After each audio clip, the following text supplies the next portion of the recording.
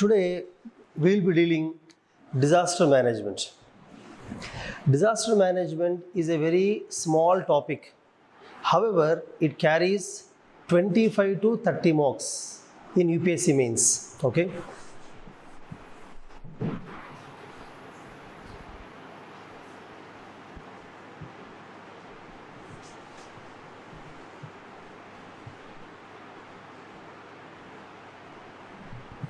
See, in UPSC mains, General Studies paper 3, you will have one 10 marks question and one 15 marks question. Roughly 25 to 30 marks questions will be from disaster management.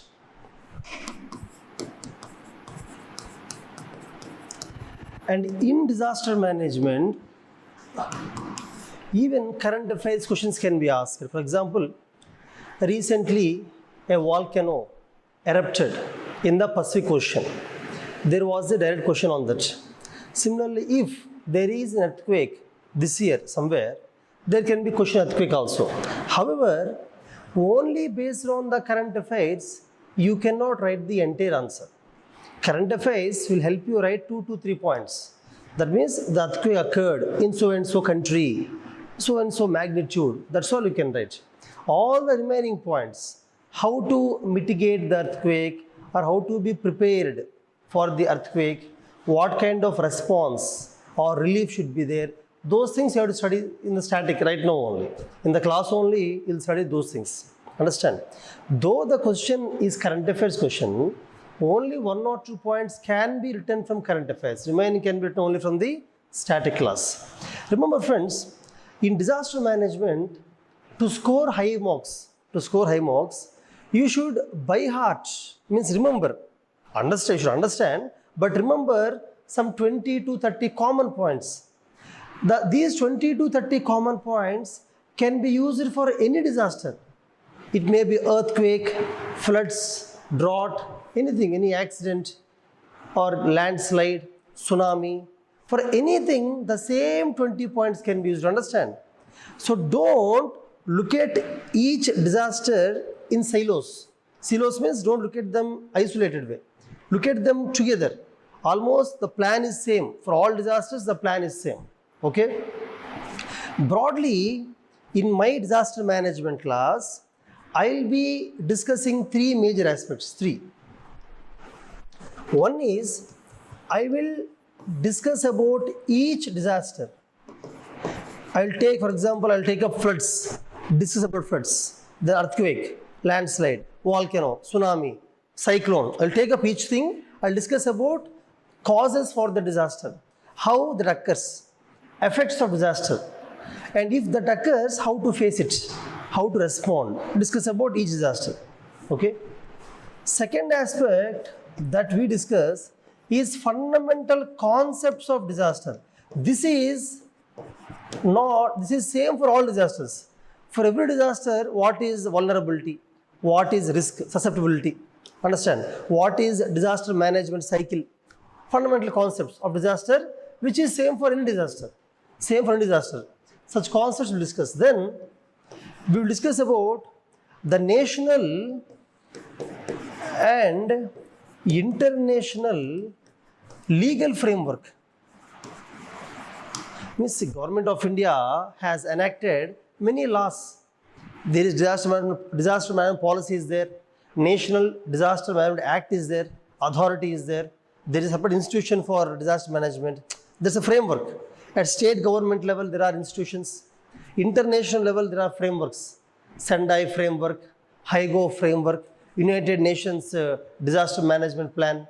So there is international level, national level, state level. There is a framework, legal framework of how to face disasters. This is, theoretical thing which you have to remember and use them in the examination.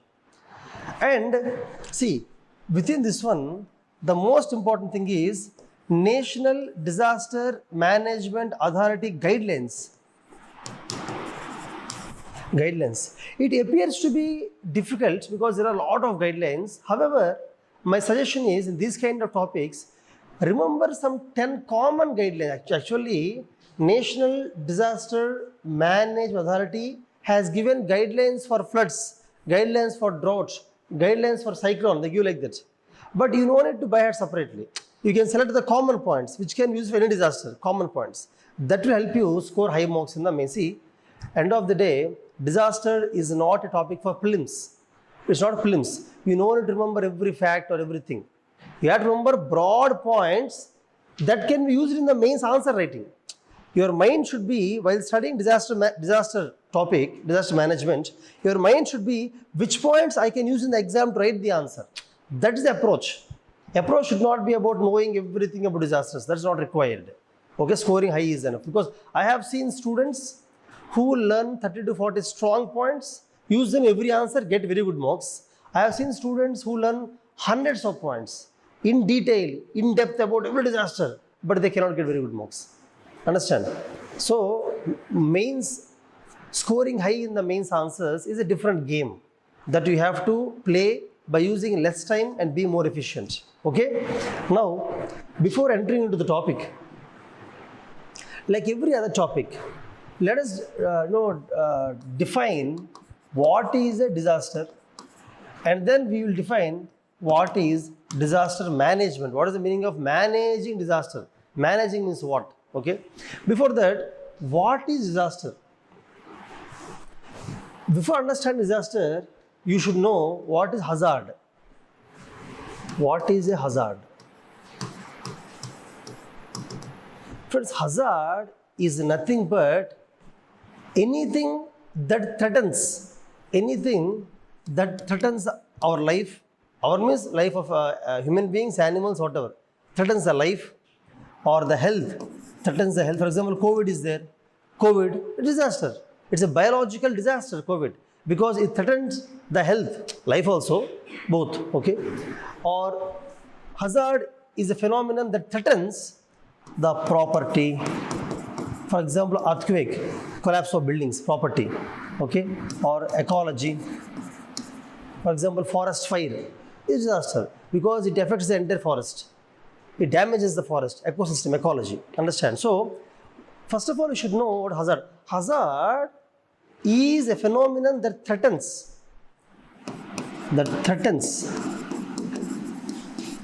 these things. Hazard is a phenomenon, you can write it if you want. Hazard is a phenomenon that threatens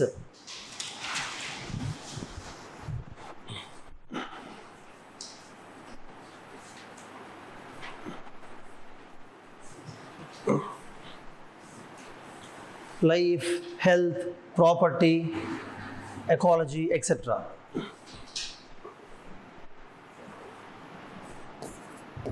You can write down, it can be either natural or man-made or both. It can be either natural or man-made or both.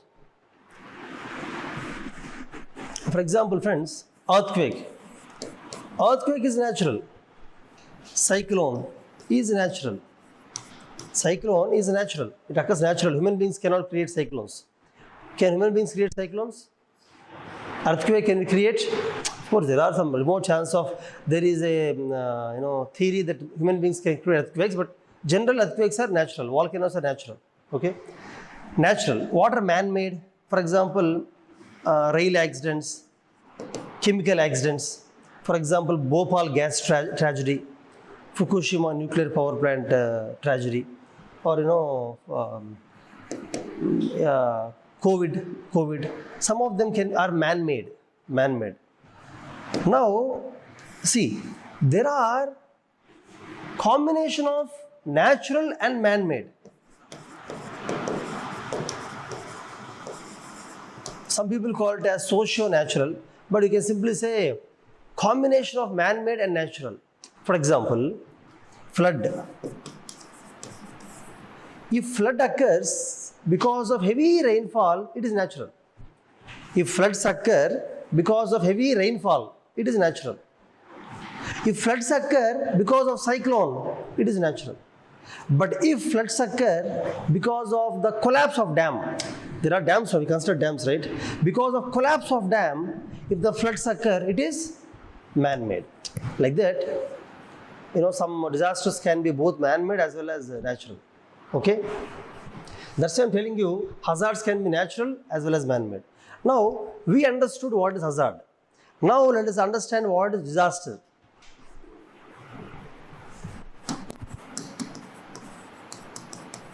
Friends, hazard only threatens the life. But if hazard really affected the life or affected the property, it's called disaster. Understand? Disaster is when, you can write down, disaster is when hazard impacted the life, health, property or ecology.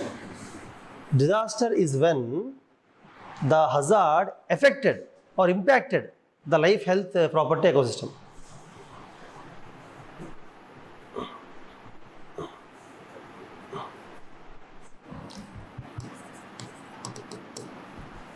I'll give you an example.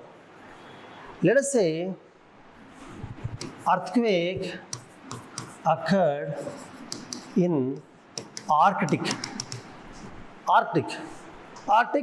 let us say a portion of Arctic where there is no life. In some place of the earth, there won't be any life.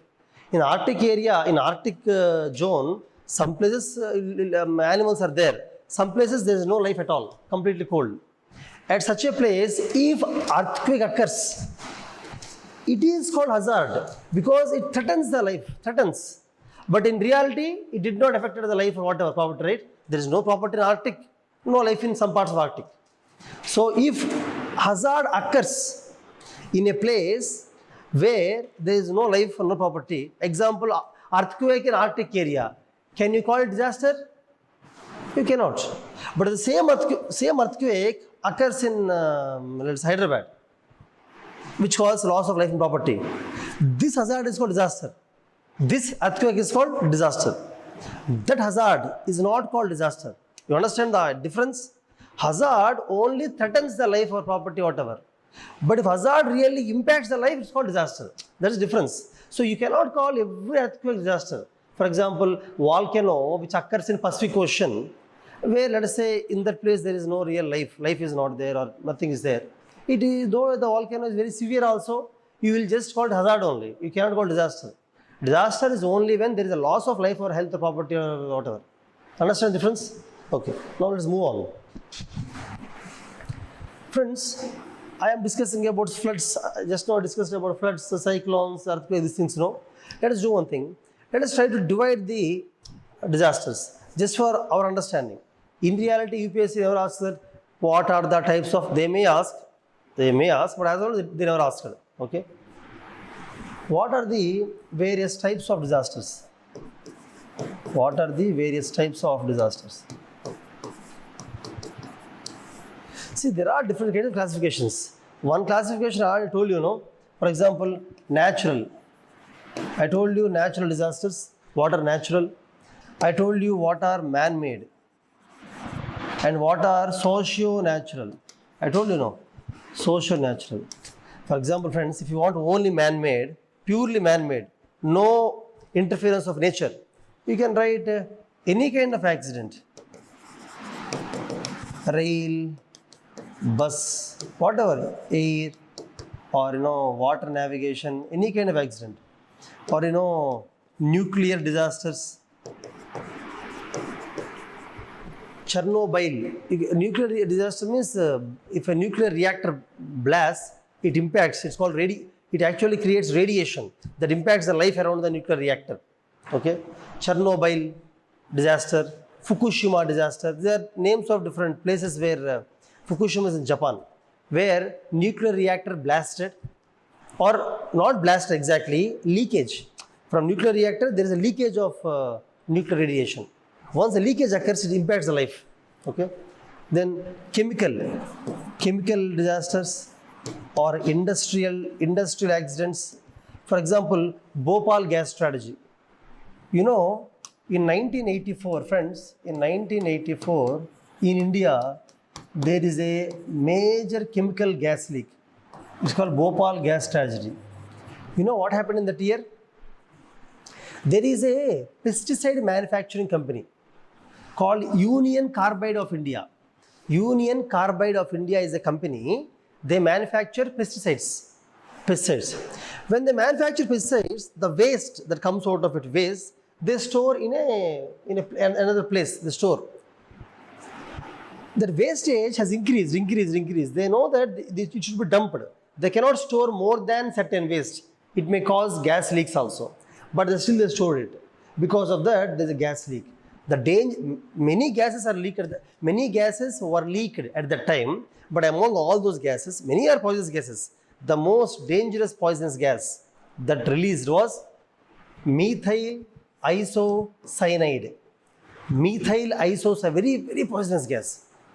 Everybody who breathed it died on spot. Certain gases may not kill people, they only cause them disability or health hazards, injuries. Some gases mixed with the groundwater, and it impacted the life for next 30 years.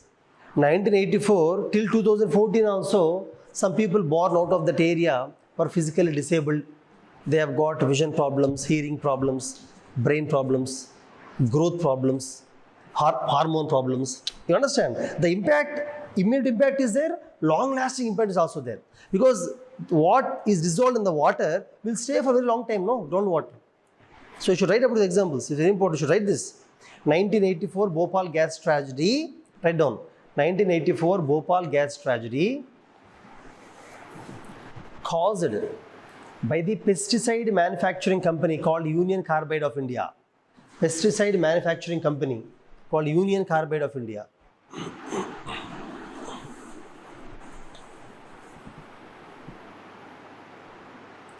Where dangerous gases like methyl isocyanide were released. Dangerous gases like methyl isocyanide were released, causing large-scale death.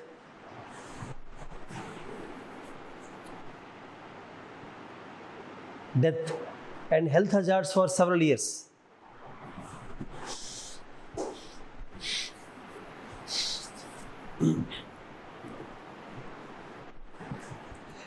Actually, CEO of the company is not Indian. He's a Westerner. I think he's an England person, England. He, after the accident, generally there's a large accident, many people died. Generally, after the accidents, we have to imprison him, right? Imprison him. But he escaped India. He left India happily. To his own country, he's staying happily there. Killing so many people, he's staying happily in his country. Okay? That's why there was hue and cry. Even till today also many people actually in that area, Bhopal surrounding area, remember that gas leak. It's a very dangerous gas leak. Okay. So, coming back, friends, examples are important. In UPSC, when you are writing theory, examples are important. You have to quote some important examples. That will give you more marks. Pure theory is not enough. Okay. Then, for example, when you write nuclear disaster, you have to mention Chernobyl, nuclear accident, Fukushima, nuclear accident.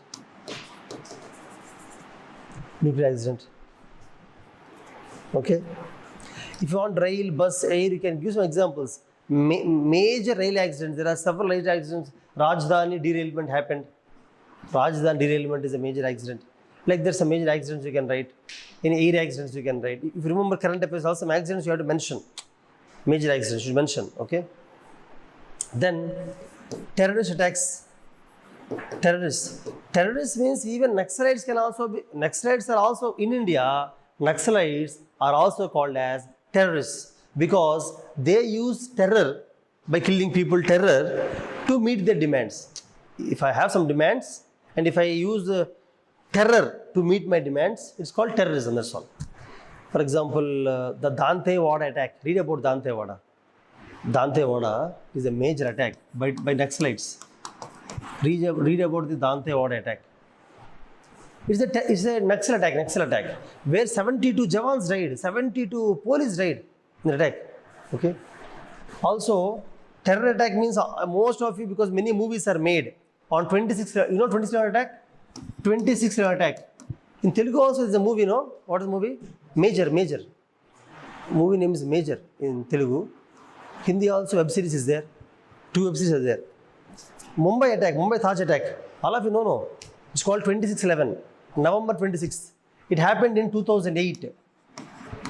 Several movies and web series are made on that attack. It is also a major terror attack. Terrorists directly came from the sea, entered into India, came to Mumbai. They just took a few people came, took some guns, started killing. They are a killing spree, killing everybody who comes on their way. Finally, went to Taj Hotel, killed almost everybody in Taj Hotel. Almost, not all. But Indian commandos really did a very great job. We were able to catch them. One of them was caught alive. What is his name? Ajmal Kasab. He was caught alive. Remaining all were killed by the commandos of India, black commandos. And we were able to save several lives in the Taj Hotel. Taj Hotel is a prestigious hotel. Foreigners are there. Industries are there. Big people are there in the hotel. Many of them were killed. Okay. So such kind of examples you can write. So friends, these are even epidemics. You know, epidemics can be caused by virus, bacteria, any kind of pathogen. You know, example COVID, you can write COVID. COVID is epidemic. Pandemic. Okay, pandemic. So diseases, major diseases. For example, plague. You know, plague. The plague caused the death of several people in Europe sometime back. Almost 20% of Europe wiped out because of plague. India also, there was no medicine for plague previously. Many people died because of plague. So you can write all those things. So these are all called man-made, purely man-made. Okay. Similarly, friends, natural. See, natural. If you want to discuss natural disasters, they can be divided. Natural disasters can be divided like geological. Geological means land-based. The land-based disasters, or hydrological disasters, water-based, hydrological, or atmospheric disasters, or biological disasters. Generally, geological means land-based. It can be volcano. It can be earthquake. It can be landslide. I think most of you know what is earthquake and volcano, but landslide don't know. No? Landslide means basically along the hill, a mountain or a hill where there is slope. Along the slope, if the soil or earth or rock falls down, along with it, the forest or any houses will also fall down. That is called landslide. Okay, I can explain in detail when we discuss about landslide. These are geological, land-based, landslide.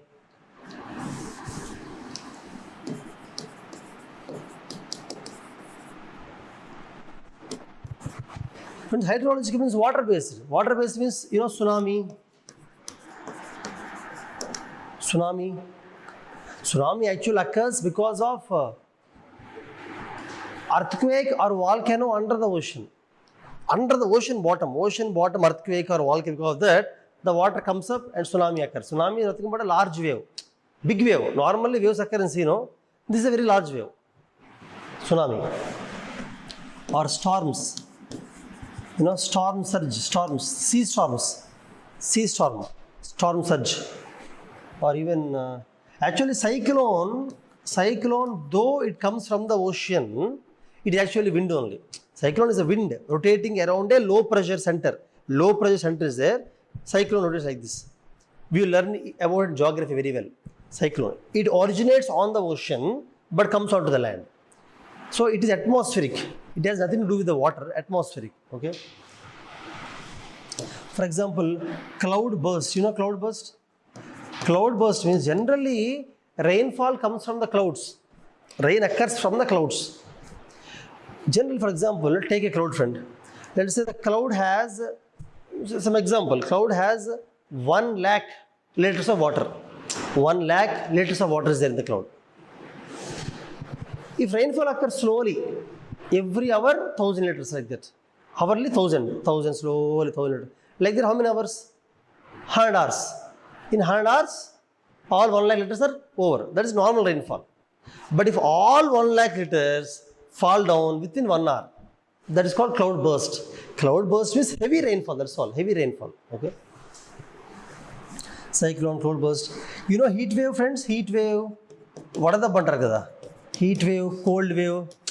Wave means, for example, see, let us say temperature in the month of May in Hyderabad generally is around 43 degrees, let us say. But there will be some 1 week, May 21st, 27th, in that 1 week, really example, 1 week, temperature is 49, 50, 51, 49 and a half, like that. Some 7 days, very high temperatures, very high than the normal temperature. That is called heat wave. Cold wave means, for example, if you are in Kashmir, temperature normally is, let us say, -3, -4, let's say. Suddenly for 1 week, -20, -31 for 1 week. It's called cold wave. Wave means certain period of time where temperature is abnormal, where people die. Because heat wave means, generally we stay in the rooms, so okay, but daily wage labor who work outside, or rickshaw drivers, or old people who stay in the houses where there is no good, cooling infrastructure, they die generally. In Telugu call vadadabba, like that, okay. Similarly, cold wave in Delhi, so many people who come from villages to Delhi for jobs, they migration labor. Most of them will not have a home to stay. They sleep on the roads, footpaths, like that. Such people die during the winter season, January, some people die because of cold wave. It's very severe. Supreme Court also, Delhi High Court also made a judgment that government of Delhi, municipality of Delhi should construct shelters for the migrant workers or labor who do not have housing, so that nobody should be sleeping on the footpaths. There should be some kind of shelter. Okay. So these are the disasters on heat wave, cold wave, cloud burst, cyclone. These are atmospheric. Okay. Then hailstone. Hailstones? In Telugu we call Vadagalla Vana. Have you observed? During the rainy season, sometimes instead of rain, the ice stones fall down. Ice crystals fall down. How hailstorms occur, we study in geography. It can occur in the summer season also, May also. Because of high temperature, more evaporation, because of convective currents, the water vapor goes to very great heights. At that height, it's very cool. So water vapor converts into ice and then it falls down. We'll study about it separately in geography. Hailstones, that also Vadagalla Vana. If this much stone falls on the head, it's okay. But this much stone, it's not okay. Because it's falling from the great heights. From that much height, this much stone means, obviously what happens? It injures us, okay? So hailstones. These are the atmospheric disasters, okay? Hydrological tsunami, storm surge. What else? Flood. Flood? I will discuss about each of them again. Right now I'm just giving a brief of various disasters, classification, categorizing them into various categories. Flood, drought. See, flood means high rainfall. Flood occurs not only because of rainfall. Floods occur because of rainfall, earthquake, cyclone, tsunami. Many reasons are there. But flood means inundation. One place is there is no water. Suddenly water comes and stores there for temporarily. It's called flood. Flood means water coming onto the land. Inundation of a large area is called flood temporarily. Okay. Drought. These are water-based, hydrological disasters. Water-based. These are air, atmosphere-based. This is earth, land-based disasters. Biological disasters means, for example, ecological disaster, degradation, forest fires. Forest fires can be man-made, natural also. Naturally also forest fires occur. They are called biological disasters, biological. Some diseases are man-made. Some diseases are natural. For example, plague is there. Plague is not man-made. It's natural disease, plague. Some diseases are natural. Such kind of diseases are biological disasters. Such epidemics, pandemics, forest fires, ecological degradation. They also. Okay.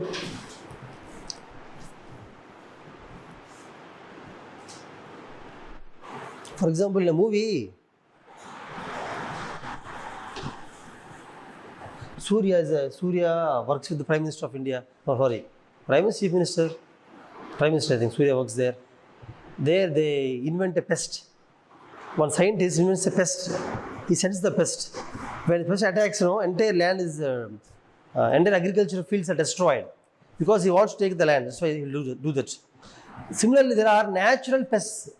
When the pest attacks some states, a part of the state of India, agriculture in that state will be, destroyed. They are called biological disasters.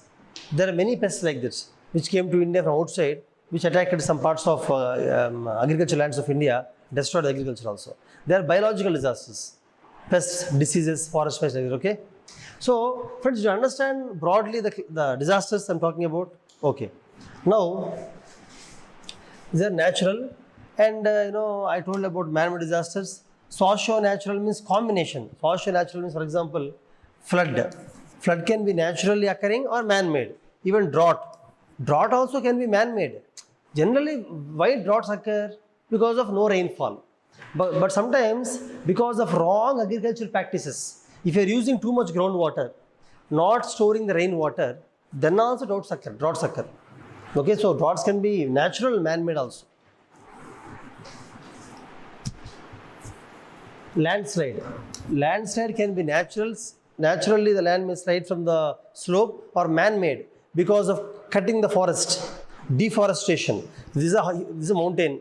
If you are deforesting, removing all trees, then the land becomes loose, it falls down.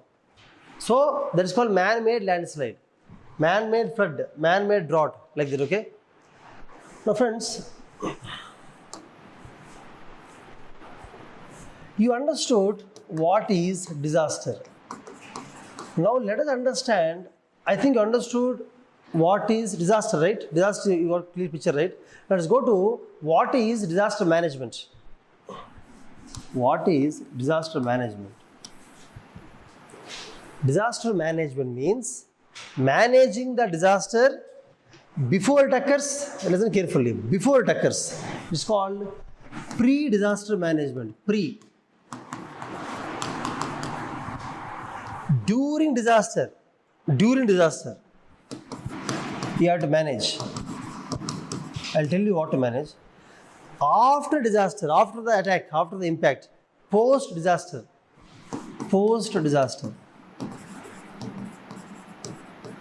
All the three you have to manage. Disaster management means not only managing while disaster occurs. You have to manage before it occurs, after it occurs also. Together is called as disaster management. To get a complete clarity, let us say different stages before disaster, what shall we do? In disaster management means before disaster what we have to do, during disaster what we have to do, after what we have to do. Let us see a cycle. It's called as disaster management cycle. Very famous cycle, you can find everywhere in the Google images, whatever. Okay. Let us draw to understand this better. To understand better, cycle is not required, but it's a very famous cycle. That's why I'm drawing it. Okay. That is impact. Impact means disaster occurred. It can be anything: landslide, earthquake, cyclone, tsunami, anything, disaster. Impact means cyclone occurred just now, or tsunami occurred just now, or earthquake occurred, landslide, something occurred. Impact. Immediately after the impact, after the cyclone has come, tsunami has come, immediately what will do after that? Response. You will respond. Respond means, for example, when tsunami is occurring, response does not mean, that is not response. Response means when tsunami occurs, what will you do immediately? Response. What will you do immediately? Generally, what will you do immediately? Immediately, what will you do generally? Evacuation. Evacuation means the people in that area who may be attacked by tsunami, we have to remove them from that place. Take them away from that place. Earthquake occurred in a place. What will you do? Remove the people from the place. Immediately relocate them. Relocate means remove, evacuation. You know evacuation meaning? Yeah. Similarly, search and rescue. Search and rescue. Search and rescue means you might have seen when earthquake occurred recently. People go there, search, because people were under the buildings, under the slab, under the chairs. You cannot see them. You search for them. Where they search for them? Sometimes hand, you can see the hand. Then remove the slab, take the person out. Search and rescue. During tsunami, have you seen the Dasavatara movie? Dasavatara. Towards the end, they show tsunami. When tsunami occurs, all the houses collapse. Some people are under the house, some people are under the vehicle, something. You have to search for them and rescue them. Rescue. Search and rescuing is called response. Okay. Then doing first aid. Write these things. It's important. Write them. Disaster management cycle is important. Write the cycle.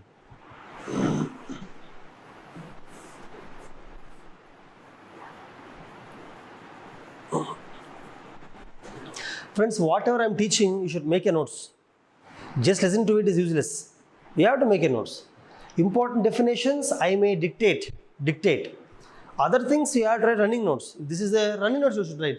For example, I wrote these things. Did you write these things, everybody? You wrote these things? Did you write? Show me the notes. Okay. So like that, you should write. You cannot just look at it and leave it. Okay? Tell me, what else will you do? The last girl, what is her name? Divya. Tell me, response means what else? Think something. You might have seen movies now, on newspapers or TV, when disaster occurs. Response means what will you do? Evacuation, moving them away, search and rescue, first aid. First aid means everything. First aid means it can be medicines. When the cuts are there, you have to put a band-aid or basic first aid. For different disasters, different first aid will be there. Then anything else? Very good. Food supply is very important. Because, for example, in Chennai, few years back, major floods occurred. So, one entire area is under water only. So, most of people came to the top of the buildings. There are high-rise buildings in that area. Top buildings will be there now. I mean, high-rise buildings. 3 floors, 4 floors. The floods means water filled till first floor in most of the houses. So, very few have second floor. Everybody came there.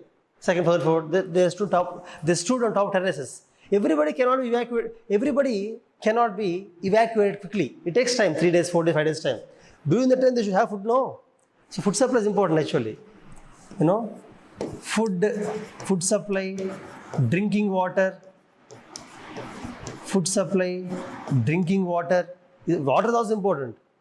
Because during the disaster, the water supply chain will be disconnected. Power won't be there, water won't be there, food won't be there. Completely, submerged during floods time.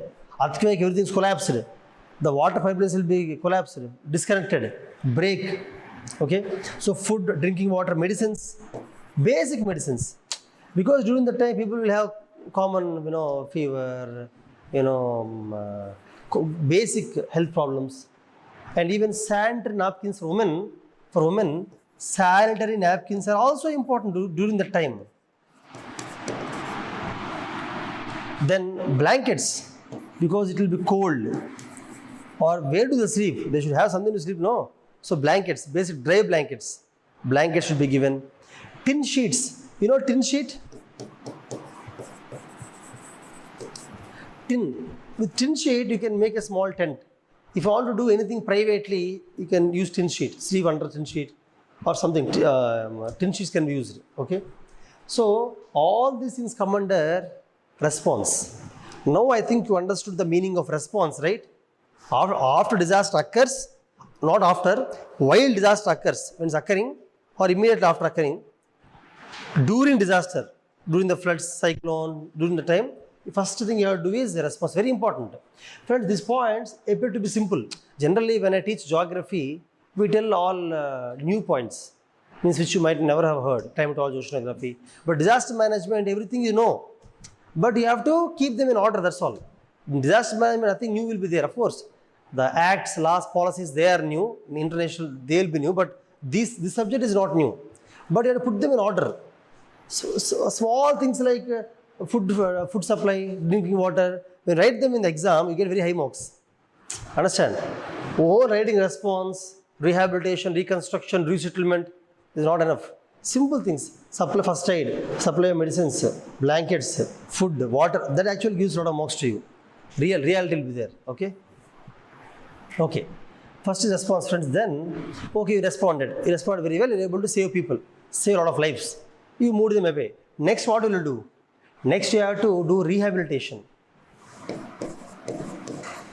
Rehabilitation? Actually, I'm drawing like a cycle. You know to draw like a cycle, actually, you can draw normally also. Cycle, okay? Rehabilitation. Friends, rehabilitation means, for example, fishermen are there, Tsunami occurred, many people died, or many people, in some families, parents died, some families, children died, some family earning member died, whatever. Now, for remaining people, you have to move them from that place to other place. And rehabilitation means you have to give them the new livelihood. You have to show them the new means of life, new means of earning, Children should go to the new schools, in the new places, new school, going to hospitals, getting new jobs, starting a new life.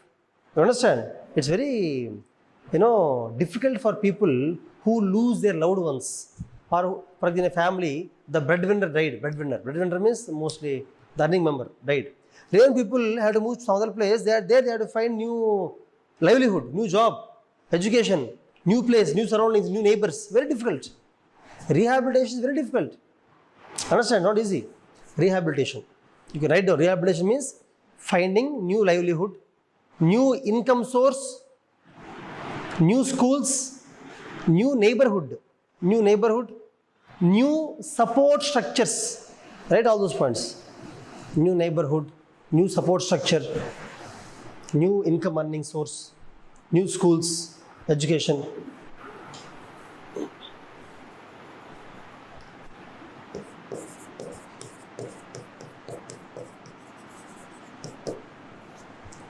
Government generally does something called as resettlement.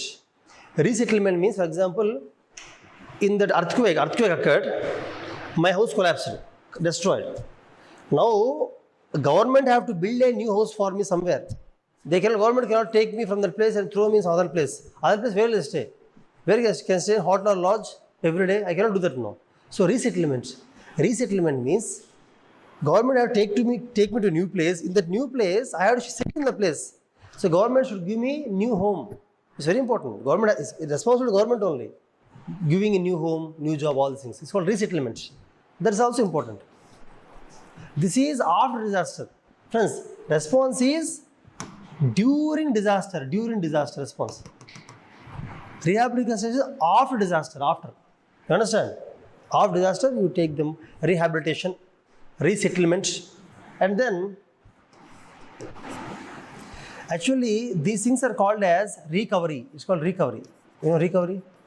You have to recover from the pain, recover from the health problems, recover from the loss. You lost something, no disaster. Recovery. You have to use these words R, respond, recovery, rehabilitation, R like that, resettlement. These are the keywords of disaster management which better to use in exams. Okay. Then friends, reconstruction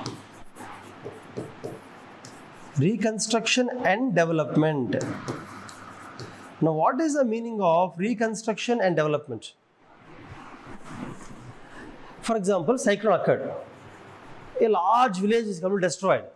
Will you leave the village forever, or will you come back to the village?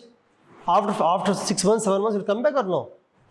You will come back, no, because you have the land, agricultural land is there, property is there in the village. Houses might have collapsed. Again, you have to come back, no. So, when tsunami occurs, many villages, coast villages are destroyed. But after 5-6 months, again people came back. Tsunami will not come every day, no. Tsunami will not come every year, no. In India, tsunami occurred 2004. In India, tsunami occurred in 2004. You should know that. You should write down. Very important. You know tsunami, right? It occurred 2004, tsunami. Tsunami occurred 2004 in India.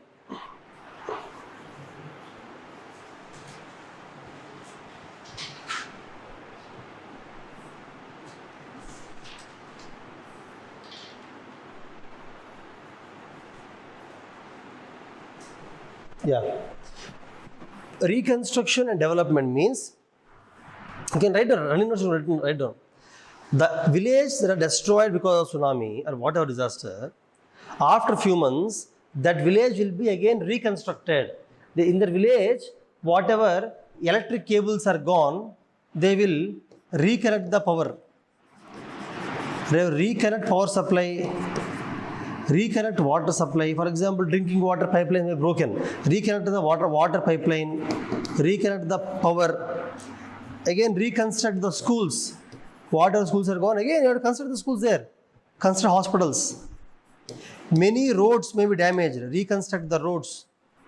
Basic infrastructure like roads, hospitals, schools, drinking water supply, power supply, communication lines. To some extent, houses also they'll reconstruct all, give some money to the people, with that many people only consider, government may not consider, they'll give some, some money with that, they will consider their own houses, people. But the basic essential infrastructure is called essential infrastructure. Which one?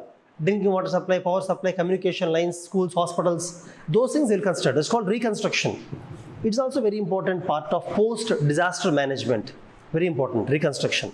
And it's also called development. You develop that area. The area that is damaged completely, you'll develop that. You will develop in such a way, for example, floods occur, buildings collapsed. Next time when floods occur, buildings should be strong. So they will develop in such a way that the buildings are resistant to the water, resistant to the winds. When cyclone occurs, if you construct a house where the roof is hanging, loose roof, when cyclone comes, roof will go along with cyclone. Okay? That's why you have to tie the roof. It's called wind bracing. Means you have to make the buildings resistant to the disaster. Earthquake occurred. Every building will not fall. Some buildings which are earthquake resistant. See, go to Japan and see, Indonesia, go and see. For example, when earthquake occurs in Indonesia, Japan, building moves like this. Again it will stay. In India, after moving like this, it will not come back. It will fall like this. Because our buildings are not resilient to the earthquake. We do not follow the building code. It's called BAS, Bureau of Indian Standards. This building codes, basically buildings are built using some codes now. Structural code. So that codes, India do not follow very well. Okay? Now, friends, so what I'm telling is reconstruction and development. Development or redevelopment, whatever. Development is better word. Okay?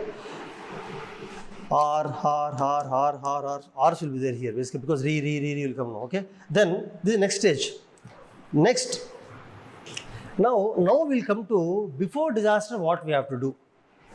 Before disaster, basically, see, we expect cyclones. Every cyclones will come. Every year floods come. Every year floods come, cyclones come every year. Cloudburst occurs every year. So we should be prepared. We should be ready to face it. That's called pre-disaster management. Okay. So here there are two important things. One is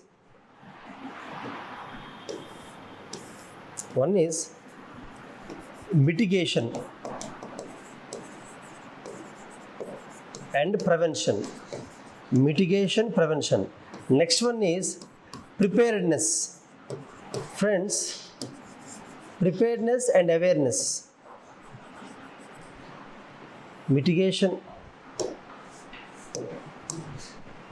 and prevention, preparedness and awareness, reconstruction and development, rehabilitation, resettlement, recovery, response, impact. Just cycle.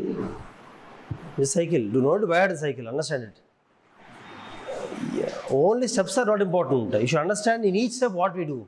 What is the meaning of each step? What is the importance of each step? Which step is before disaster, which after disaster? You should know those things, okay? Cycle will make it easy to remember, that's all. Now, but observe carefully, mitigation and prevention. You know what that means? For example, see, every year cyclones are coming in, let's say, Vijayawada. From the sea, cyclone is coming. This year what we do is, if this is a sea coast, sea, this is land. On the land, some area, leave the area. Don't allow anybody to build houses. In this area, do afforestation, forest. Mostly mangrove. Which kind of trees will grow in the salt water? Salty mangrove trees. Every tree cannot grow in the salt area. Coastal area is salty, no. Coastal is salty. In salty you cannot grow mangrove trees and all. Mangrove. Mangrove is one kind of tree that grows in the salt water, okay? So develop a lot of trees, mangrove trees. So what happens next time cyclone comes, trees will stop. To some extent, trees will stop. That's called mitigation. Mitigation means reducing the impact to some extent. Mitigation means reducing the impact to some extent. It's called mitigation.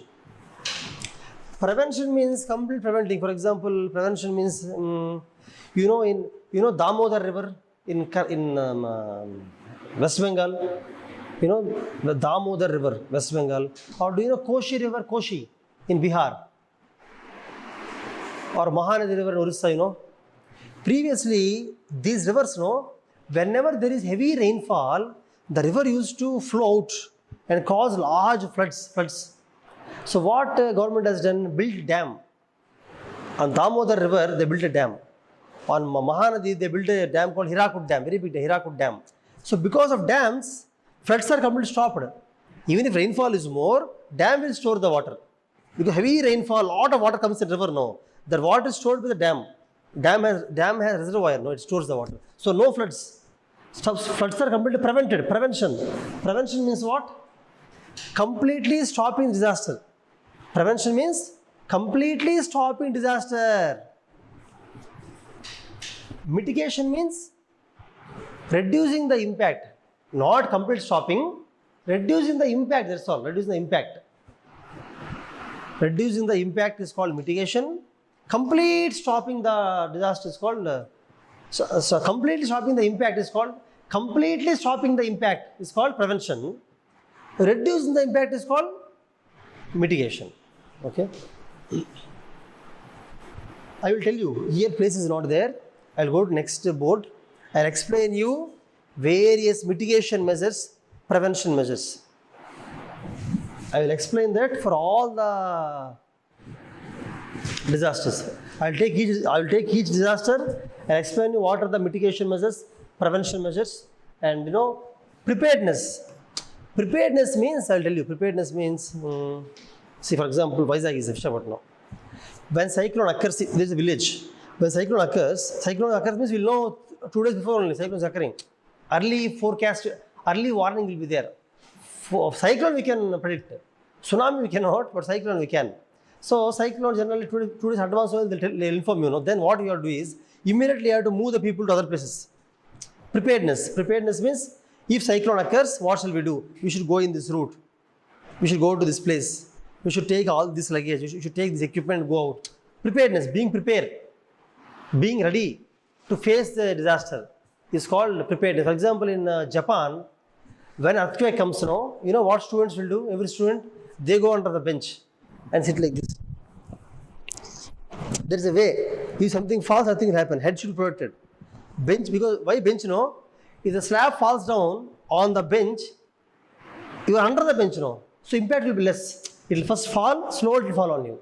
If you are outside the bench, slab directly falls on you. That is called preparedness or awareness. Awareness means aware. You should know what to do. When earthquake comes, what to do. When cyclone comes, what to do. You should know. That is called preparedness. Understand? We will discuss. I will tell you. I'll do on the otherwise. These 2 points. These are common only. Reconstruction development is same for every cyclone. Every disaster. Same construction of houses, hospitals, communication lines, power lines, roads, drainages. Common. This is also common. Response also common only. First aid, food, water supply, rescue, search and rescue, evacuation. Common. See, this is common for every disaster. This is also common for disaster. This is also common. You take them to other new place, build new houses, or join them in the new schools. It's common, almost common. But these two are not common. Preparedness and mitigation. For example, earthquake comes, you do like this. When cyclone comes, you cannot do like this. You have to run away from the place. Okay. So preparedness, awareness is different. Mitigation and prevention is different for each disaster. So now I will take up each disaster and explain to you clearly different mitigation measures and preparedness measures. We will do that. Okay. Okay. Before doing that, I'll come to that. Before that, I think you understood the meaning of disaster management. Disaster management is managing during disaster, after disaster, before disaster. These two are before, friends. These two are before disaster, pre-disaster. We call these things as pre-disaster, pre. This is during disaster, during. But disaster occurring during disaster. These two steps are called as these two steps. Post-disaster management. These two steps are called as post-disaster management. These two steps are called pre-disaster management. This is called during disaster management. Whatever. Okay. So overall, it's called disaster management. Understand? So it's a broad term. Disaster management is a very broad term. I think you understood it now. Now you understood it, no? So I think all of you understood what is a disaster very clearly. Types of disasters you understood, no? Then what is just management? You understood, no?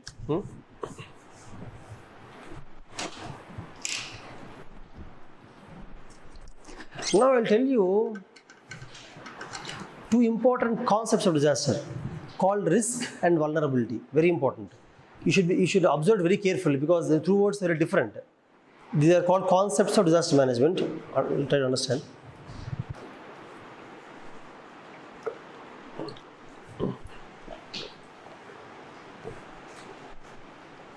Here time will be there, no time.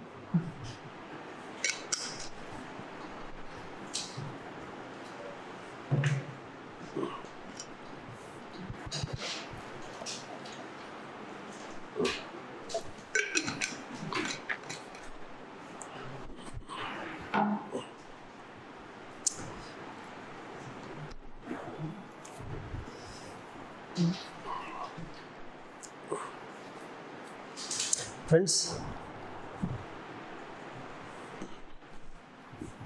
what is the, do you want this color or white color? Which is better?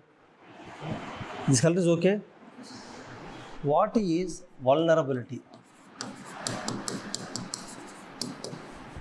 And what is risk of disaster? Risk of disaster, vulnerability of disaster are important. First, I'll give you example, then I'll define. It's better, right definition you will understand, okay?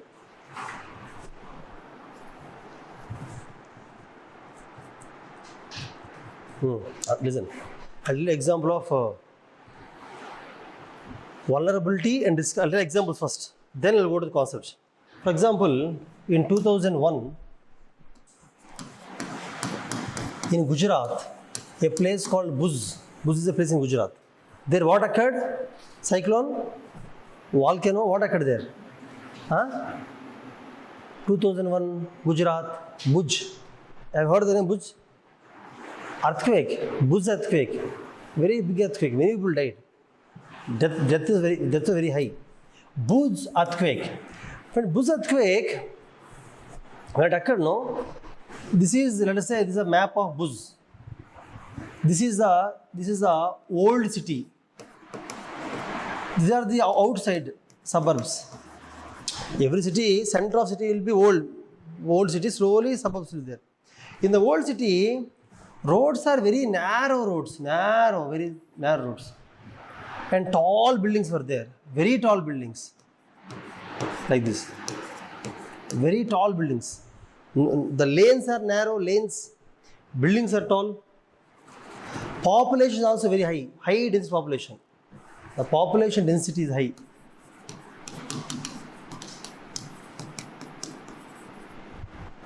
Whereas outside suburban area, very large, wide roads, small buildings, less population, very less population. Okay, now tell me, earthquake occurred in Bhuj. Earthquake occurred in the Bhuj. Who are more vulnerable? Means who will die mostly? Old city. That is called vulnerability. You understand the meaning of vulnerability? Vulnerability means when disaster comes, everybody will not be equally affected. Some people are vulnerable, more vulnerable. Some people less vulnerable. Here, old city people are more vulnerable. Suburbs are less vulnerable. You understand vulnerability? I mean, see, I did not define. I am just telling example. I'll come to definition now. Wait, okay? This is about vulnerability. For vulnerability, I just discussed this one. Now, risk. Risk means what, you know? I'll give time to write. Just wait, I'll give time to write. First, listen, I'll give time. Risk. Disaster risk means, see, sometimes vulnerability will same. Vulnerability is same. There are two villages. Same vulnerability. But one village, they are more prepared. So when disaster occurs, no, risk is less for them. A little example. In 2004, tsunami occurred, right? Tsunami, no? In Tamil Nadu is highly affected. Tamil Nadu highly affected by tsunami. In Tamil Nadu, this is India map, Tamil Nadu, these villages are there. All villages, tsunami occurred in all the villages. Equal, same impact. But one village called Samayarpettai. In Telugu, we call Peta. Peta, you know Peta? There's a movie also, no? Peta, Rajnikant, Peta. Okay, see. In Telugu we call Pet, there Petai, they call Petai. Samyar Petai is the village. When tsunami occurred, Samyar Petai people in their village are well trained. NGOs are there. They know the evacuation route. First aid they know very well. Rescue operations, people work together there. They don't run away, they work together to help others, old people, women, children, disabled people, they help them to take. So they're well trained, well prepared. So tsunami is same, the vulnerability is same. But Samyar Petai, very few people died. In remaining villages, more people died. Understand? So in Samyar Petai, risk is less. Vulnerability is same for all villages. But Samyar risk is less. Why? But prepared. You understand? Like that. Now, if you understood this one, now I'll go for definition. I'll come back again. This one you can write. First we'll define, then you can write, okay? Vulnerability means, you can write down, vulnerability is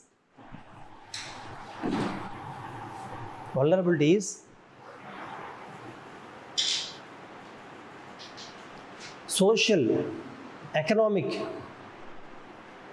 physical, social, economic, physical,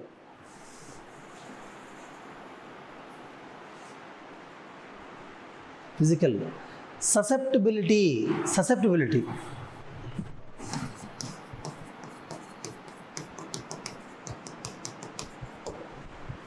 social, economic, physical, susceptibility.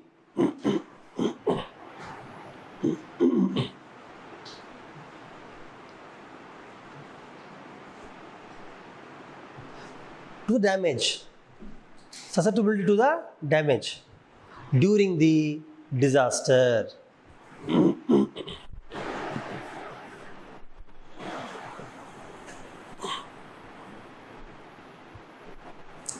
Right, first example 1.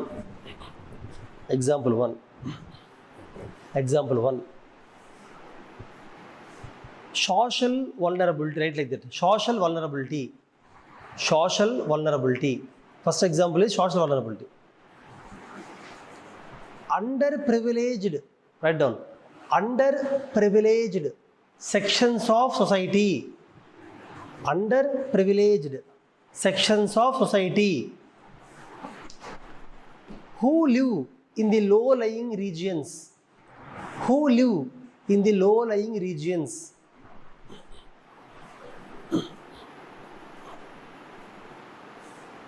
Are more vulnerable to floods.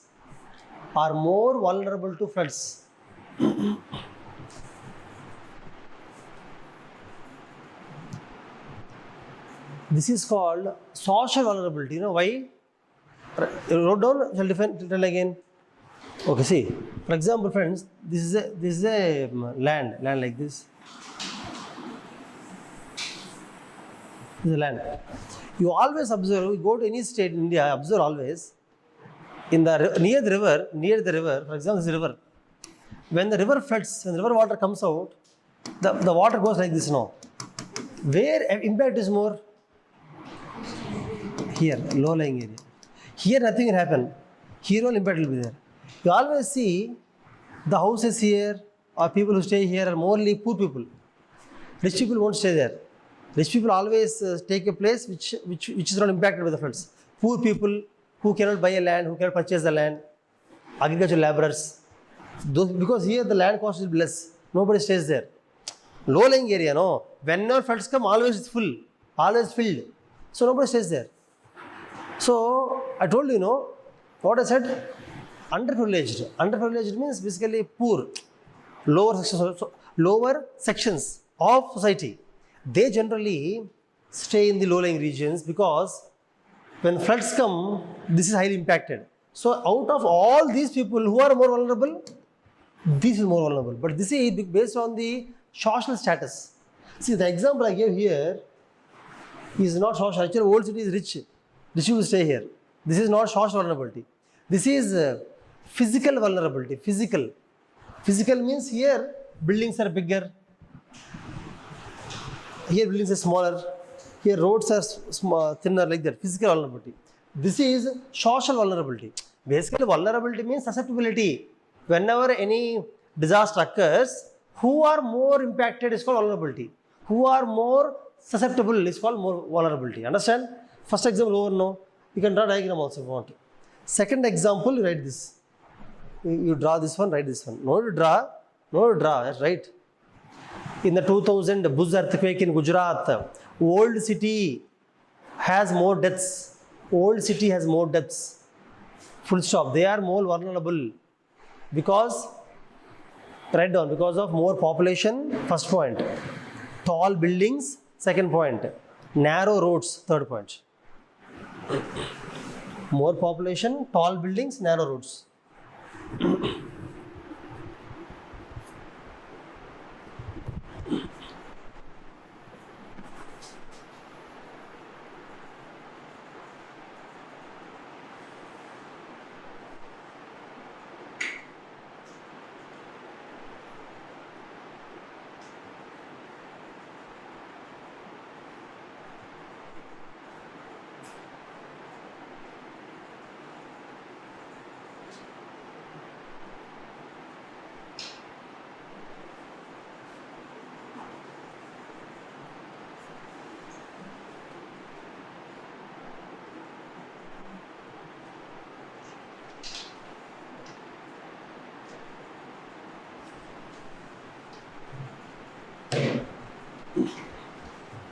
Similarly, you wrote the examples of vulnerability, wrote about risk.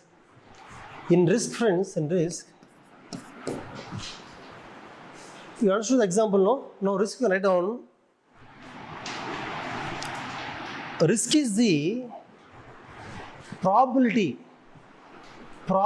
of damage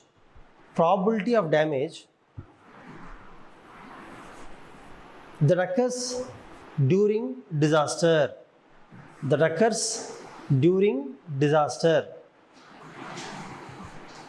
Full stop. It can be reduced by proper mitigation and preparedness measures. It can be reduced by proper mitigation and preparedness measures.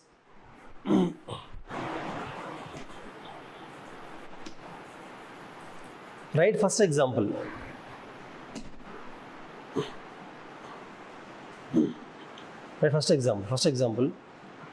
Samirpettai village in Tamil Nadu. Coastal Tamil Nadu, right? Coastal Tamil Nadu. In coastal Tamil Nadu, saw very few deaths. Saw very few deaths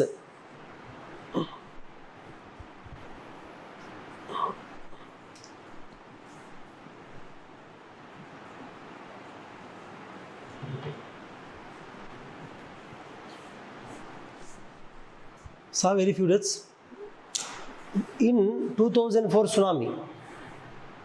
During 2004 tsunami,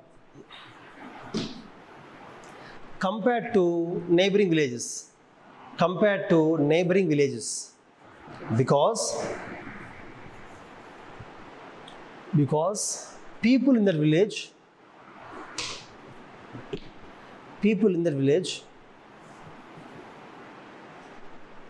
are well trained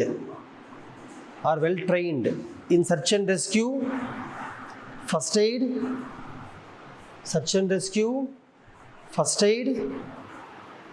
evacuation,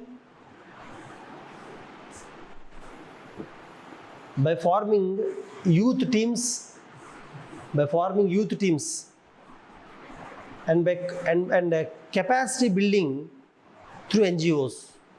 and capacity building through NGOs. NGOs means non-government organizations.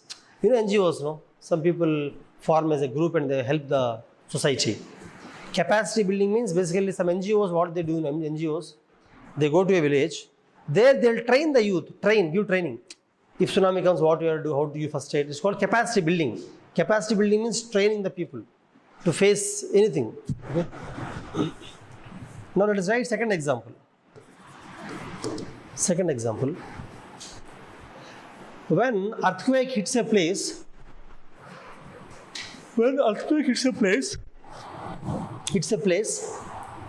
the buildings that are built The buildings that are built using good structural standards. Good structural standards.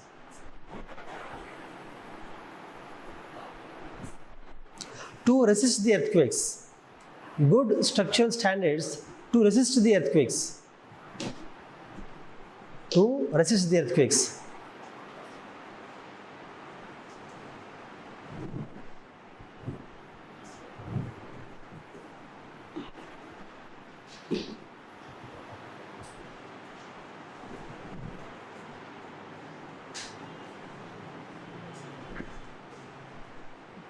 Has less risk of collapsing. Has less risk of collapsing.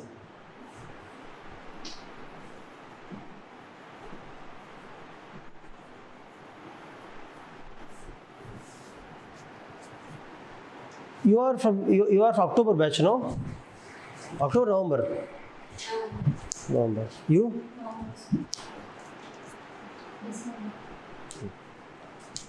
Any from January? November, January, okay. Anyhow, friends, see now, you understood risk, right? Risk, vulnerability. Why I spend that much time for these two words? Because questions are coming from these two words and you should also use them in the exam for any other question. Generally also you have to use risk. Risk means probability. Vulnerability, susceptibility.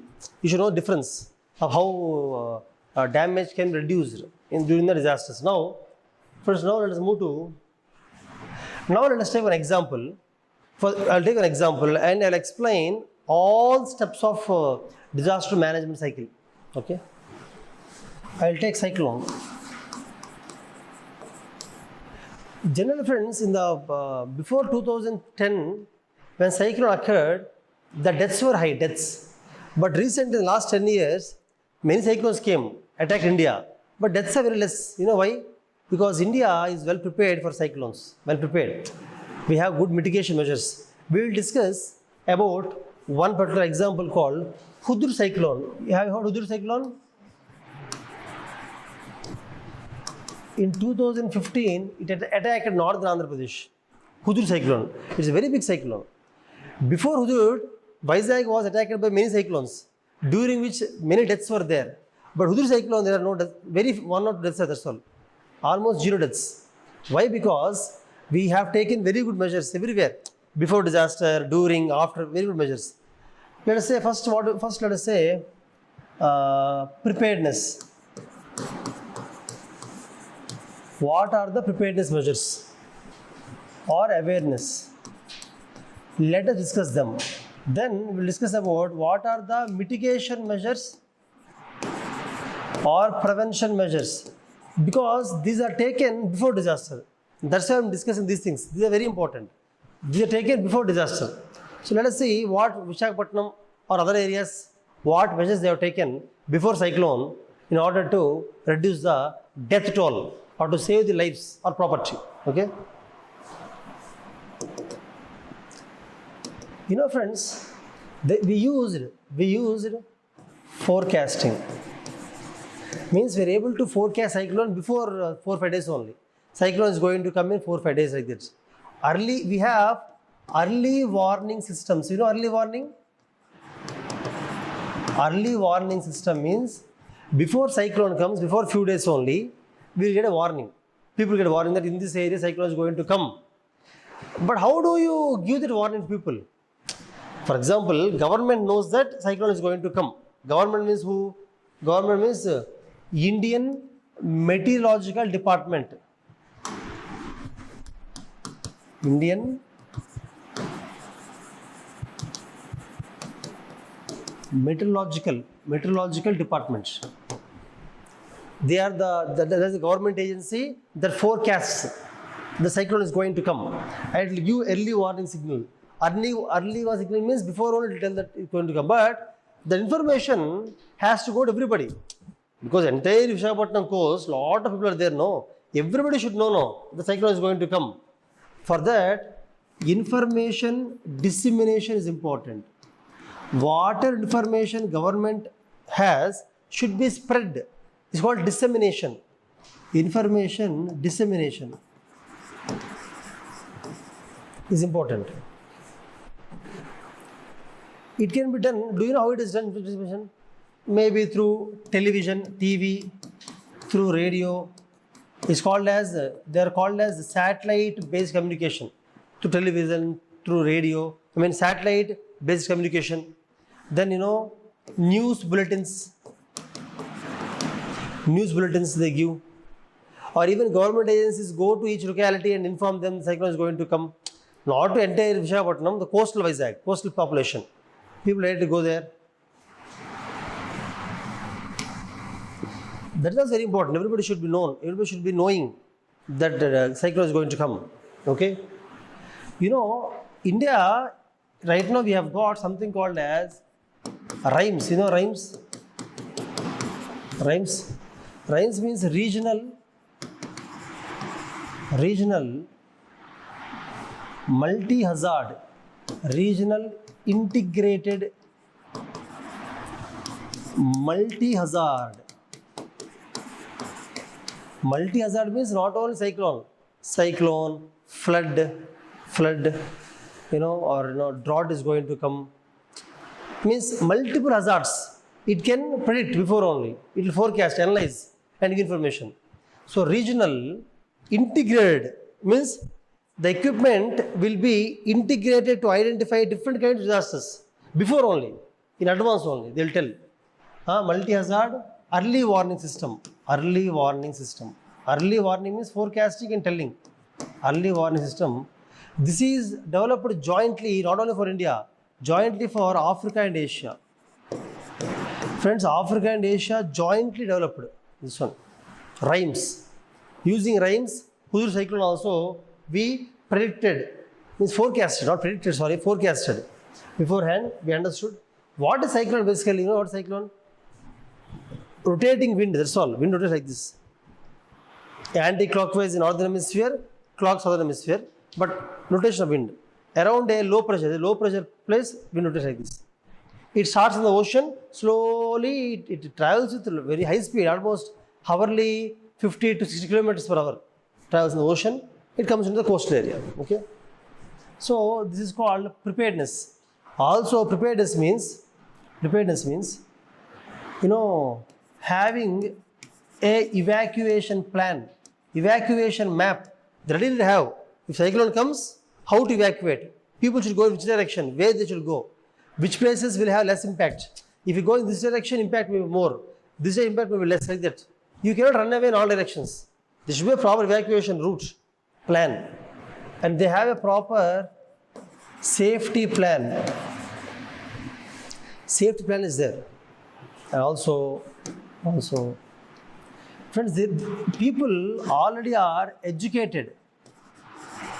They are trained. People, not the government, people are trained. How to save others, how to give first aid, rescue operations, trained. We call it as capacity building. We call this as capacity building. Training and capacity building. It can be through youth clubs. Some youth clubs will be there. Every Sunday they are trained what to do, cyclone comes. And women clubs. NGOs, non-government NGOs. NGOs also are helping. They are also preparing the people of how shall you respond, how shall you evacuate when a cyclone comes. All these are called as preparedness measures, preparedness, awareness. You know the meaning of safety plan? Safety plan means you should know what are the vulnerable pockets. Vulnerable pockets and vulnerable people.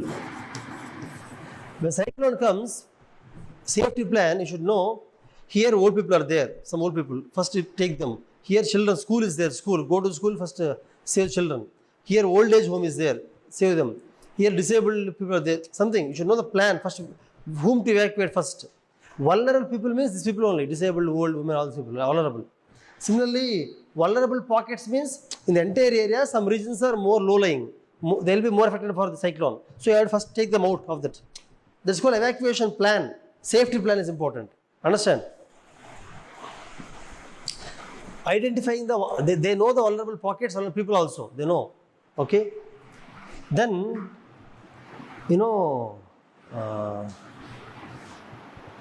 Basically, many are there, but these are the preparedness awareness plans. Similarly, what are the mitigation or prevention?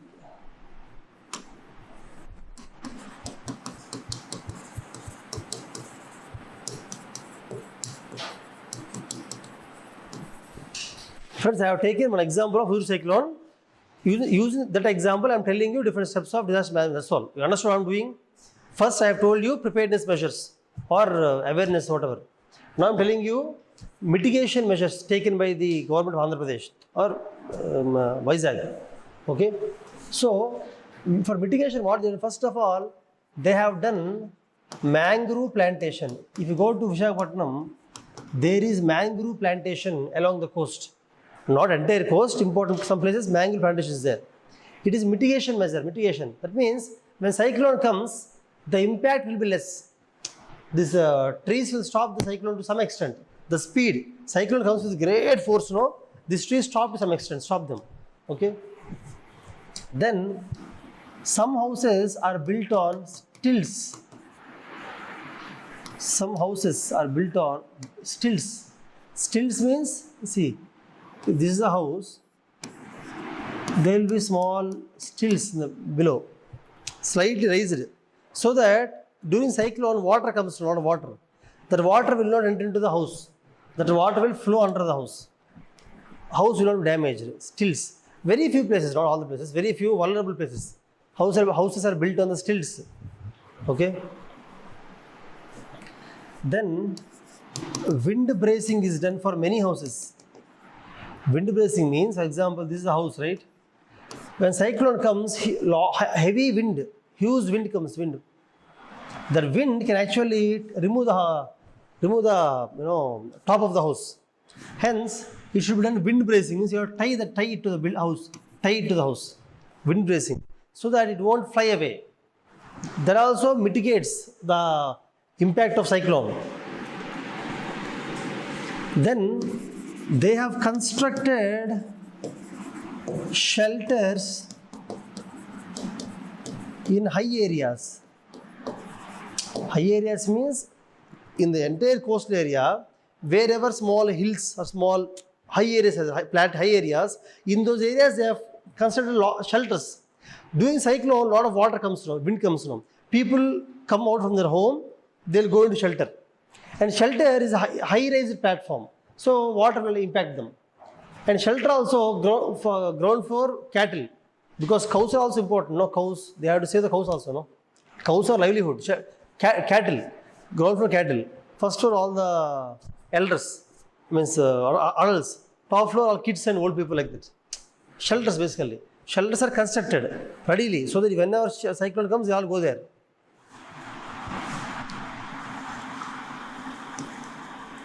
Similarly, friends, can anybody think of some more measures? You tell me. Any other mitigation measures or prevention measures?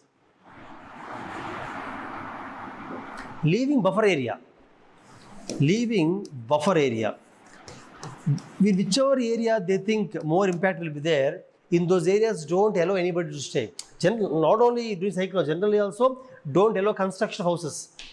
For example, where earthquakes can occur in large scale, you should not allow construction of apartments. Like that, where cyclone impact is higher, don't allow construction of houses. Example, low-lying area, don't allow construction of houses. That's also mitigation, prevention. Okay. Like that, friends, these are the mitigation plans. Okay. Now, this is before disaster. What I told is before pre-disaster, before cyclone. But after disaster, how do you respond? That I think you know. I know, tell again, you know, right? Response. First aid, blankets, food supply, water supply, search and rescue. Search and rescue what? Shelter, tin sheets, evacuation. All those things come under the response. Then I know, tell about the reconstruction, resettlement, rehabilitation, development. I know, tell no. Basically, in the development, separately, National Disaster Management Authority gives some funds. They come from central government. And state disaster authority, every state will also have some funds. Some funds will be there for disasters. Okay. Also, United Nations International organizations. And other international organizations also give some funds. In case of disasters, they also help us for development. If you want to develop after disaster, they also, for example, when there was earthquake in Nepal, large destruction happened. And Nepal government is reconstructing and rehabilitating. Government of India also funded, gave money. Generally, we help the neighbors know when they are in difficulties like this. So many international organizations, United Nations also fund. So there is separate financial arrangements or financial agreements for disasters. If disaster occurs, there are special funds. Special funds will come from many places. Funds will come. Okay. You know, when there were floods in recent floods occurred, no? When many movie stars, heroes also gave funds. Prabhas gave some 40 lakhs, something 30 lakhs. So disaster that recently has occurred. Okay. So friends, disaster means, see,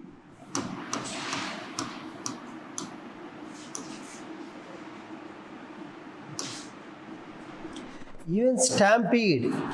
Stampede means, you know what is stampede? Stampede means during the Kumbh Mela or during large scale gatherings, suddenly when people run away or the disturbance, stampede occurs. Stampede means people die because of other people walking over them. You know stampede? That is a disaster only.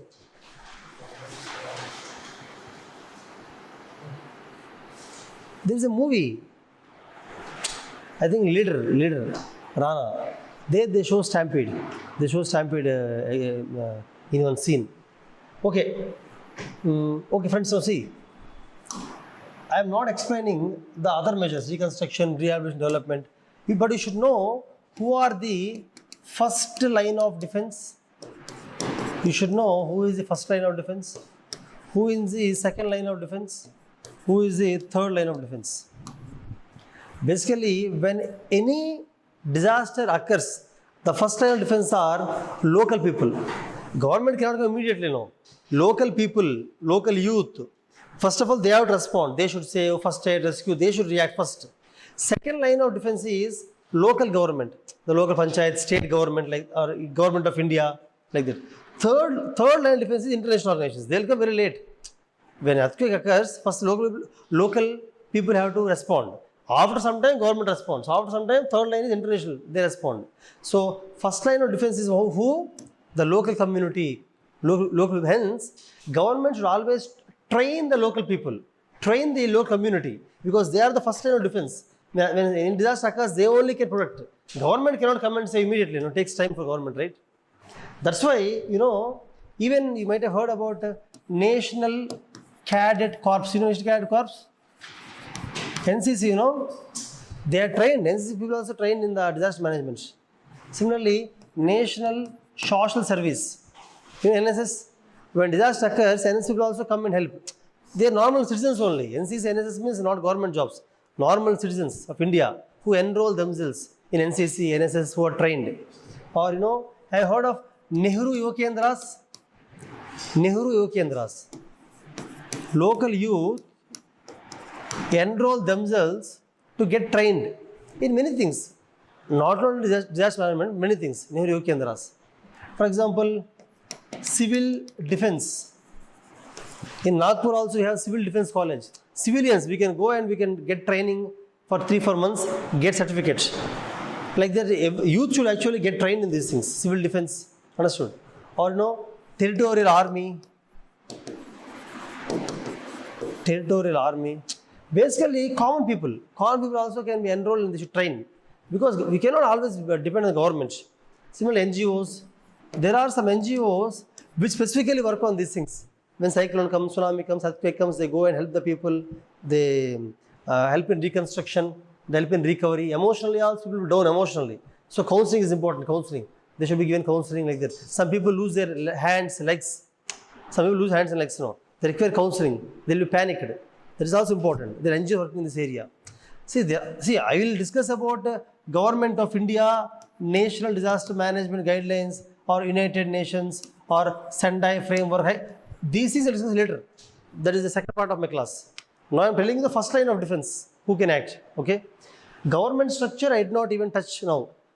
Government structure is very important. I will discuss about what is the role of Defense Ministry, Home Ministry, Army, CAPF. That is separate topic. I'll come to the topic. Okay. Okay. Anyhow, I have taken one thing called Hudud cyclone. I told you why Hudud cyclone has very less deaths. Less deaths because of proper mitigation plan, prevention plan, proper preparedness, awareness, and also response, good response. When Hudud cyclone occurred, response was very great. People came immediately, the government officers came immediately. They are able to save a lot of lives like that. Okay. Okay. What are those 5 major disasters in India? Definitely earthquake. India is prone. I'm not telling earthquake comes every year. Earthquake comes rarely only. But a lot of India is prone to earthquake, prone. Similarly, flood. Flood frequently comes in India. Floods frequently occur in India. Then drought frequently occurs in India. Drought also. Before independence, we used to have famine. Famine means extreme drought. But now famine is not there. Now drought only. Okay? Because now, in olden days, in the British times, when there was drought, there is no food to eat. But now, government is taking food from one state to another state in case of drought. At that time, there is no water drink also. But now we have water tankers, pipelines are there. At the time, government never even funded the people who are dying with drought. But now they are giving loans, they are giving farm loan waivers, they are giving some funding for the drought-prone areas. Now things are good because now we are not under British rule. However, even today there are many problems still that occur because of drought. Okay, so drought, cyclone is also very frequent in India. Cyclones are very frequent in India. Then landslide. Means these 5 are actually kind of major. Tsunami is not a major one. Tsunami occurred only once in the last hard years in India. Okay, in 2004. But still I'll discuss about those things also. But today we'll finish this 5. Now friends, we will take each disaster. We will take each of them. We will try to study. First of all, we will try to define. First, we will try to define what is cyclone, what is landslide, what is earthquake, how it occurs. Definition means how it occurs. That is very important. You should know how it occurs. Okay. Then you will study about the causes. What are the because only if you know the reasons for disaster, you can control that. You should know the reasons behind disaster. Then you can control it easily. Okay. So there are causes. Then we will study effects. When disaster occurs, what is the impact on the lives or industries or agriculture or ecosystem? What is the impact on the economy of the nation? We will study about the impacts. Then we will study how to mitigate, means how to reduce the impact or how to prevent. See, some things, earthquakes cannot be prevented, but drought can be prevented. Earthquake can be only mitigated. You can reduce the impact. You cannot stop the earthquake. You can reduce the impact. But drought you can prevent also. Like that, mitigation and prevention we'll study. And we'll study preparedness, how to be prepared. And we'll study how to respond, means relief measures. When earthquake occurs, what shall we do immediately? What shall we do immediately? If tsunami occurs, what shall we do immediately? If flood occurs, immediately what we have to do? That is called responding. Responding. Immediately what we do? That we will study. Preparedness means before it occurs, before the flood occurs, before cyclone occurs, what shall we do? Preparedness. And how to prevent it or mitigate it. And these things. So we'll take each of the disaster and we'll discuss all these things. Okay? You can make one thing you see, when I teach geography or history, I will dictate the notes. But here I think you can write down. You can write down the 5 major disasters and what are the various things you will study about each of them. You can write down. Okay. Anybody want to dictate the notes? Or you can. I will dictate important definitions or examples. These things you can write down, running notes. Okay. Shall I slow down? Okay. If you want to slow down, just raise your hand. No problem, okay?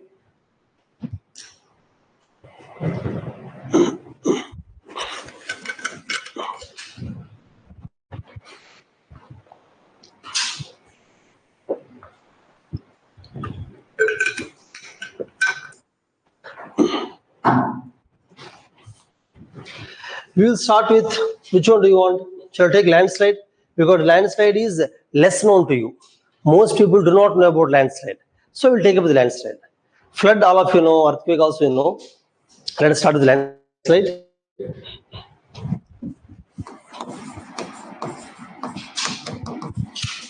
Friends, as I told you, we'll first try to define the meaning of landslide. See, landslide means wherever there is a slope, along the slope, rocks may slide, or debris. Debris means the soil waste. It may fall down, it may come down. Or the earth means one layer. See, basically there are layers of any hill or mountain slope, layers will be there. Entire earth layer sliding down. Understand? So, along the slope, you can write down, landslide is the flow or slide or fall. All three are different. I'll explain this. Landslide is the flow or slide or fall of rocks, debris,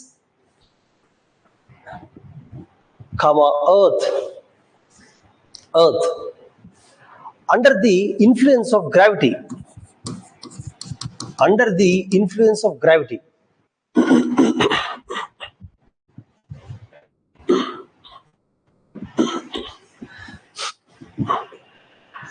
Friend, this last word is important because there may be many reasons for landslide, but for all those reasons, one fundamental thing is gravity. Landslide occurs because of gravity only. See, because of rainfall, because of drainage, landslide may be triggered, but finally it occurs because of gravity only. So you should never say that landslide occurs because of rainfall. Landslide occurs because of something else, you cannot tell. Because of gravity or occurs. Gravity is a fundamental point. This is important from Prelims point of view, also for geography point of view. This one point, geography also it will be there. Okay. Now, friends, there are many reasons for landslide. There may be 10 reasons for why landslides, 10 reasons, but out of all those reasons, the final reason is called trigger point. Trigger means the final reason. For example, I'll take an example to make you understand better. Let us take an example of Uttarakhand.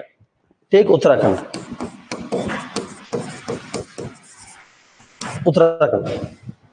Uttarakhand, you might have heard about 2013 Uttarakhand landslide and floods.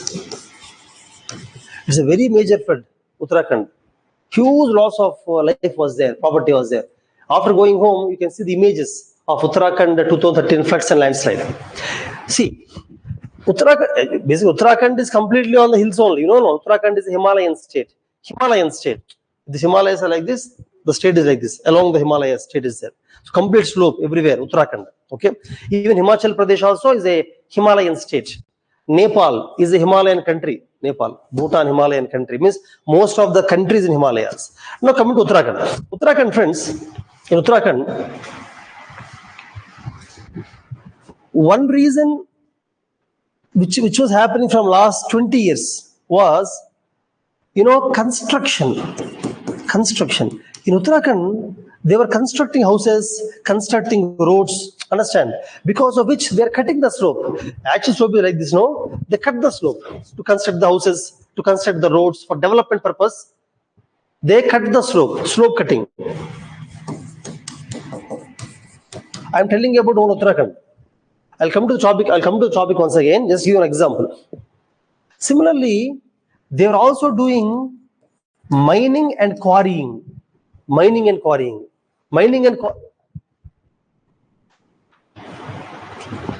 See, they are doing mining and quarrying. Along the hill, there are some minerals for which they do mining. They do quarrying for the sand, rocks, whatever. Because that also, the slope vibrates, vibration occurs, They use vibration.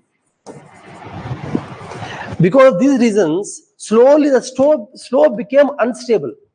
Understand? Originally, slope was stable. Because of these things, it became instable. Also, they have cut the trees. Deforestation. Deforestation is another reason why slope became weak. Now, there are all reasons, no? Finally, 2013, there was a heavy rainfall. During the monsoon time, heavy rainfall occurred. Because heavy rainfall, all slope is weak. It is unstable. Heavy rainfall, slope came down. The debris came down. Large scale landslide occurred in large scale. So I would say rainfall is the trigger point. You understand? Rainfall is not the only reason. Triggering point. Reasons are many. Understand? So you can write down landslide occurs because of several reasons.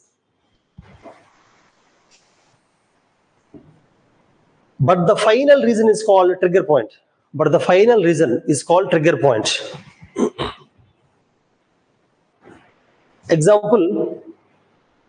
Example, 2013 Uttarakhand landslide.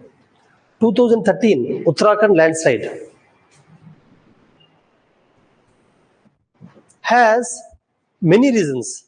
Shanmukh, నేను క్లాస్లో ఉన్నా, హైదరాబాద్లో క్లాస్లో ఉన్నాను. ఏదైనా కూడా you can take your own decision.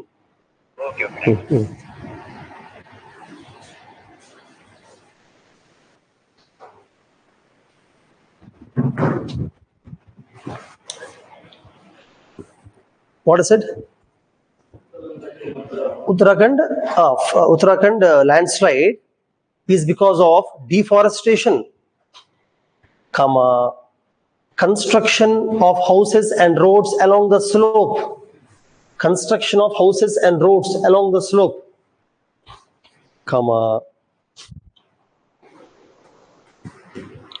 Slope cutting,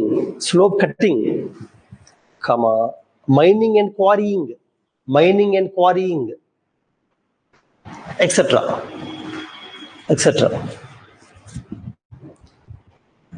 Full stop. However, heavy rains in 2013 is a trigger point.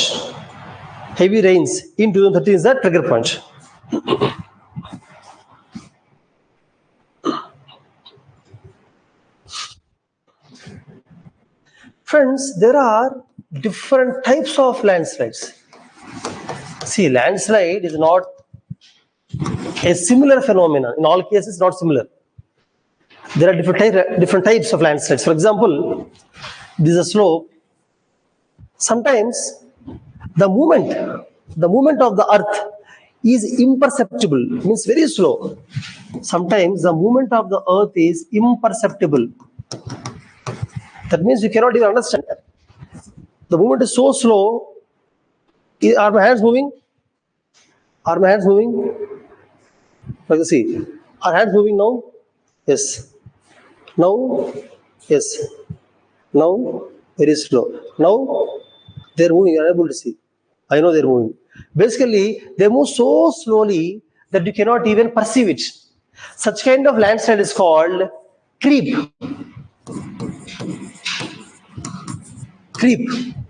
Creep is a imperceptible movement of land. Imperceptible. Then how do you know it's moving? By observing the trees and poles. There are trees now, trees or poles. After a few years, if you see, the poles are like this. Means they keep on bending. Every year, if you observe, the poles are bending. Based on the inclination of trees and poles, you can tell creep is occurring. Otherwise, you cannot tell. You cannot see it. Such kind of landslide is called creep. First variety. You can write. Creep is a landslide that is imperceptible due to extremely slow movement of the earth.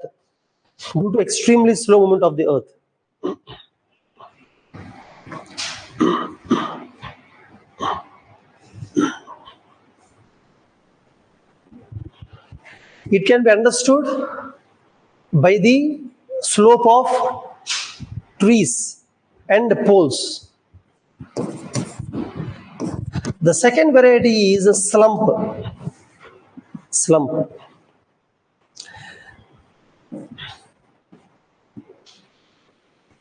Friends, slump means, for example, this is a hill or slope, whatever. Now, this is a hill, okay? Now, you know, the material, this is material, earth material, it moves like this. See, this material comes like this. Understand? Rotates like this and falls down. So basically, along the slope, if the earth or debris falls down by rotating, it's called as slump. It's also one kind of landslide, that's all, where the material rotates along the slump. Okay, so you can write in your own language, you can write that slump is a landslide where the debris and rocks, slump is a landslide where the debris and rocks fall down by rotating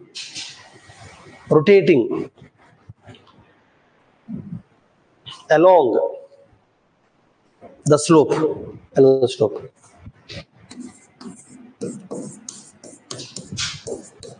The remaining things, friends, at the level of general studies mains, you can write in 1 or 2 lines. Basically, in geology, those subjects, you learn in deep about differences. For example, rock slide and rock fall. If I tell you now, basic definition is very simple. It's like funny, like kids thing. For example, rock fall means when the slope is like this, see, the slope is like this, the rocks directly fall, freely fall. When the slope is like this, the rocks slide. That's all difference. Simple difference only. Just we name it nomenclature. Rock fall, rock slide. You can simply write down rock fall. When rocks freely fall along the slope is called rock fall. When rocks slide, also rock slide as well. Same with the debris also. Debris means soil, basically. So litter, soil, small stones, rocks, earth, everything. Debris flow. Debris flow means when there is a lot of water, either groundwater or surface water. When the soil mixes with the water and flows down. Understand? It's not dry flow. It's actually saturated flow. Soil mixed with the water, washing down, flowing down, is called debris flow. Whereas debris fall is again free fall of the soil, waste, earth, everything. So the debris flow is one thing that's interesting. In fact, it's actually a very large study, but it's not required. It's not required to. You don't need to write it in the general studies mains. Okay. Debris flow is where the debris mixes with the water, surface water, and flows down. It's called debris flow. And then debris fall. That's all. Okay. These are the different types of landfall. Now let us discuss various causes for the landslide. Next topic. Okay. Before that, friends, today I'm discussing about all of these things. The reason is, if you take India,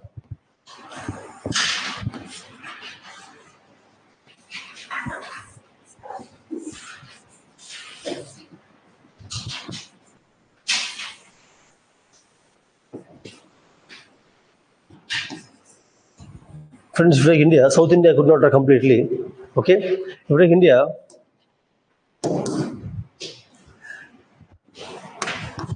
earthquake, 60% of India has earthquake. Probability prone to earthquake. 60% of India prone to earthquake. For example, actually I should divide India into 5 earthquake zones. Zone 2, Zone 3, Zone 4, Zone 2, Zone 3, Zone 4, Zone 5. Zone 1 is not required. Basically, zone up to Zone 2, Zone 1 and Zone 2, in order to bother about earthquakes will never come. Even they come very slight that you won't feel. Do you know right now earthquake is coming? Are you able to feel it? It's coming right now, earthquake. You cannot feel every earthquake. What earthquake, friends? Basically, earthquake is a very simple thing. Earthquake means this earth. I am standing here. I'm standing here. Okay, the center of the earth. Somewhere here, there is a rock. Basically, earth is full of rocks only. One rock is bending, and it has bent beyond its elastic limit. It breaks. When the rock breaks, a lot of energy is released. For example, see, generally, even if I drop a pen, when the pen draws from here to here itself, so much energy is released. The energy is coming out as sound waves. Are you able to hear? Sound waves. How they came? Basically, when I drop a pen, when the pen hits the bench, initially when I keep the pen like this, it has potential energy. When I drop it, it is converting into kinetic energy. When it hits the bottom, it converts into sound energy. That sound energy, how you're able to hear? Because sound energy travels in the form of waves and hits your ears. Similarly, inside that somewhere, when the rock bends, a lot of energy is stored in the rock, stored. When the rock deforms, the stored energy is released in the form of seismic waves, not sound waves. These are sound waves. From the light waves. Electric energy converting into light energy. Similarly, here the elastic energy converts into seismic waves. This seismic energy from here, it travels like this. Seismic energy travels like this, in the form of waves. There are P waves and S. We'll study in geography about S waves, P waves, L waves, these things. Okay, seismic waves, they are coming out of seismic energy. Every energy travels in the form of waves. Like that, when these waves hit the surface of the earth, when they hit, the earth will tremble, it will move. That is earthquake. For example, say I'm speaking now. I'm speaking, are you able to hear? No. Just because unable to hear, do you mean to say there is no sound? Sound is there, but so low that you cannot hear. For example, keep quiet. Are you able to hear any sounds? AC is there, switch off the AC. You cannot hear. It does not mean sounds are not there. Lot of sounds are there, traffic sounds, but we cannot hear it, that's all. Similarly, inside the earth, lot of energy released every day. Earthquake comes every day, but you cannot feel it, that's all. You cannot feel, okay? That's why zone 1 and zone 2, zone 1, zone 2 means very slight earthquakes, you cannot feel it. Zone 3, 4, 5, high probability earthquake, high probability. Basically, the zones are divided based on several factors. Plate tectonics, tectonic activity, all those things. That we'll discuss again in another class. Here the point is, zone 4, 5 are highly dangerous. Zone 4, 5. For example, zone 4 is, see, zone 4. This is zone 4. This is zone 4. Calcutta is zone 4. Maharashtra, one part, zone 4. This is zone 4. Zone 5 is within zone 4, this is zone 5. Zone 5. Entire north is zone 5. Like zone 5. That's all, zone 4, zone 5. They are dangerous. Then comes zone 3. Zone 3 means only, that's all, zone 3. So this is 60% of India now. Zone 3, 4, 5, 60% of India. High probability of earthquake. High probability. Does not mean come every day. Probability is more. Already in 2001, we have Bhuj, Gujarat. 2001, Bhuj earthquake in Gujarat. 1993, Latur earthquake, Maharashtra. Latur is a place in Maharashtra. Bhuj is a place in Gujarat. These two earthquakes are major earthquakes. Along Nepal is not part of India, of course, but still Nepal earthquake occurred 3 years back only, large major earthquake. Okay, like that earthquake occurred in India. 60% of India has earthquake probability. Similarly, friends, floods. Okay, first let us go drought. 60% of India has drought probability. In Andhra Pradesh, entire Rayalaseema. Telangana, most of Telangana has drought only, no good rainfall. Telangana is a dry state almost. In Maharashtra, East Maharashtra, Vidarbha, very dry. In Madhya Pradesh, North is dry. I have seen the movie Vikramarkudu. Raviteja, Rajamouli. In their movie, they show Chambal, Chambal. It's in Madhya Pradesh. That entire part is drought-prone area. See, wherever there is no rainfall, there is continuous drought, farmers are not wealthy. There where poverty is very high, in such places, violence is also very high, violence. See, it's a very common trend. Okay, so 60% of India has drought. Entire Rajasthan, almost Gujarat, has drought only. Okay, so then comes floods. Floods in India, almost 12% of India has floods. Which part of India has floods? Along the Ganga River, along Brahmaputra River, some parts of Godavari, Krishna River. The urban floods. Urban means Mumbai, Chennai, Hyderabad, Chennai, urban floods. Urban floods means in cities, even if less rainfall occurs, very less rainfall, still we have floods. Because there is no soil to absorb the water, full of concrete and roads, they cannot absorb the water. And drainages are choked. Choked means drainages are blocked, water cannot flow in urban areas because of plastic covers, whatever. That we'll discuss again. But urban floods, okay? 12% of India's floods. Similarly, cyclone. 8% of India's cyclone. 8%. See, for example, entire East Coast, cyclone, Andhra Pradesh, Tamil Nadu, Kerala this side, Tamil Nadu, Andhra Pradesh, cyclone. Entire East Coast. West Coast, not so high, but at least some extent West Coast has cyclone. Some may cyclone. These two are called, you can write down, tropical cyclones. East Coast, West Coast, tropical cyclone. Here also cyclone is possible. But that is called temperate cyclone. Friends, these things, as of now, it may appear to you as by-hearting. But when the cyclones topic come in geography, you'll study more. Now, see, this class is not to understand cyclones. This class is to know disaster management. If cyclone comes, how do you manage it? In India, which places cyclone comes? That's all. What is cyclone, the basis, those things, not in this class. So don't worry about that. Just remember which part of India has cyclones, floods, droughts, earthquake, and fifth one is landslide. Landslide occurs only along slope. So which part of India has high slope? Tell me, high slope. Himalayas. For example, if I want to draw India map once again for you.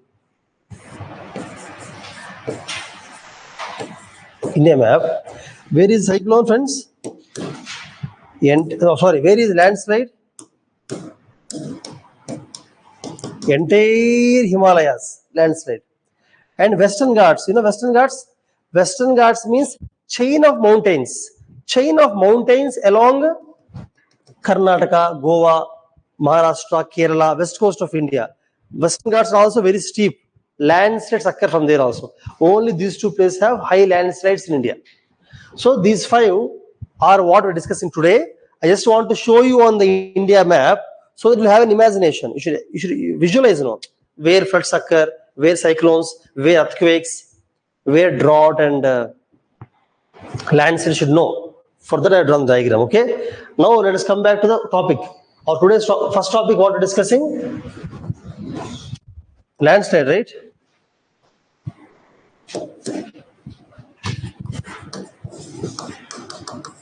Now let us look at the causes of landslide.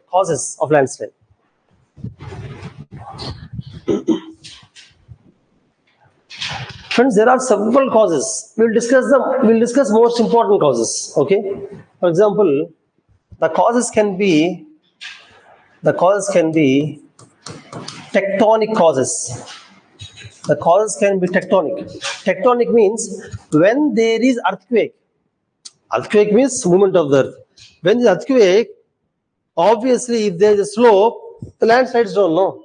There is a slope, earthquake occurred, obviously slope becomes loose, stable, unstable, landslide occurs. So landslide occurs when there is earthquake. Similarly, when there is volcano. When there is a volcano also, the earth moves. Disturbance occurs, landslide occurs. These are called tectonic reasons. Then we have geological reasons. Geological means the stone, rock, for example, along the slope, if the rock is weak rock, see, all rocks are not strong, no. When the rock is very weak, it weathers, breaks, falls down. Weak rocks. Or when there are more fissures in the rock.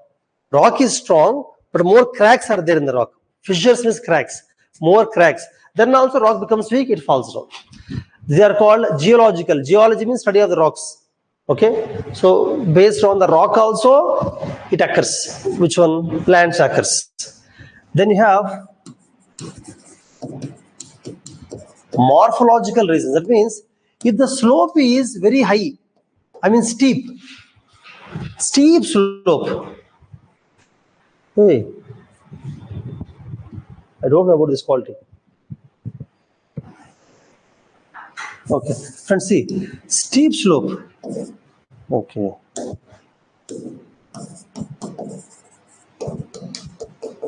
And slope is very steep also, it occurs. Or weathering. Friends, weathering is a concept. Weathering is a different concept. Weathering means, general weathering means, see, this is a land, rock, this is a rock. This is a rock on the land generally. Because of wind blows every day, because of wind, because of water means river, rainfall, river, or because of freezing and thawing. You know freeze and thaw, friends? For example, when there is rainfall, the rainwater goes into the rock. Rock has pores, no, goes into the rock. In the winter season, it becomes ice, the water becomes ice. In the night time, it's very cool, becomes ice. This is what, if this is water, when it becomes ice, expands. This is water. When it becomes ice, it expands. You know that, no? You pour water in the deep fridge. When it becomes ice, will it expand or contract? Expand. Night, it expands. When in the morning, when sun comes, it again converts into water. In the night time, converts into ice. Again, morning converts into water. It's called freezing and thawing. Because of freezing and thawing, the rocks break. Understand? So because of these things, what happens is rock becomes soil. Rock becomes into soil. Rock breaks, crumbles into soil. That's called weathering. You understand weathering? Weathering means rock converting into soil because of temperature, rainfall, wind, water, all these reasons. Okay. So because this one also landslide occurs, landslide. Okay. Then anthropological, friends, anthropology means human beings. You can write anthropological or you can write human reasons. Human beings. Because of human reasons. Or because, you can say usage by man. Women also, but generally man means everybody. Usage by man or human or anthropological means because of us. Okay. One is slope cutting. I already told you these reasons. What are the anthropological reasons? One is slope cutting. We cut the slope. And we construct houses and we construct roads. We do mining. We do quarrying also. And we lay underground water cables, water pipes. Whenever there are houses, underground water pipe is there, no. Underground. That also actually underground water pipe also destabilize the slope. And we do deforestation. What is deforestation? What is deforestation? Okay, if you cut the trees, why slope becomes unstable? Anybody? Okay. Yeah, because trees has roots, no. Trees have roots, no. The roots holds the soil tightly. If you cut the tree, the soil becomes loose. It falls down. Understand? Similarly, one more thing. If along the slope trees are there, when there is rainfall, water will not flow very fast. We call it as runoff. Actually, runoff means water flow. When trees are there, runoff is slow, water flows slowly. Trees stop it. But if you cut the trees, water flows fast. When water flows fast, it takes down all the debris. I told you debris flow. Debris flow means debris mixed with water comes down. Understood? Because of deforestation, slope becomes unstable and everything comes down. Okay? So deforestation, underground water pipes, mining, quarrying, roads, houses, slope cutting. These are the various and vibration. These are the various reasons. And agriculture also. Agriculture. Have you seen agriculture on slopes? On the slopes, agriculture is also there. You can go and see. Generally on the slopes, if the slope is like this, friends, you should not do agriculture like this. You should not grow crops in this. You know what you have to do? Cut the slope like this. And you have to do agriculture here. Here. Here. You understand? It's called terrace farming. You can write in the brackets or you can draw a diagram and write it. Terrace farming will reduce the landslide. If you do terrace farming, landslide will not occur. But if you do farming along the slope, it leads to landslide. Understand? In China, they do terrace farming. China. Terrace farming is a concept. If you want, you can write down. Terrace farming is a concept where the slope is cut into terraces. The slope is cut into terraces to do agriculture to avoid landslide.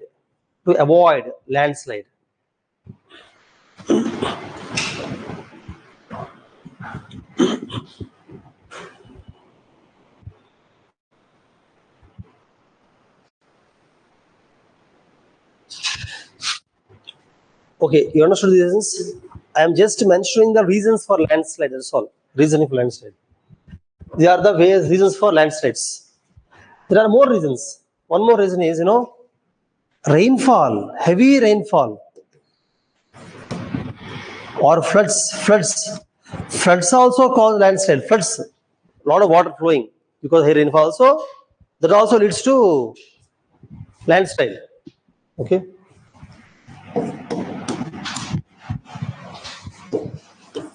You might have heard about cloud burst. I told last class cloud burst. It happened Uttarakhand 2013 Uttarakhand landslide because of cloud burst. Cloud burst means basically I told you if there is a cloud, in the last class I told you let us say the cloud has 1 lakh liters of water. Generally, the rainfall is very slow. Every hour, in 1 hour, 10,000 liters fall down. Entire cloud falls in how many hours? 10 hours. Each hour, 10,000 liters. 1 hour, 10,000 liters. 10 hours, 1 lakh liters, slowly. Cloud burst means entire 1 lakh, all 1 lakh liters falling as rain within half an hour or within 10 minutes. Generally, the 1 lakh liters should fall in 10 hours, slowly. Then nothing will happen because when rain occurs gradually, the water is absorbed by the soil. But if the cloud bursts at a time, the ground will not have so much capacity to absorb all the water at once. You also take a glass of water in the village. In the village means on soil, pour slowly. What will absorb?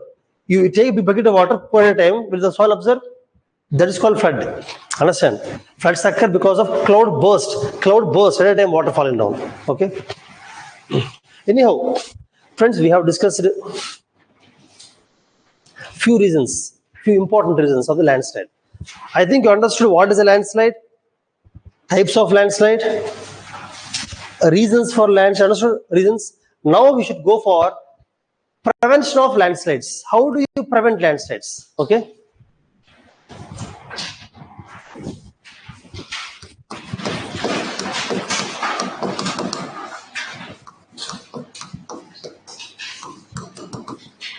Friends, how do you prevent landslide? There are several measures. Let us discuss some important measures. Okay. See, first I'll start with simple measures. You have to protect the vegetation. Vegetation means the forest or grass cover. Every slope may not have trees. Some of them may have grass. That is also important. Grass cover or trees. Vegetation means it can be trees or grass cover shall be protected. You cannot do deforestation. Protect, that's protect. For example, if it is grass cover, don't encourage open grazing. Friends, open grazing is harmful. You should not do that. What you have to do? Stalled grazing. That means if you have cows, generally what we do, sheep and cows, we take them to the slope, we leave them. They will do open grazing. They leave everything on the slope. Open grazing. That is dangerous. That will actually make the slope weak. If you want to feed the cows or sheep, keep them in near the house only. You bring some you bring some leaves, grass from somewhere, and make them feed the grass or leaves in your backyard. You should not take them and allow them for open grazing on the slopes. It's dangerous. You should never allow for open grazing on slopes. You have to go for stalled feeding. Stall means stay there and eat. Okay. Basically, you should avoid deforestation. You can do afforestation. Afforestation is something you have to do. All this is come under the single point: protection of vegetation. That's all. Encourage afforestation, discourage deforestation, encourage stall feeding, discourage open grazing. Everything falls under one point. Then, friends, build check dams and counter bunding. Check dams and counter bunding are very, very important. You know what are check dams? Anybody can tell what is a check dam? What is a dam? Dam is a large structure that stores the water. River water, generally river water flows into oceans, flows into sea. All the river water gets wasted. It goes into sea only, river water, right? But by building a dam, you will store the river water. You don't allow all the water to go into the ocean. So at least some water you store. When you build a dam, when you build a large dam, say for example, river water is coming like this. You build a large dam. Some water stops there, no? Water stops there like a lake. It's called a reservoir. That water you can use for drinking purpose or irrigation or fishing or generation of electricity, power generation. You can use the water now for that purpose. One purpose. Second purpose is, in case of drought, when there is drought, during drought times, rivers dry. You can see some rivers dry in drought time. That time you can use this water. Other advantage is, when you stop the water now, the water goes into the ground, because of which groundwater increases. Groundwater, understand? Second, other benefit is, when heavy rainfall is very heavy rainfall, in the river, water increases so much that floods occur. Floods. When dam is there, dam can stop the floods. It can store the water. So it can stop the floods, help in the drought, help in power generation, irrigation, drinking water, whatever. So dam has many benefits. That's why dam construction is very important in a country like India. Okay, where more rivers are there. Understand? Tell me your favorite dam, you only. What is your name? Name 5 dams of India. Okay, name 3 dams of India. What is it? Nagasai. Okay, obviously. Then Nagasai and which river? Are you sure it's river? Okay, next. Srisail. Okay, it's a which river? Then tell me large dams of India. Why are you talking only about Telugu states? Huh? You are just telling the river name and telling the dam, no? Okay. Then anybody? I told yesterday, no? Yeah, good. Hirakud Dam, Orissa. Then Bakranangal, very good. Bakranangal was one of the earliest dams built in India. Earliest dams. Okay. Anyhow, friends, see. So dam had many benefits. So anyhow, what is check dam? Check dam means small dams. See, basically constructing a dam is not easy. A lot of resources are required, manpower, planning, construction, cost, everything. But check dams you can construct in a village. Check dam is nothing but in a village, whenever there is rainfall in the village, most of the water goes as surface runoff. It won't go into the soil. It runs away and joins with the nearby rivers, whatever. So you have to stop that. You have to stop the water. If you stop the water, at least the water will store in the groundwater. So you build this much height dam only. This much height, that's all. Or this much, that's all. No large dams. Just this much height dams using simple material to some length. Like that, build a lot of dams at many places in the village, particularly on the slope, so that water will not go waste. Water will stop there. If water stops, groundwater increases. Groundwater. If groundwater increases, what advantage? Well, in villages, basically, you use well for water. You see, in villages, wells dry up. Wells dry in the summer season. No water is there. Why? Because the rainwater is not going into the soil. It is going away. To stop that, build check dams. Similarly, along the slope also, you should not allow rainwater to go very fast. If you allow that, it will cause landslide. So build small check dams like this. Here, check dam. Understand? Even counterbunding. Counterbunding means this is a slope like this. Build small. Use stones or bricks. Build small. This height only. It will stop the water. Understand? This is also important measure for preventing landslide. Okay. Then friends, regulating usage, regulating land use. That means, okay, you can build houses, but only in few places. You cannot build house everywhere you want on the slope. This is a slope. Government has to give permission. Okay, here you can build houses because very strong here. Here very strong. Here weak. You should not build like that. Regulate the land use. Regulate.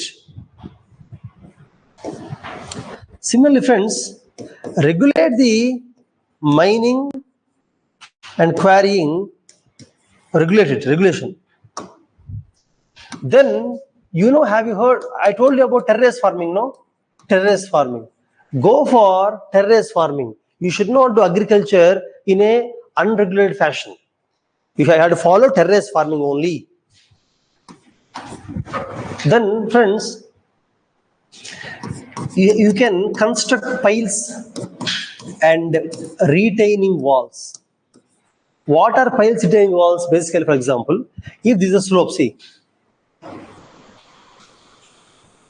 slope like this.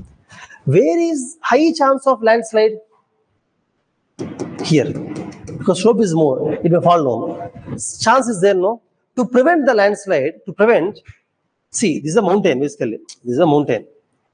Inside the mountain, somewhere, there will be very strong rock.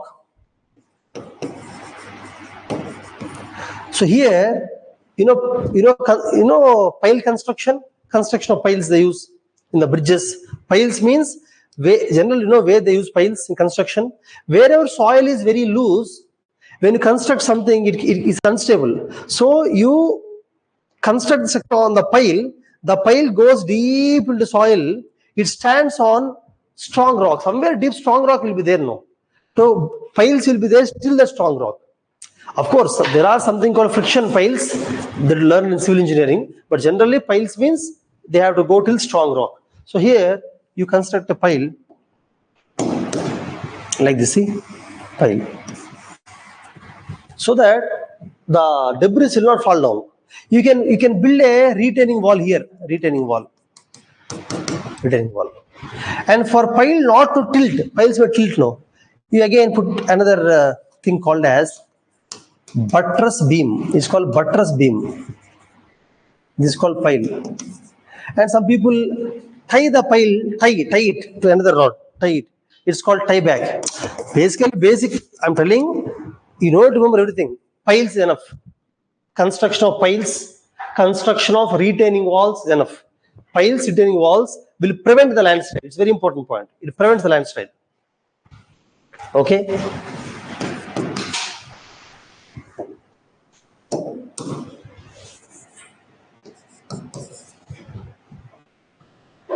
Anybody can think of any other measures of how to prevent landslide? So tell me.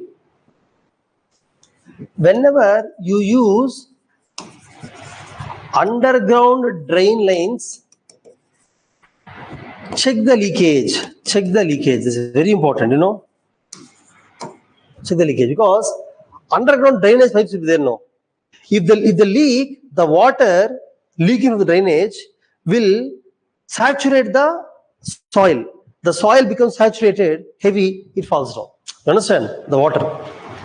Similarly, this is about groundwater. This is called, basically, friends, Groundwater. If there is more groundwater, it should be drained in trenches. Drained in trenches. When there is more groundwater, actually more groundwater will lead to landslides. It will make the rock soft, it will make the soil saturated, it falls down. So drain the groundwater using trenches. And if there is a groundwater pipeline, ensure that there are no leakages. Actually, groundwater pipeline should be flexible. It should not be rigid. If pipeline is rigid, no, when there is slight movement of the land, it breaks. When the pipeline is flexible, it won't leak. So you have to go for flexible drainage pipelines, underground lines, so that there is no leakage. And wherever there is more groundwater, drain the groundwater. Because water is the major reason for, I told you, no, water is the major reason for landslide. So you have to take care of how water affects.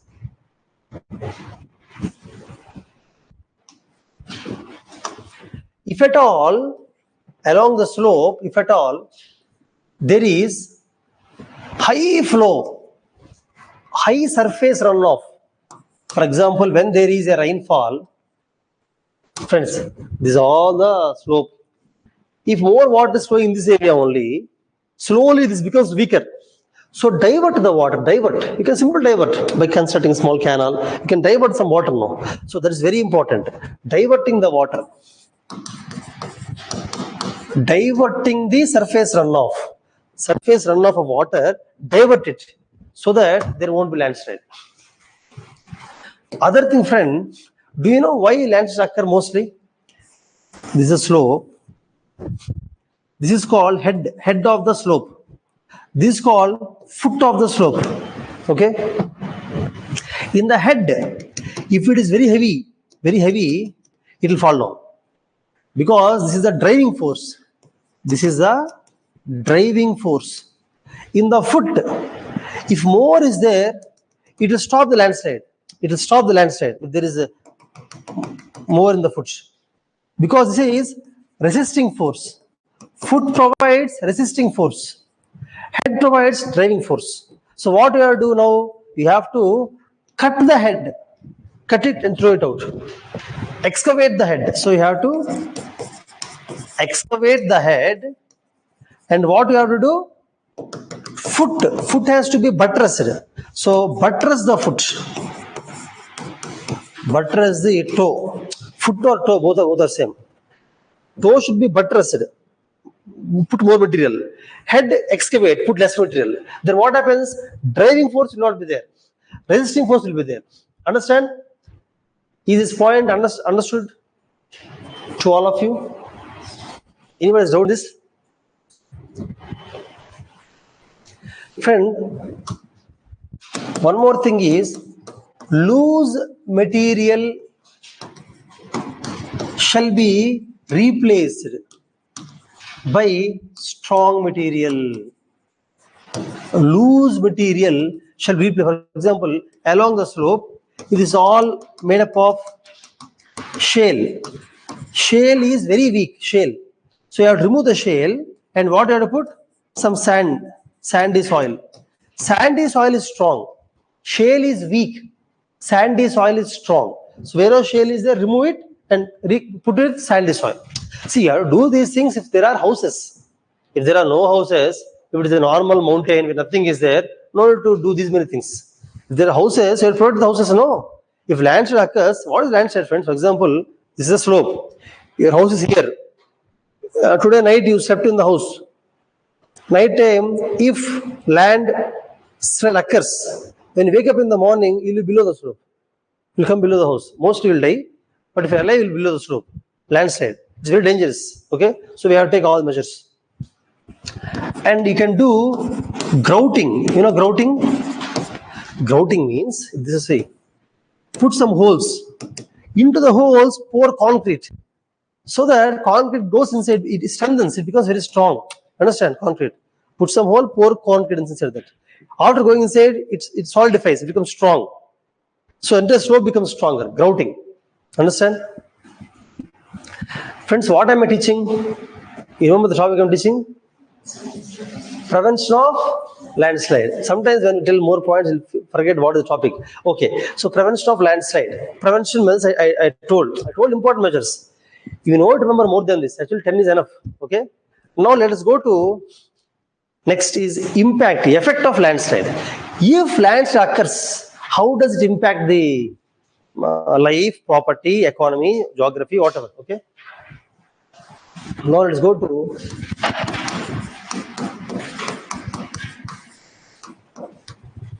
impacts of landslide.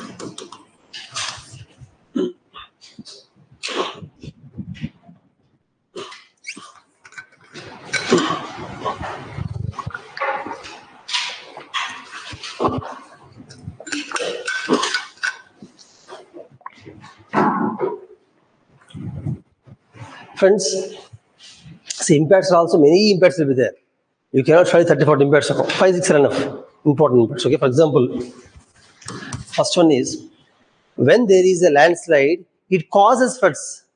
Previous what I told you, floods cause landslide. No, landslide also causes flood. I'll tell you how. See, for example, this is a land. If heavy rainfall is there, floods because of lot of water, landslide occurs. No, that you already know. Now I am telling opposite. Landslide causes floods. You know how? See, this is a slope. Here river is there. For example, this is a mountain. See, this is a mountain. So, this river. When there is landslide, all the debris, rocks, all of them come down. They fall in the river.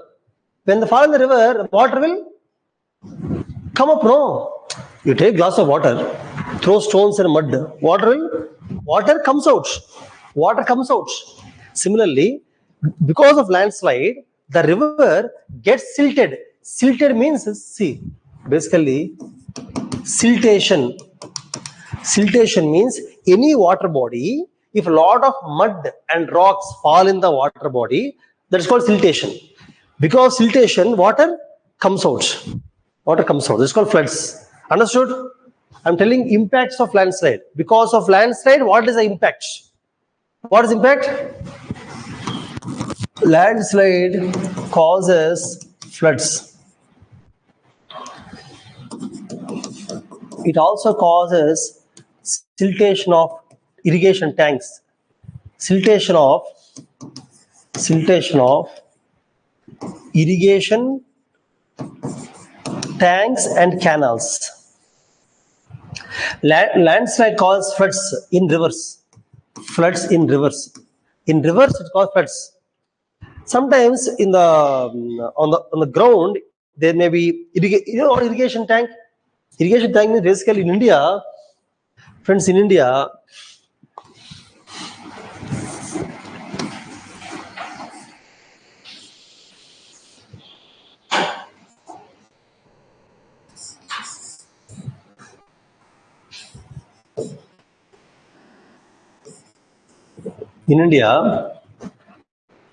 in North India, irrigation is mostly done using canal. You know canals? This river, from the river you build a canal, very long distance. River water flows through canal in many villages. Every village use canal water for irrigation. Farmers want water, no? In North India, from the river, they build canals, like this, long canals. In Telugu, called kalava, you know kalava? Irrigation kalava. Okay, from there you draw the water. North India has more canals. West India, Gujarat, Rajasthan, West India has more well, you know well? From the wells, draw the water used for irrigation. Bahubali movie, they show no. From the well, they actually draw the water. It's very difficult. So Bahubali uses trees. In Bahubali, every scene they use trees only. For well, they use trees. For fighting also, they use trees everywhere. Okay. So in South India, different. South India, tanks. Tanks means, see, well means they draw the water from ground. Well, tank means they build a large tank. Whenever rains occur, they collect the rainwater, river water, lake water, rainwater, collect in tanks. In tank, use tank water for irrigation. Like that, in India, North India, mostly canal irrigation. You can actually write this one. This is also important. This is not disaster management. Just additional concept. As it came, I'm telling you. In UPSC, you cannot discuss one subject alone. While studying disaster, you learn some economy, some geography, like that. While studying economy, again you learn some polity, history, like that. Okay, you have to combine all subjects. You cannot isolate. You have to combine. Study by combining the subjects. Okay. Anyhow, as a topic I'm telling you, you can write down North India most uses canal irrigation, West India well irrigation, South India mostly tank irrigation, tank. Now, when landslides occur, the debris falls in tanks, wells, canals also, debris, it falls. They get silted, which will impact irrigation. Siltation of irrigation tanks, canals affects the irrigation. It affects the agriculture. It affects the agriculture. Landslides affect agriculture. Landslides affect the cause the floods, and it cause industrial accidents. For example, if there are industries in the downslope, when the lands occurs, it destroys industries. It may cause fires or chemical accidents. It can cause fires because electrical cables. There are electrical cables, wherever houses are there along the slope. If houses are there, power supply will be there. No power supply. When landslide occurs, the power supply will be interrupted. And the electrical cables break. They get damaged, because of which fire may occur, fire accidents. So industrial accidents, fire hazard, industrial accident, chemical hazard, chemical accident, all of them may occur because of landslides.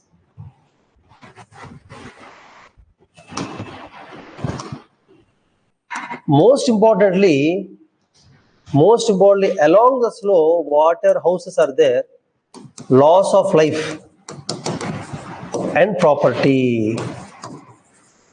Loss of life and property occurs because of this landslide.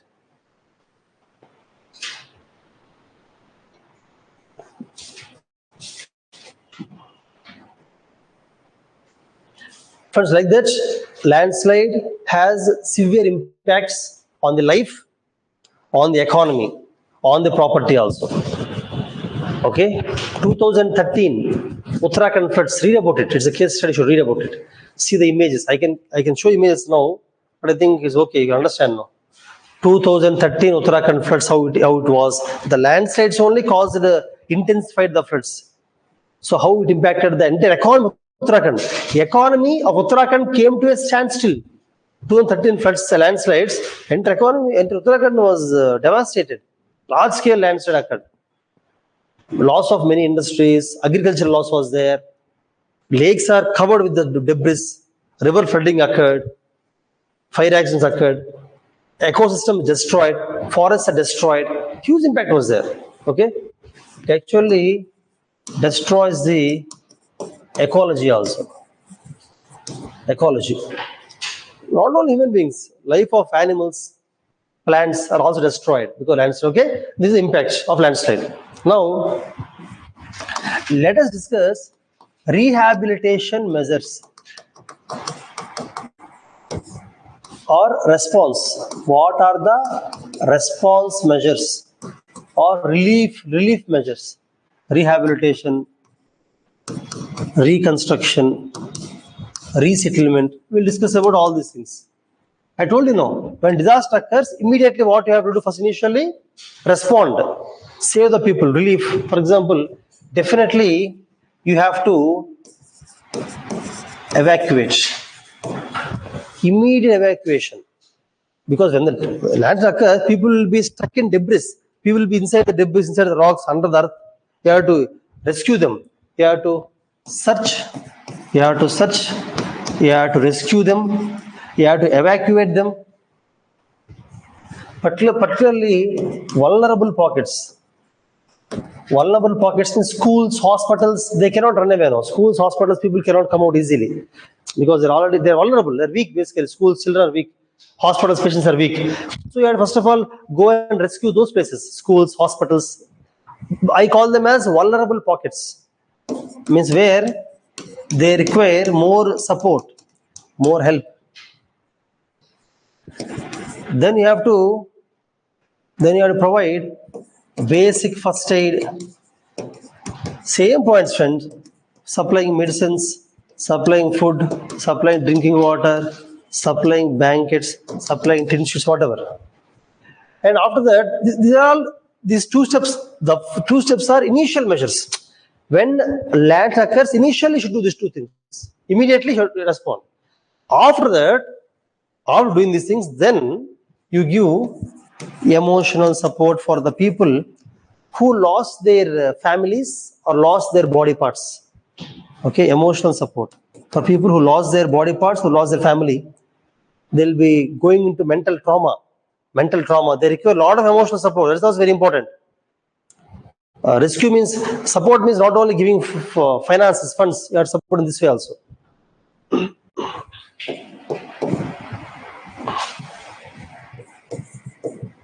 Emotional support. Okay, then you have to, do land pooling. You have to pool some land, and whoever people lost their land, landslide means basically on the mountain they used to stay, everybody came down now, or even on the ground also, whoever lost the land or whatever, lost their houses, lost their lives, lost their houses or lost their family, you have to give them land somewhere. No, you have to pool the land somewhere, land pooling, and give the land to those people. Okay, land pooling. And the lost documents, whatever education documents, pension documents, government scheme documents, marriage certificate, life certificate, property certificate, whatever documents have to be given immediately back. Generally, any document if you want to get back, it takes a lot of time. You have to go to various departments, talk to the officials and all. But in this case, immediately you have to give. Identify. For that, you can give landslide card, victim cards. Victim cards means whoever are victims in this. Okay, or maybe special cards for those who lost or who are affected by landslide. Those who are affected by landslide, with that card, wherever they go, they should be given importance in enrolling in the schools. If they are children, education. If they go with these special cards, they should be enrolled in any school immediately. They should not be delayed. Education or hospitals, they should be given access to hospitals immediately. Or any documents, if they go to any government departments for asking for some proper document, I lost my documents, I lost whatever, ration card, they should be given immediately. If they go special card should have that importance. After disaster, this is very important. Special card for everything. And employment. For example, if many people apply for job during the time, job means normal daily wage, whatever. Based on the special cards, they have to be given livelihood, employment immediately, quickly, because they lost everything in their life. So when they're coming to a new place, difficult for them to find all these things. That's why these cards are given. Okay, so employment, livelihood. They should be taught new skills. Previously, they used to do one kind of job. Now the job may not be there. So they should be taught some new skills, and they should be given some kind of livelihood opportunities, some income earning opportunity. Those who became orphans, who lost their parents, should be enrolled in orphanages. Old people who lost their children or whatever, they should be in the old age homes. Government only should take care. In the orphanages, old age homes, enrolling them, giving them social support. Government knows to take care of all these things. During disaster, see, these points are important not only for landslide. Now I'm discussing these things. No, next time I will not discuss. For earthquake, I will not discuss. Earthquake, same points you can write. Earthquake also same points only. Immediately after earthquake, first two things you do. Immediately after earthquake, first two things. After some time, these things. That's why write them properly. Write them properly, because same things can be applied for all topics of disaster. See, causes cannot be same. Impact slightly same.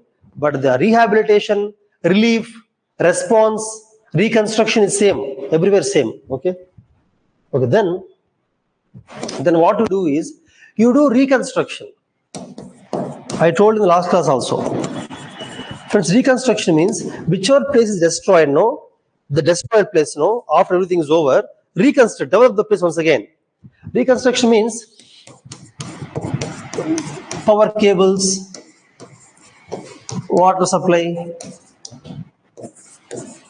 gas supply, everything. House construction, road construction, school construction, hospital construction, whatever. You have to reconstruct the place. You have to reconstruct the place. Develop the place.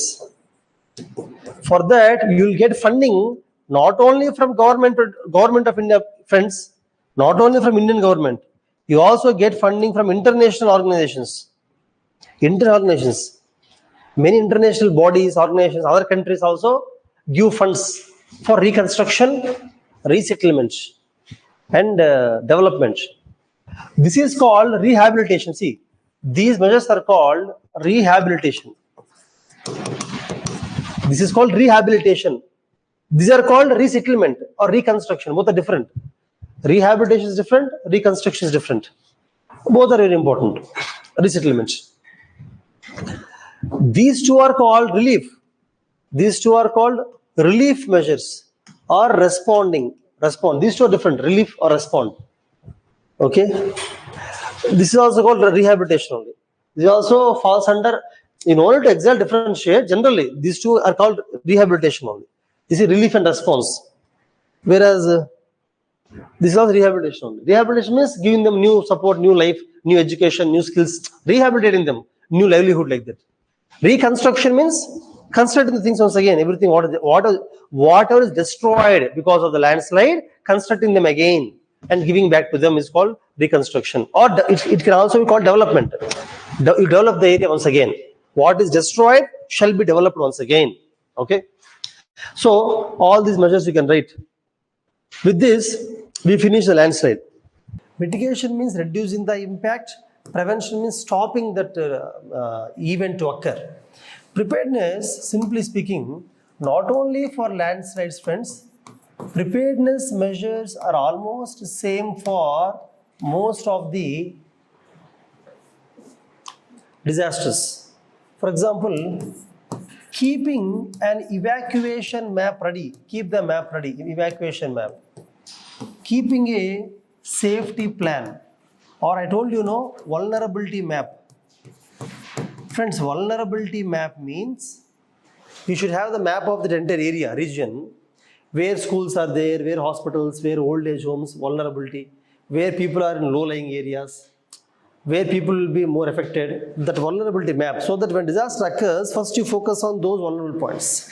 Similarly, evacuation map means people of this area, in which direction we have to take them out. If disaster occurs, people of this area, how should we take them out, like that.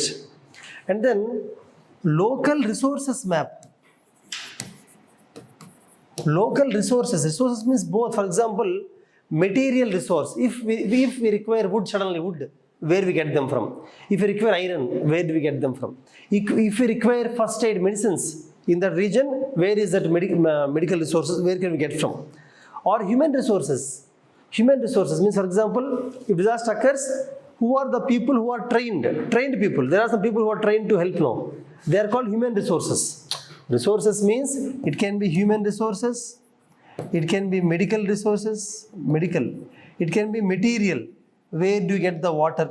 Even if everything is destroyed, still there will be some place where you get the water tanks, water. For example, if it is a cold wave, where do you get the wood for fire? Something like that. Okay.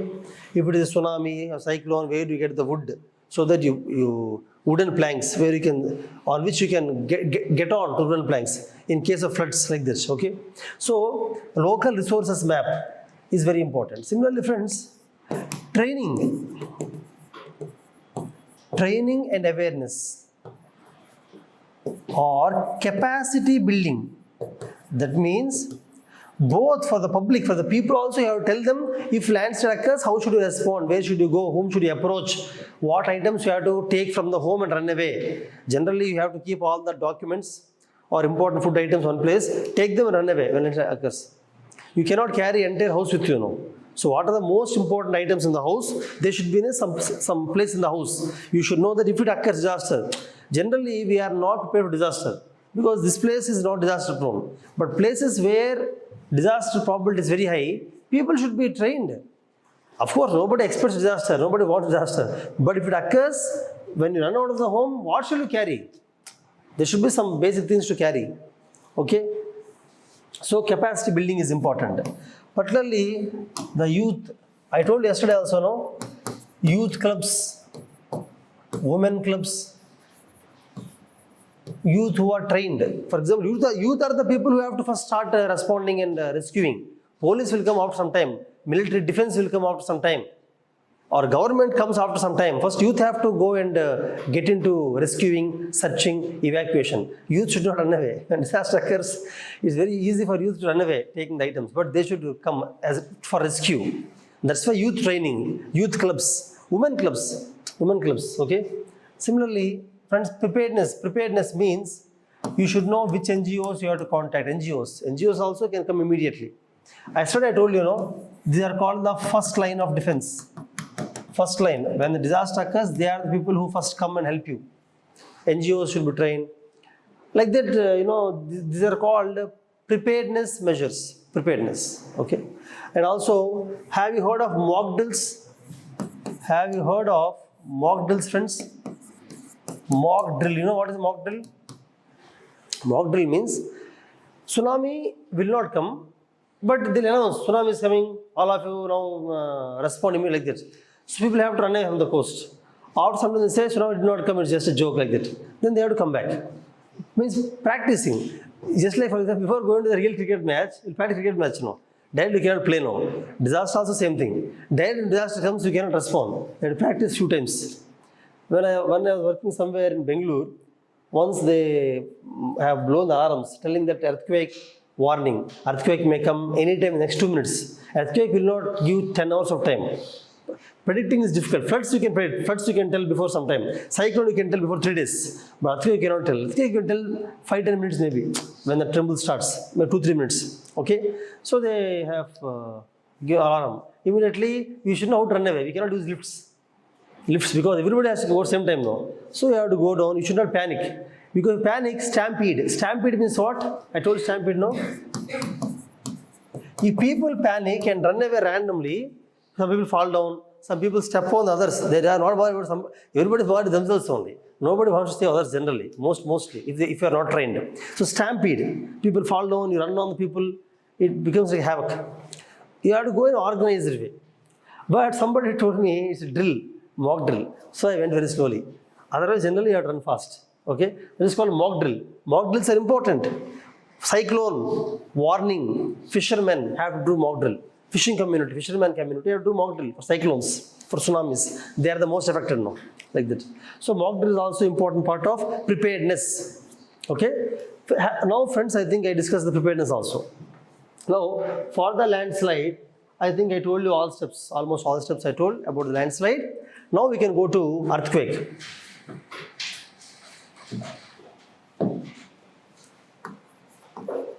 Now, let us discuss the earthquake, the next disaster. Earthquake also, I want to give a brief introduction. I want to define the earthquake. I want to introduce the earthquake and define the earthquake, friends. I told you already, earthquake means inside the earth, when some energy is released, seismic energy. This energy travels in the form of waves and hits the surface of the earth, because of which the surface of the earth trembles, it moves. Okay, that's called earthquake. You can write down.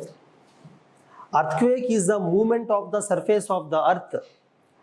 Earthquake is the movement or tremble of surface of the earth.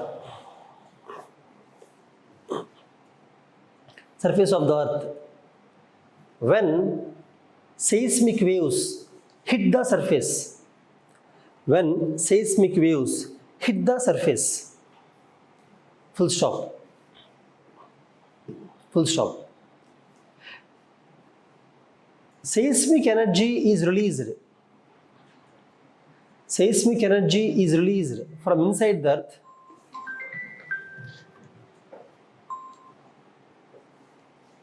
Class lo thorough chestanu.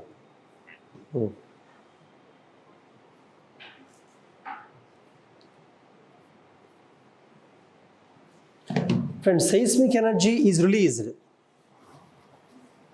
from inside the earth when rocks bend beyond their elastic limit, when rocks bend beyond their elastic limit and rebound or break,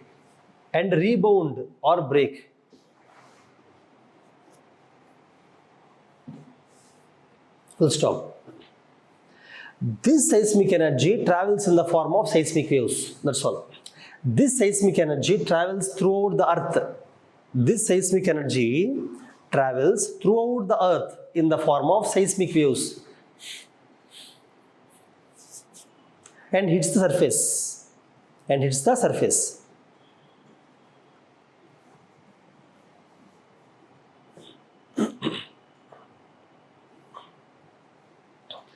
Means you understood, right?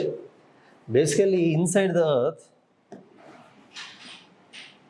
see, inside the earth, rocks, there are some rocks that rebound when the load on the rock is beyond the elastic limit. The rock may break or rebound. In either cases, seismic energy is released. The seismic energy travels throughout the earth and reaches the surface. When these seismic waves hit the surface, when they hit the surface of the earth will tremble, move. That is called earthquake. Okay. Now, how do you measure earthquake? See, generally, earthquake is measured using different scales. One scale is called Mercalli scale. One scale is called Richter scale. Another is called moment magnitude scale. There are different scales of the earthquake. Mercalli scale is there, no? It will only measure the destruction. It will only measure the intensity of earthquake. Intensity. On a scale of 1 to 12. Scale of 1 to 12. 1 means zero destruction, nothing happened, zero, nothing, no building fell down, nobody died, no loss, is called 1. 12 means complete destruction, all buildings collapsed, everybody died. 12, understand? Generally 12 is, nowhere 12 will be there, 1 will be there, somewhere between. Intensity can be 6, 5, 7, means it only measures the intensity, the impact of earthquake. Mercalli scale, only the intensity. 12 means complete destruction. This is zero destruction, 1 means. So scale of 1 to 12 is Mercalli scale. But generally Mercalli scale is never given in the news. In the news, they always give moment magnitude scale. You always see 7.2, 6.5, 5, that is moment magnitude scale. Moment. This measures the energy of earthquake. Energy. Richter scale measures logarithm of amplitude. You know what is amplitude? Seismic wave, for example. Again, seismic waves is topic I will discuss in geography. Seismic waves are two types: body waves, surface waves. Body waves means these waves which come in the body. Surface means which come on surface. So the surface waves. What is the friends? What is amplitude? Tell me. What is amplitude? This is amplitude. What is wavelength? This is wavelength, right? So the amplitude is measured. Logarithm of amplitude comes under Richter scale. Richter. Moment magnitude scale measures energy. Mercalli scale measures intensity. There are different measurements of earthquake, that's all. And you should write down that earthquake prediction is difficult. Earthquake prediction is difficult. Early warning is difficult. Early warning is difficult. You cannot warn easily. Landslide, at least you can understand. You can write in the brackets, separately in the brackets, because this topic is earthquake topic, but I am just adding landslide on point. When the point is not in continuation of the topic, you have to write in the box. Put a box, separate, okay?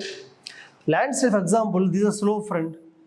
You can sometimes predict landslide is going to occur. You know how? I'll tell you. When the trees or poles are slightly bent, one is from the trees or poles you can see that landslide is going to occur, may occur. Second, you know what? bulging of earth at the foot. Bulging of earth at foot. That means this is a slope, no? If here bulging, slowly bulging, that means material is coming down. Material is slowly coming down. That way also you can bulging of the earth. Bulging of that way also you can predict the landslide can be predicted. Even water at foot. Here water. What does it mean? It means that here already the land is completely saturated. Saturated means already the soil has completely absorbed water. It is unable to take any more water. Generally, take a sponge and pour water on the sponge. It can absorb to some extent. Let us say 1 liter it can absorb. After 1 liter, if you pour, it absorb sponge or it release the water. Release the water. That is called saturation limit. Saturation means till what extent you can absorb the water. A sponge can absorb the water, maybe so half liter it can absorb. Once the sponge is saturated means it cannot take any water. From then onwards, every drop you pour, it comes down from the sponge. Similarly, when the entire soil is saturated, it cannot take any more water. It releases the water, releases. Released water comes to where? Foot only, no? That means it's saturated. So when water at the foot, it means the slope is saturated, it's dangerous. Landslide can come anytime. Another thing is cracks in the foundation of buildings. Cracks in foundation of building. For example, on the slope, there are some buildings. Foundation is there. The foundation, if cracks are there in the foundation, it means land is sliding. Land is sliding, cracks occur now. Looking at the cracks in the cracks in the rocks. Cracks in the rocks. So I am just telling you indications, that's all, indications. Landslide, you can predict. Landslide may occur, prediction is possible. Looking at cracks in the building, cracks in the rocks, water in the foot, bulging of the earth, movement of poles and trees. Many indications are there, see? Many indications for landslide. Earthquake, no indication. Earthquake comes at once. Maybe few minutes before seismometer may understand. Seismometer means, see this earth now, everywhere we put seismometers. When an earthquake occurs now, first one wave comes, it's called P wave. Next second wave, S wave. After that, the main L wave comes. So when the P wave comes, seismometer understand some waves are coming, earthquake may occur immediately. Within next 5 minutes, earthquake occurs. 5 minutes gap will be there, prediction, earthquake. Seismometers, they get the waves, but seismometer after seeing the waves, for example, somewhere seismometer is there, some government office, there they see the waves. From there, they inform us, no? Information is not so easy. They cannot call all of us and tell that, okay, earthquake is coming, friends, 5 minutes. They cannot tell like that, no. TV, radio, everything. I may not see TV right now. I may not see radio right now. Difficult. Prediction is okay. Art predicting, dissemination of information. Dissemination means giving the information is difficult within 5-10 minutes. Very difficult. That is the problem with the earthquakes. Okay. Okay. Now, friends, you understood the meaning of earthquake, and then you understood how do you measure it, and then how prediction is difficult. Prediction is difficult. Now we will see in the earthquake. Now we will see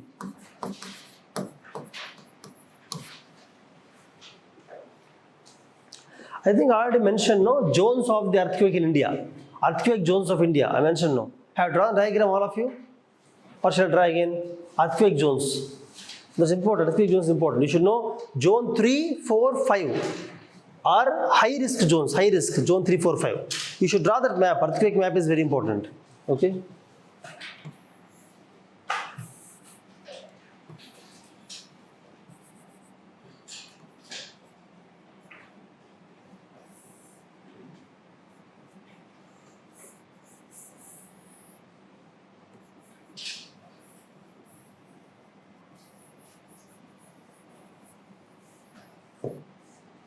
Most important is zone 5. Zone 5 are the place where earthquake occurred. This is zone 5. This is zone 5. Zone 5. High risk zone 5. Entire zone 5 only, northeastern zone 5. So this is zone 5. Then zone 4.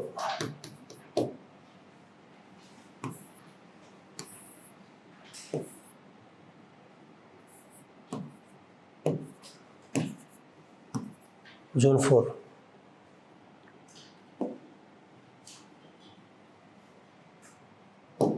Then I'll draw zone 2.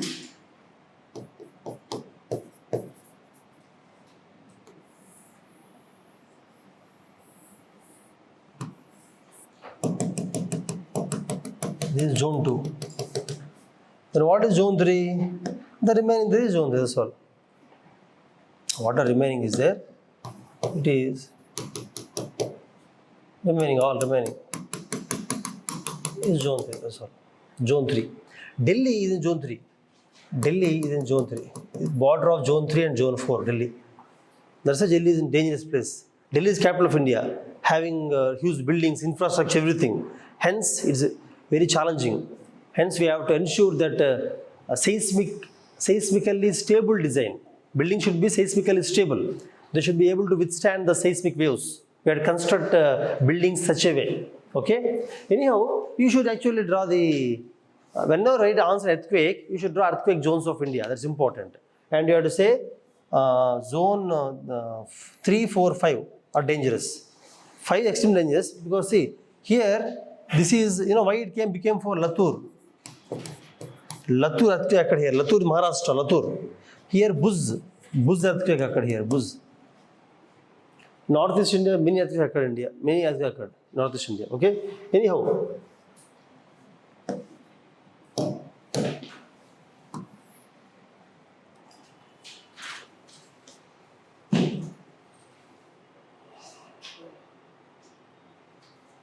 Friends, earthquakes basically are natural. See, earthquakes mostly occurred in the interplate.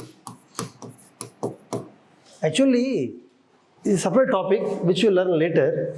That is, the topic name is plate tectonics.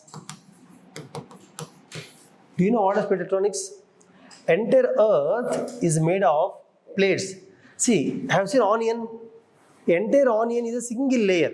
If you remove that layer, one more layer. But earth is not like that. Earth is not a single layer. Earth has, for example, see, this is one plate.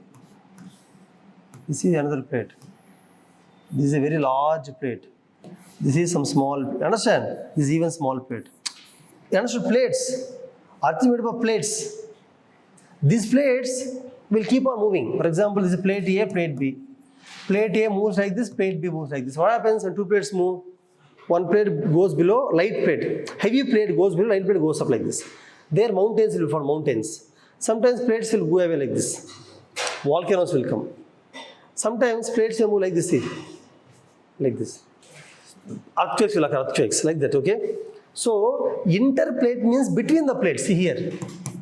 See. Understand? Between the plates. You understood? When two plates between the plates. That what are plates? How do they move? That is a different topic. The topic is called plate tectonics, which we'll discuss in geography again. Okay? But you should know that earthquakes mostly occur between the plates. But sometimes earthquake may occur inside a plate also. That is called intraplate earthquake. Between the plates is called, I think all of you know the meaning of intra, right? Intra-college competition means within the college only mechanical, civil, you play sports. Inter-college means JNU versus AU or OU, between the colleges. Like that, within the plate is called intraplate. Between plates is called interplate earthquake. So, reasons for earthquake generally is when plates move, at the junction of the plates, there is rupture where earthquake occurs generally. Okay? It can be studied in depth in the geomorphology, geography again. Now, 80% of the earthquakes in the world, if you take the world map, 80% of the earthquakes You know where they occur? Along the Pacific Ring of Fire. Not only earthquake, volcanoes also occur there, volcanoes. Along the Pacific Ocean land border. You can draw a world map. First you draw Africa. Friends, all Africa is easy. Then draw Saudi Arabia. Then draw India, Asia. Like this. Then draw the Europe. Asia, Europe, Asia. Then draw Australia. You know, Indonesia. Here Philippines. Here Japan. This is Japan. Korea, Indonesia. This is Indonesia.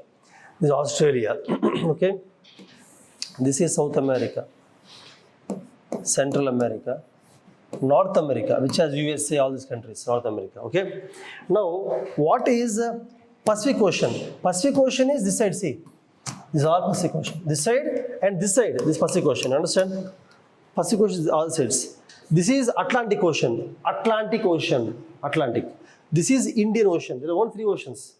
Indian Ocean, Atlantic Ocean, Pacific Ocean. Now, where Pacific Ocean and land meet land, see, this is land. Pacific Ocean, where they meet here. This is called, let me draw in red color. This is called Pacific Ring of Fire, see. Here and here. Pacific Ring of Fire. In the Pacific Ring only you have Japan is there. Indonesia is there. That's why Japan, Indonesia countries are well trained for earthquakes because they got many earthquakes. So even small kids in Japan, Indonesia, they know how to respond. They are trained actually. But for example, when earthquake occurs, I told yesterday, no, they go under the bench. Like this. Why? Because even the slab falls on the bench. Nothing happens to them under the bench. And they keep like this. And they run out of the building. Sometimes they stay inside the building. For example, if the buildings are too tall like this, if you run out of the building, what happens? Both buildings fall on you. Better stay inside the building only in some cases. If it is a small house, open outside, you can run outside. Depending, they know all those things. They're well trained. Even their buildings are well designed. In Japan, Indonesia, buildings are well designed for resisting the earthquake. Okay. Anyhow, you can write that 80% of earthquakes occur along the Pacific Ring of Fire, and you can draw the world map. We have to draw the maps basically to show where earthquakes occur mostly. Okay. So you understood. You have drawn. So you might have understood that earthquakes are mostly natural. Landslides are man-made also. I told you, landslides are man-made also. Most landslides occur where? Where do most of the landslides occur? Himalayas, Western Ghats. Natural reasons are there, man-made. I told man-made also. Earthquake is most natural. Earthquake, some people say, was man-made reasons also, one or two reasons, but we do not know exactly. For example, they say that reservoir. They say that building large reservoirs, they say, for example, in China, we have a large dam, Three Gorges Dam, largest dam in the world. They say that on the earth, if you build a very large dam will store a lot of water now. Dam is large, water stores more. Water is very heavy. Lot of water, if you store reservoir, that heavy, that weight is transferred to the rocks inside, and those rocks may break. They say that. Or when lot of water is there, the water percolates. Water goes into the earth, and it makes the rocks weaker. It breaks the rocks. But we do not know exactly. There is one argument. That's all. Large dams, large reservoirs. You can write down. Large dams and reservoirs may also cause earthquake. Large dams and reservoirs may also cause earthquakes, like Three Gorges Dam.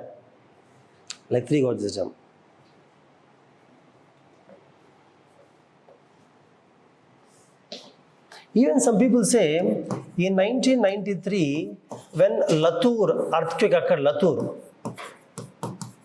earthquake occurred, they say that Latur was a very dangerous earthquake. In the earthquake 1993, everybody died in the village. Only one boy was alive, one small boy. Everybody died in the village, Latur earthquake. They say that in Latur is a place in Maharashtra. In that place, there was a small dam, reservoir is there, reservoir. Exactly very near to the earthquake occurred. So they say that reservoirs may also be a reason for Latur earthquake. one explanation as well, okay? These are the reasons for earthquake. You know about earthquake, no? You understood, no? Now we will go to how do you prevent earthquakes? Can you prevent earthquakes? No, you can prevent.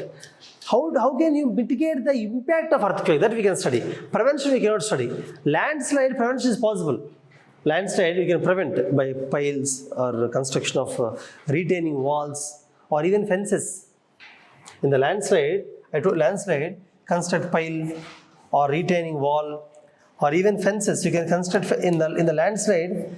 If a large rock is there, it may fall. Construct a fence. It will stop the rock fall. They tell you about fences. You can write in the landslide. Go back, write down construction of fences around the rocks. Rocks means not small rocks. Large boulder, very large rock. On the slope, if the large boulder is there, anytime in future it can fall down. No. So build a fencing, heavy fencing around the boulders. You can write down in the landslide. You can write down heavy fencing around the boulders. One point, just I am adding one point to the landslide class. That's all. Now the point is, prevention of landslide is possible, like how I told you to some extent. Earthquake cannot be prevented, cannot be. Then what can be done? Friends, there is a famous quotation. You can write the quotation. Earthquakes do not kill people. Structures do. Poor structures. Earthquakes do not kill people. Poor structures do. Poor structures do. That means what? For example, take this area. Let us say earthquake occurred. Let us say earthquake. But every building is very strong. No building fell down. Will people die? Let us say very small earthquake occurred. Very small earthquake. But buildings are weak. All buildings fell down. Will people die? So who is killing people? Earthquake or poor structures? So earthquakes do not kill people. Poor structures do. Okay? For example, landslide is different. Even if there are no buildings, you stand like this under the slope. Landslide occurs. Entire debris falls on you. What happens to you? You will die. Buildings, floods, large floods occurred. Cyclone occurred. Large floods, tsunami occurred. There is no building. You are standing here. What will happen? You will die. But earthquake, you are standing here. No buildings are there. Earthquake occurs. What will happen? You will move like this and again you stand like this only. Nothing happens to you, right? So earthquakes do not kill people. Structures do. That's why we have to focus on structures here. So let us discuss how to mitigate the impact of earthquake. Definitely there is only one idea, that is seismic design. You have to encourage seismic design in construction. Friends, construction means not only construction of buildings, all structures, construction of bridges, construction of dams, tunnels, everything. Bridges, dams, tunnels, build any structure. Any structure should be having good seismic design. What is good seismic design? It means even if earthquake occurs, the building should not fail. Even if earthquake occurs, building should withstand, should resist earthquake. It has to withstand. It should not collapse. It should not fail. Building should not collapse, should not fail. It should withstand the earthquake. It should resist the earthquake. It's called earthquake resistant structures. For that, you have to follow Bureau of Indian Standards code. There is a code. We have a code, Bureau of Indian Standards, BIS code. The code will clearly mention For what kind of soils? If you loose soil, rock soil, sand soil, silt soil, based on the soil, what structure you have to build? Soil, material, what kind of material you have to build, you have to use, or height of the building. It will tell to what height you can, depending on the probability of earthquake, zone 3, zone 4, what height you can build, what material can be used in the building. Based on the soil, they will tell. Understand? And what kind of structure you have to use. We'll discuss about all these things. BAS. BAS means Bureau of Indian Standards. This means Bureau of Indian Standards. Bureau of Indian Standards, BAS code. It's a BAS code. We have to follow actually most of the builders are not following the code. Even municipality is giving permission. That shall be actually regulated. Municipality should not give, for example, in zone 5 areas, building should be of one style, one material, one kind of construction should be used. In zone 4, one type of structure is required. In zone 3, one kind. Understand? I'll discuss some of them now, some ideas. But point is, municipality have to regulate that. Municipality should not give permission for any kind of structure because, okay, it's my house, my money, I built a house. Too much occurs, mine is tall building. If it falls down, people will die around the building. No, I don't have right to construct the building in whatever I want. I have no right to affect the lives of others. Municipality should not allow. Municipality should not allow high-rise buildings in the high-risk zones. For example, I want to build a 10-floor building, 20-floor building, but that is zone 4 or zone 5. They should not allow. They should regulate it. That's called land use planning. Okay, so municipality, municipal corporation or municipality, whatever, in cities, villages anyhow, no problem. Village, nobody is going to build 10-story, 20-story buildings. Okay, municipality should definitely ensure land use control. Land use should ensure BAS code. Friends, for that, awareness required not only for builders.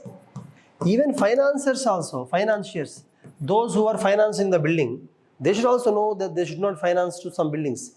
The accountants, auditors, whatever, auditors or accountants, finance, whatever. Or even the builders, or even the many municipal commissioners do not know what zone they are in, which zone they are in, what kind of buildings they do not know. Okay? So engineers should know, everybody. Engineers should know, financiers should know, builders should know, municipal corporation officials should, everybody should know about the BAS code. Without BAS, having proper BAS code, they should not consider. But most of the real estate people do not study about BAS code and all. They want a beautiful building to sell the building, that's all. Okay. Now let us go to various measures, various construction measures. Seismic,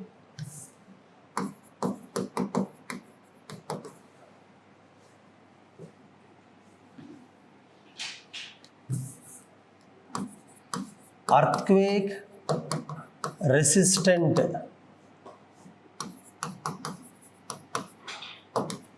structural designs. We will discuss some of the designs, some of the measures to mitigate the impact of earthquake. How do you reduce the impact of earthquake? Some measures we will discuss. For example, one measure is, friends, use hollow concrete bricks. If the building falls down, whatever, generally in the earthquake areas, building should not be heavy.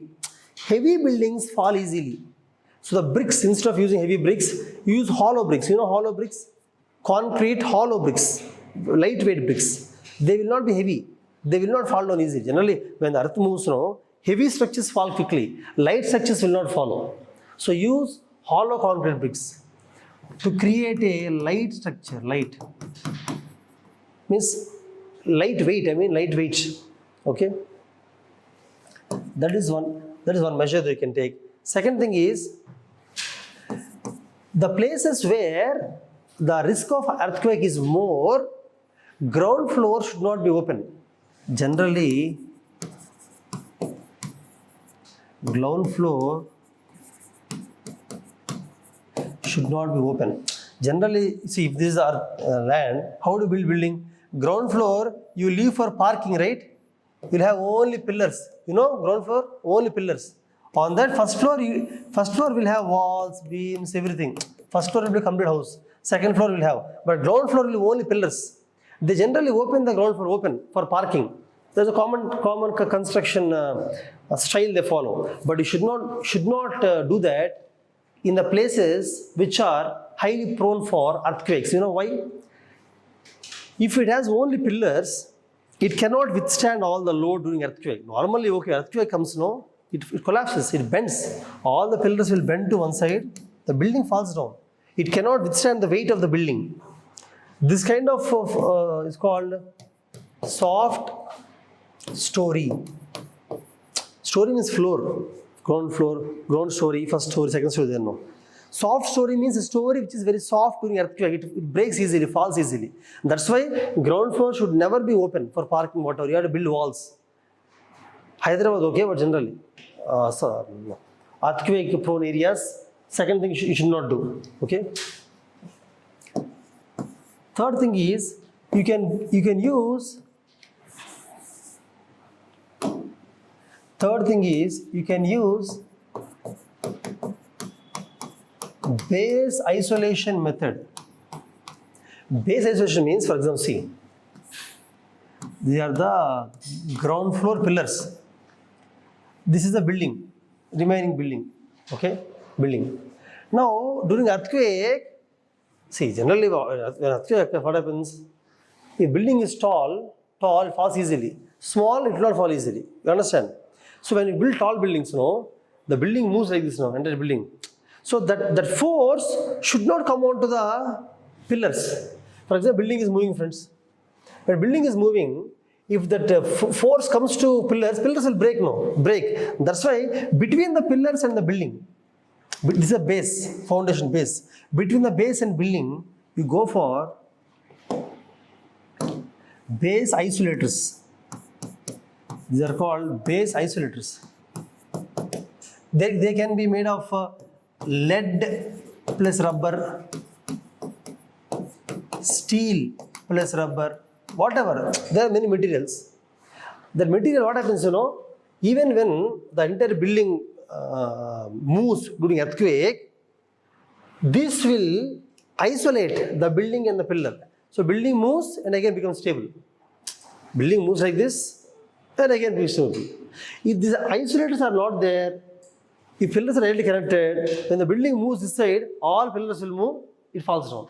Building falls down. So you are isolating the base. The base and the building, you are isolating the base, separating the base.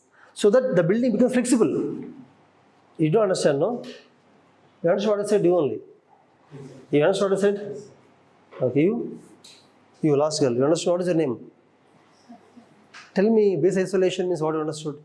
Why should we keep this kind of rubber leads or lead bearings? They are separate bearings, lead bearings. Tell me why. Who can tell? Can you tell? You only. Yeah. Tell me. It helps building to not fall. Yeah. Fundamentally, building will not fall down. Okay. But how it will stop from the falling down of the building? Anybody can tell? Tell me. How these rubber lead bearings are? Shifting the center Huh? Shifting the center of Shifting center of mass is a slightly difficult word to understand for non-engineers or non-physics students. General, tell me. Basically, when the building moves, no, if the pillars are attached to the building, when building moves, pillars also will move. When pillars move, they fall down, no. But between the pillar and the building, if you use isolators, when the building moves, pillars will not move.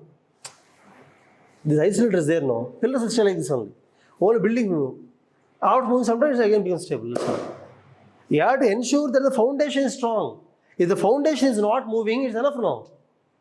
If foundation is moving, building falls down now. Okay? So you're just by-hearting, no? By-hearting also okay. This is not physics or mathematics to understand.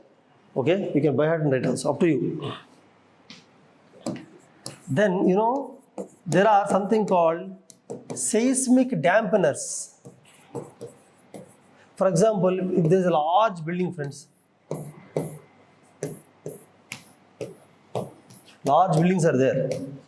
In large buildings, what happens is, when earthquake comes, when one part of the building moves, that shock goes to another building. Shock. They're going in the car. Suddenly, one bump has come. Wheels will move up. Wheels. Let us say wheels move up like this. Will entire car move up like that? No. There is suspension.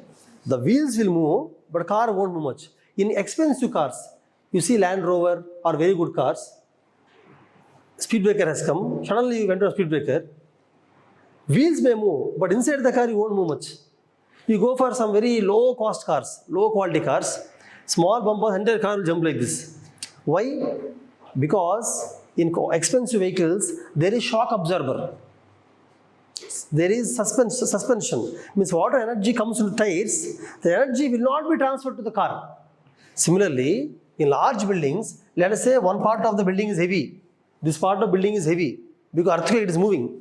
If it is moving, that shock energy should not be transferred to other part.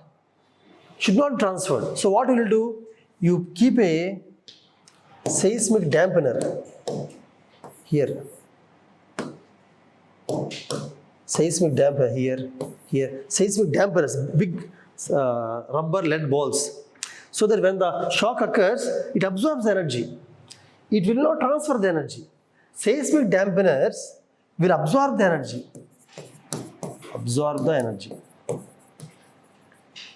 And they dissipate. Energy dissipation.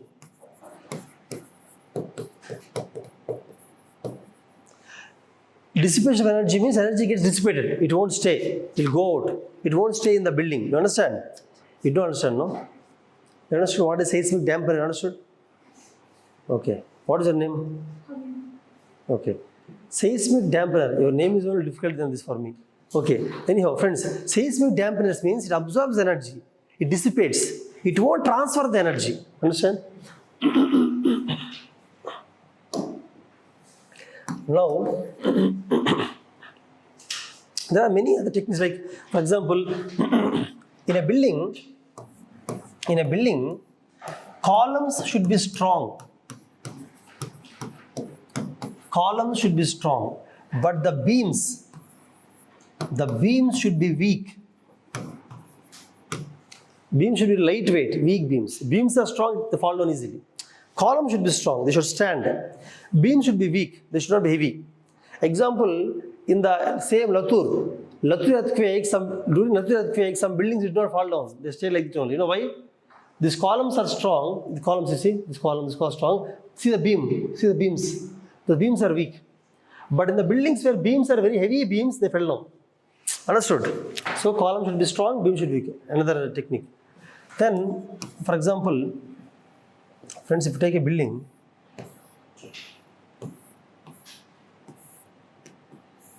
this is a building.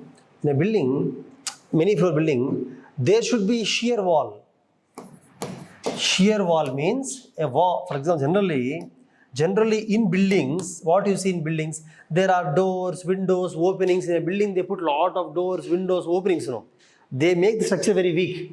If the building has more doors and more windows, the structure becomes weak. It falls down easily. That's why there should be some shear wall. Shear wall means something like this. Shear wall. Here.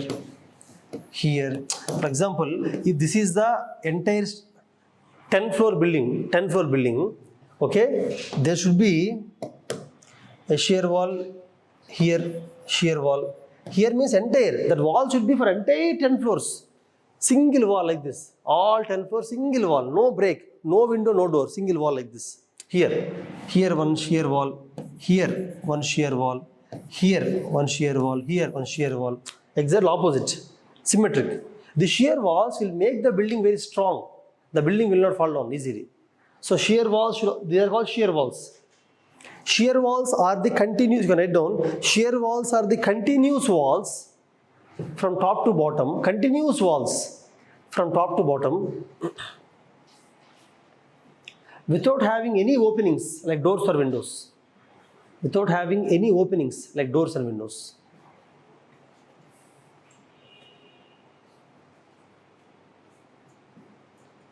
They should be write down. They should be placed symmetrically. They should be placed symmetrically.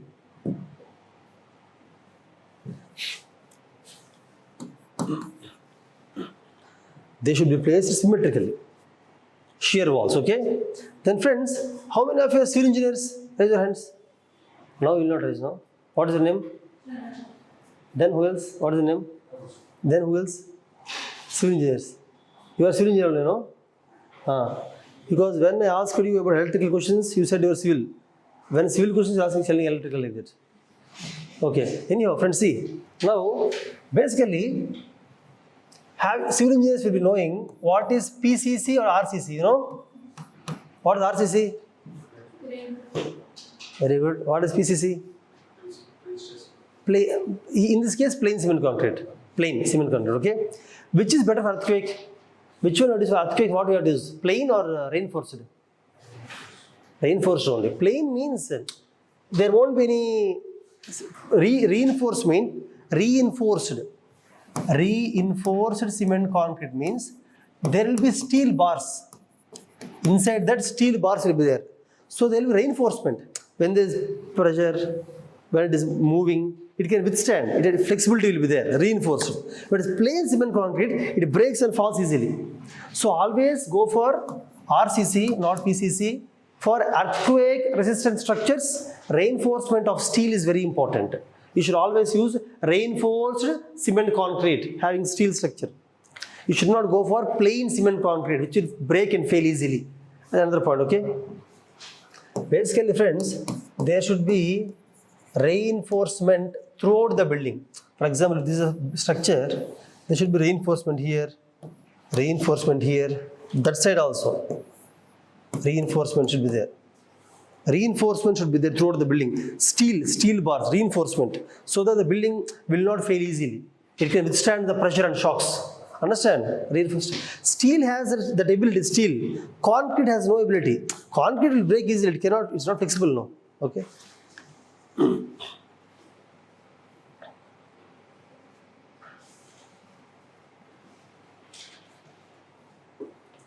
These are the mitigation measures of the earthquake. I told you earthquake means you will not talk about earthquake. Earthquake means you will not talk about earthquake, talk about buildings. Because earthquakes do not kill people. Poor structures kill people. That's why you have to go for structural design. What kind of structures you have to use? What are the methods or techniques you have to use while construction so that it won't collapse during the earthquake. Okay. Now, friends, preparedness. What are the preparedness measures of earthquake? Preparedness, same things. You should have evacuation map, safety plan, vulnerability map, mock drills. You should have mock drills. Same evacuation. I wrote no previously. Evacuation plan, safety plan, vulnerability plan, mock drills. Training, NGOs, preparedness, same. Then rescue, then relief. Relief also same. Landslide relief also first aid, search and rescue, evacuating them, reconstruction, rehabilitation, emotional support, special cards for them, educating them, pooling the land for them. Same points only you can write. No difference. That's same one. Okay. International funding, state funding. Friends, in tomorrow's class, today I will discuss about tomorrow I will tell you about the National Disaster Management Authority. National Disaster Management Authority, NDMA. NDMA gave guidelines for every disaster. What are the preparedness measures, response measures, rehabilitation measures, mitigation they gave? I am telling this almost same only. What I am telling in today's class, most of them are given by National Disaster Management Authority. They give guidelines. And in UPSC also they will mention what are the NDMA guidelines for the mitigation of earthquake, What are UPSC mains questions will be like this only. What are NDMA guidelines of mitigation of floods, preparedness for floods, responding for floods? Like this I'll ask. You can write the same points, no difference. Same points you can write. What I'm telling you can write. All these points are there. You can write any point, it will be there in NDMA guidelines. No need to by heart NDMA guidelines. Write any point, it will be there in NDMA guidelines. Okay? Okay, friends. Now almost rehabilitation, response also same, development also same, everything is same. So earthquake is over. I told you no. I will never repeat the preparedness and rehabilitation and response. It will be same. I told you no. So I'm not writing it again. Same thing, you can use it. Okay. Now let's go to the next one. That is drought. Drought.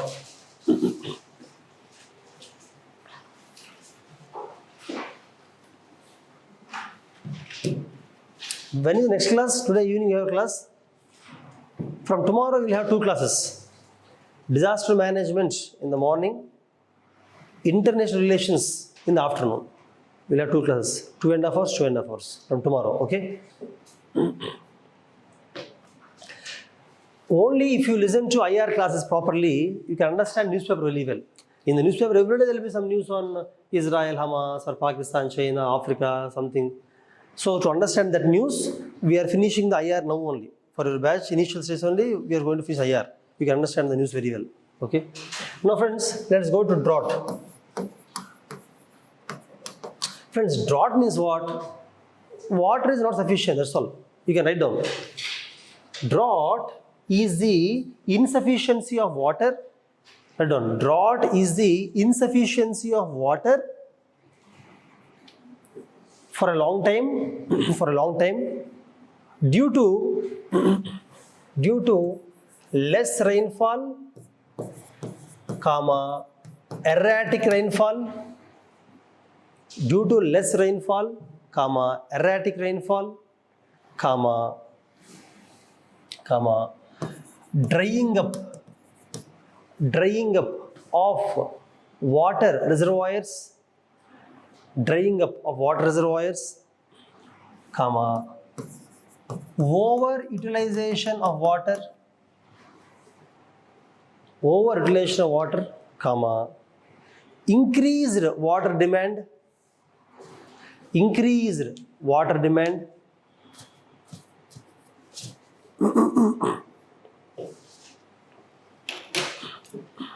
etc.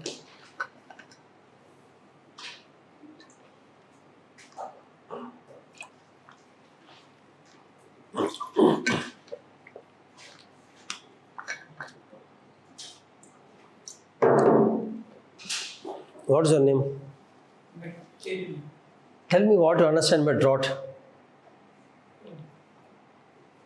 Have you ever read about drought in the newspaper? Read about drought anywhere? Heard about drought? You might be seeing articles in newspapers, no? Where farmers has no water for irrigation, the crops are drying, no enough drinking water, people walk for long distance, no water for cattle, or the rivers are dried up, lakes are dried up, rainfall is not sufficient. India is agricultural country. Almost 55% of Indian population depend on agriculture only. 50% in India. That's why if the rainfall is erratic, see, in some places there are perennial rivers. Perennial means continuous flow rivers will be there. In those places, if rainfall is not there, also okay. But most of the places, rivers dry up. They are not perennial rivers. Rainfall will not be there. And they don't have any irrigation pipeline also, water pipeline from somewhere. Irrigation will not be there. They are dependent only on the rainfall. In India, most of the agriculture is rain-fed. You know the meaning of rain-fed agriculture, anybody? What is rain-fed agriculture? Agriculture depends on, yes, rainfall only. For example, in Punjab and Haryana, they don't look for rainfall. They have bore wells, deep bore wells. They have canals, water coming from other places. Irrigation supply is there, water supply, irrigation. They have no problem. But most of the Maharashtra, Vidarbha, Rayalaseema, Telangana now it's okay. In the last 10 years, the irrigation supply has increased actually. Many other places, other states, Gujarat, Rajasthan, there is no irrigation supply. they have to depend on rainfall only. It's called rain-fed Karnataka, Eastern Karnataka, called Ballari. You know Ballari? Mining area. That entire area has good irrigation supply. So India, 60% of Indian farmers are dependent on rainfall. Hence, drought is still there in India. If you go to Western countries, you don't see drought. They never face water problem because they have water supply from many places. Take Israel. Israel is desert. Israel is desert. No rainfall in Israel. But they have no water problem. They manage the water so beautifully with technology and all. They have no water problem. Like that, okay? India still has drought. Previously, in the British time, we have famine. Famine means no water, no food, nothing. People die. Some people used to eat rats. You read, when you have time, read about 1877, the Great Indian Famine. Great South Indian Famine. South India. North India, many famines are there, many famines. South India, 1877. You should read about that after going home. The Great South Indian Famine, 1877. No food, no water for almost like 8-9 months. No food also. No production, agriculture. There is no water. People used to eat rats. Search for where rat is. I found one rat. They'll take the rat. They'll eat it. Such poor conditions were there at that time. British did not supply any. See, when there is a drought, the government should send some rice, send some food, send some water. No, nothing. They just left the place like that. British idea of India is not to provide good governance. British never thought about welfare of people. They all want to exploit the people, exploit the resource, exploit the land like that. Okay. Anyhow, coming back, friends. So I think you understand about drought now. See, then how do you measure drought? How do you tell that this year rainfall is less? This year rainfall. What is the measure? What is the benchmark? Benchmark is long period average. It's called LPA, long period average.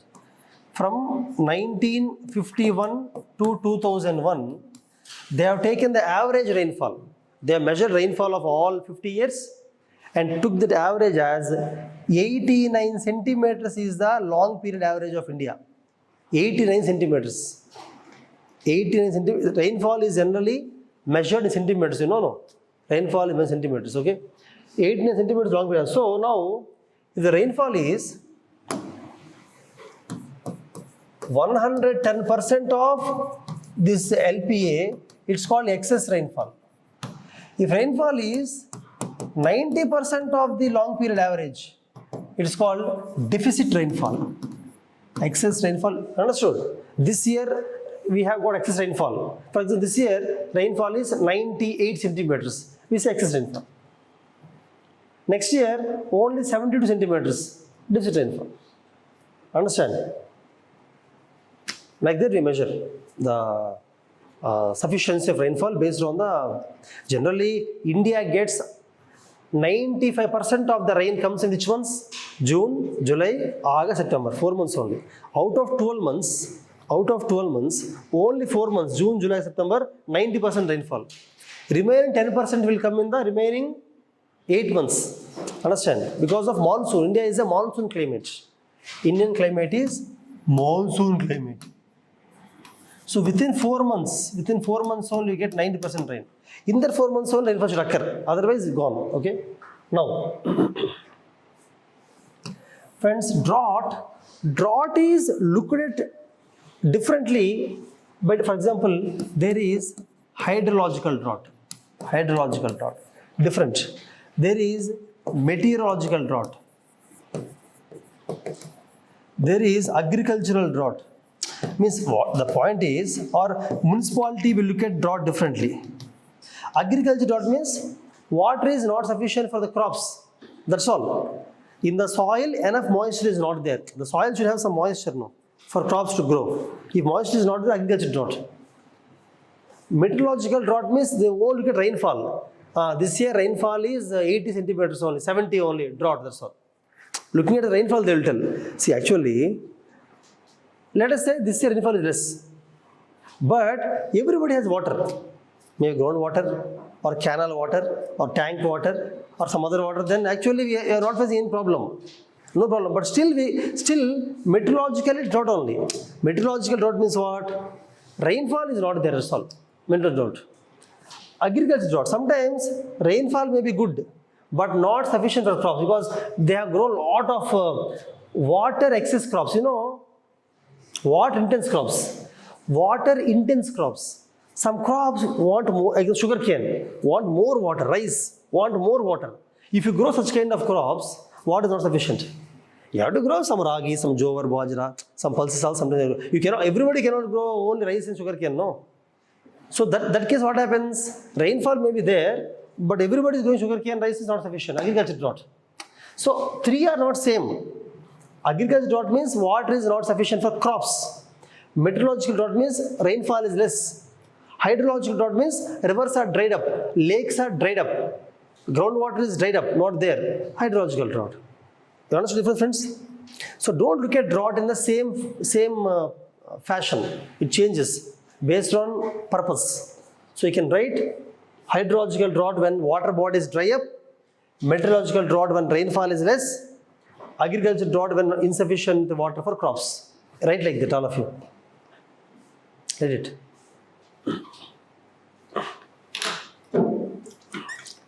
Municipality drought means no drinking water, that's all. Municipality is concerned only about drinking water, friends. It's not concerned about rainfall, all these things.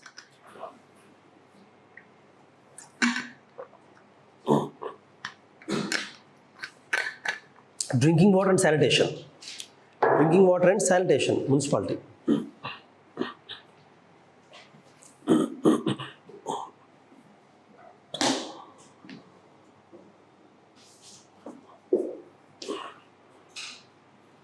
You wrote down all the three.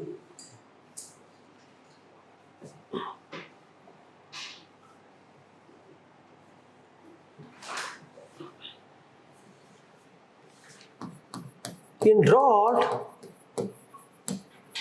the preparedness, be prepared for drought, or mitigation of drought, both are almost same. How are you prepared for drought, or how do you mitigate?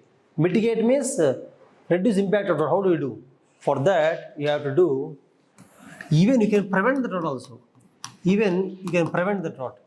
Friends, drought, there is no recovery and all. Drought is not sudden occurrence. Flood can be sudden, sometimes cyclone sudden, earthquake sudden, landslide sudden, tsunami sudden. But drought is a slow onset. Suddenly drought will not come. Earthquake comes suddenly. Drought will not suddenly no rainfall. Today only no rainfall. Today only all crops dry. Everybody not like that. Drought is a slow onset disaster. Friends, remember, drought is a slow onset disaster. Drought is a slow onset disaster. Okay. Now, how do you mitigate the drought or prevent? Prevent means to some extent. Mitigation, prevention, or being prepared for drought. How? Friends, you have to definitely, I'll tell you one thing. Before starting this topic, I'll tell you one story. After the story, then we'll start that one, okay? I'll tell you story of Ralegan Siddhi. The story, entire story can be simply called with a single term. The term is watershed management. The term is watershed management. Ralegan Siddhi is a place. Ralegan Siddhi is a place in Aurangabad. Aurangabad is in which state? Maharashtra. Maharashtra. Ralegan Siddhi is a village in Maharashtra. Have you heard the name Anna Hazare, friends? Huh? I've heard the name Anna Hazare. After this story, I'll tell another story. Stories are interesting for me. For you, not really. I'll tell the story of Rajendra Singh from Rajasthan. He is also called as Waterman of India. Rajendra Singh is also called as Waterman of India. And he got several international awards. Waterman of India. I'll tell you what he has done. But for me, more interesting is Ralegan. If you understand these two stories, no, immediately this becomes very easy. Whatever Anna Hazare has done, whatever Rajendra Singh has done, same thing right here. Same thing are only mitigation measures, prevention measures, preparedness, same. That's why I'm telling story, okay? So, Ralegan Siddhi is a village in Maharashtra. In 1970s, Listen carefully and also write it. Friends, story means not listening. You should write the story. The important points you should write, okay? In 1970s, in Raleigh and Siddhi, if you go to Raleigh and Siddhi, if you had gone to Raleigh and Siddhi 1970s, I'll tell you, if you go to the village will be like this. Trees are not there, dried up, no trees. Very less grass cover. Grass cover is very less. Lakes are dried up lakes. Aquifers are poor aquifers. What is aquifer? Groundwater. Aquifer means groundwater. Poor aquifer, that means groundwater is also not there. If you dig a well, you will keep digging the well, water will not come. You have to keep digging the well, water will not come. So poor, so bad. No groundwater. Crops failed. Crops failed. Hence there is food shortage. Food shortage, there is no food for people. Because of which, inflation. You know inflation? Costly. In the village, only some rice, some pulses are there. So they have to take from other districts. People of the village have to buy from outside. When you buy from outside, cost will be more, no? Inflation is a broader term, basically. You will study about the economy. Inflation means general increase in the price level. That is a very broad term. Generally, if the prices of all the goods items increase, generally, overall, it's called inflation. Here I am telling only food. Basically, inflation means in that village, purchasing anything is costly because they are unable to produce now. See, if you are producing anything in the same village, cost is less. If you are going and taking outside, cost is more now. So, inflation. That's why people became poor, poverty. People became poor. In poverty, when people are poor, everybody has to work. Father has to work, mother has to work, children should also go and work somewhere. So because the child labor increased, child labor. Because of that, education stopped. And when men in the village, men don't have work. See, if crops are there, they'll go and work in the crops, whatever. If there is no work, what will men do? When there is no work, what man doesn't tell me? Generally, very good. Migration is one thing. Second thing, if you migrate, okay. If you are unable to migrate, then what will you do? Drink. It's very common. A jobless man who is unemployed, jobless for a long time, he will consume alcohol. He cannot take it. So, alcoholism increased. All increased. And can they purchase good alcohol? No. So what happens? Cheap liquor will come. I will also make liquor. I will also buy some barley, everything. Make some cheap liquor and sell the liquor. People die also. Cheap liquor. So there is liquor mafia. Liquor mafia also came. Liquor mafia also came into the village. Cheap liquor. Liquor deaths. Liquor deaths are increasing. Tell me, when it is very poor, extreme poor area, poverty is there, no money, will there be increase in the robberies, thieves? Increase will be there? So there are more robberies. Will there be violence? Violence. There will be more violence. Always see, poverty leads to more violence. Poverty always leads to more and more violence. So violence increases there. Okay? Cattle died. Cattle has no food. People who have no food, how can cattle have food? Cattle died. Okay? And whatever rainfall occurs now, the rainwater is going as surface runoff. When the water falls, it is going out because there are no trees, no grass, going away. Wastage of all the water. This is the condition and no good hospital. Health problems, malnutrition. You know malnutrition, friends? What is malnutrition? What is malnutrition? Food is not sufficient. You become weak. Malnutrition is there. Education not there. Health problem. Violence. No safety for women. No employment. Employment is not there. Unemployment. Friends, unemployment is a major problem. Don't neglect that.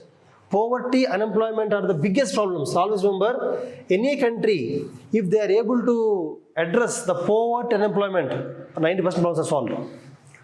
It will solve, the automated education problem will be solved, health problem will be solved, violence will be solved, safety problem, everything is solved. Only if you solve this one, poverty and unemployment. Okay? So, this is the condition of Raleigh Siddhi village in 1970s. Okay, understood the situation? Now, there is a movie called Srimantura, where he goes to village, ఊరిని దత్త తీసుకుంటా అంటాడు కదా, దత్త తీసుకున్నాను నిన్ను నిన్ను నిన్ను అందరూ దత్త తీసుకుంటారు కదా, శ్రీమంతులు, right? Okay, in that village, in that movie also I think same conditions will show. Poverty, no crops, liquor mafia will be there, liquor mafia is there in the village, violence will be more. Same thing you can see in Vikramarka movie, Chambal. Poverty is there, no crops, no water, violence, no safety for women in the village, liquor mafia is in the village also, almost same. So this is not a, for you as you are grown up in Hyderabad or whatever, you may not know, but this is a common condition of many drought prone villages in India, drought prone. Maybe most of you are never there in that place. If you know, you will understand the importance of life also. Living becomes difficult there, living. Okay, entertainment is, you not even think of entertainment. Okay, now, friends, now the point is, this we'll discuss later, Rajan Singh.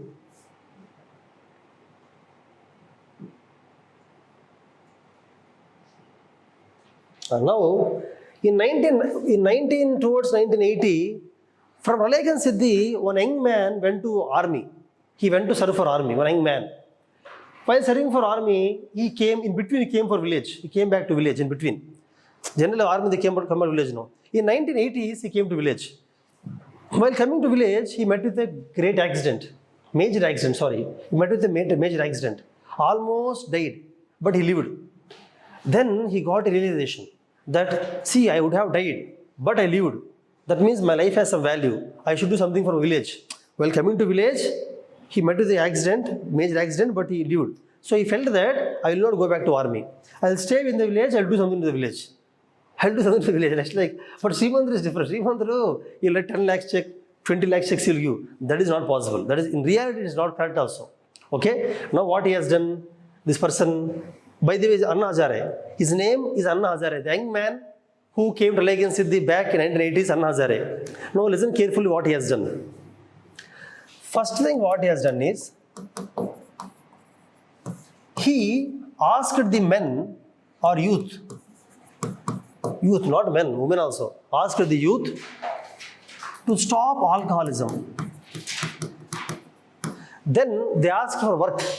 They asked work, no. He gave them work. Do you know what work he has given them? First, he asked them to build check dams. Check dams, small dams. Check dams, you don't require the government, construction companies are not required.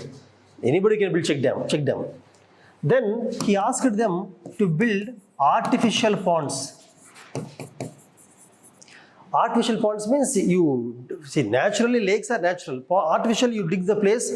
For example, in a village, friends, see, in a village, this is a village, friends, see, this is a village. When the rainwater comes, where does it stop generally? Here. Why? Because it is low-lying. Like that, if you build some ponds, when water comes, it stops there, stays there. Okay? And he asked them to plant trees. And he stopped open grazing. Previously, the cattle used to graze openly in the village. That's why all the grass is gone in the village. Grass is gone.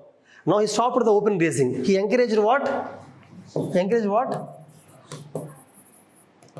He encouraged stall feeding.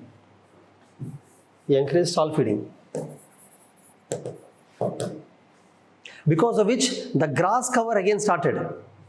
Because of check dams, what happened? The water percolation increased. Water percolation. What is percolation? Generally, when rainwater comes, water goes away. When you build check dam, water stops. When water stops, what happens? Water goes, percolation. Similarly, artificial ponds. So what happens? Water reservoirs are created, Plant trees. Because of trees, what happened? Again, percolation increased. Friends, trees also he did not plant useless trees. He planted very useful trees. See, whenever you plant trees, which trees will you plant? He planted trees which will give shade. The plant whose stems can be used for, see, the concept is fertilizer, fuel. Stems can be used as fuel. And from the same plant, the food coming from the plant can be used for fodder for animals. And food, the 4Fs is called the 4Fs concept. The plant has to give food to you, like fruits, whatever. It has to give fodder to the animals. Whatever that comes from the trees can be used for animals also. Fuel for cooking the food, the stems of the branch food. Fertilizer, the waste of the plant, the waste coming from the plant tree can be used for fertilizer in the agricultural crops. Understand? And that is called social forestry. Social forestry is a very large concept. Again, I'll discuss later. Environment, I may teach, somebody else may teach. Social forestry, if you're interested, you can read. I told you, in UPSC, while preparing for one subject, some topics will come which are interlinked with other subjects. Those who are interested, go back and read about it. Those who are not interested, leave it. Social forestry, agroforestry. Agroforestry means planting the trees in the agricultural field. It will help in many ways. It will increase the fertilizer, increase the water level in the field. It will attract the birds. The birds' droppings, waste from the birds is the fertilizer again. It will stop the wind, reduce the wind. Means increase the wind, but reduce the impact of the wind on the crops. Crops will not be destroyed when there is a windstorm, like that, okay? So planting trees also he has done in a very scientific manner. Not just planting trees wherever you want arbitrarily. There is a scientific pattern, okay? So planting trees. Then open grazing is stopped. He encouraged what? Stall feeding. Because this what happened? Grass cover increased. Friends, when grass cover increases, when the grass increases, again the rainwater will stop there. Grass. So water percolation increases, water percolation. Because of water percolation increase, wells increased, wells. So they have dug wells. They have dug wells. Previously told you, when you dig the wells, there is no water. Now when they dug the wells, water is there.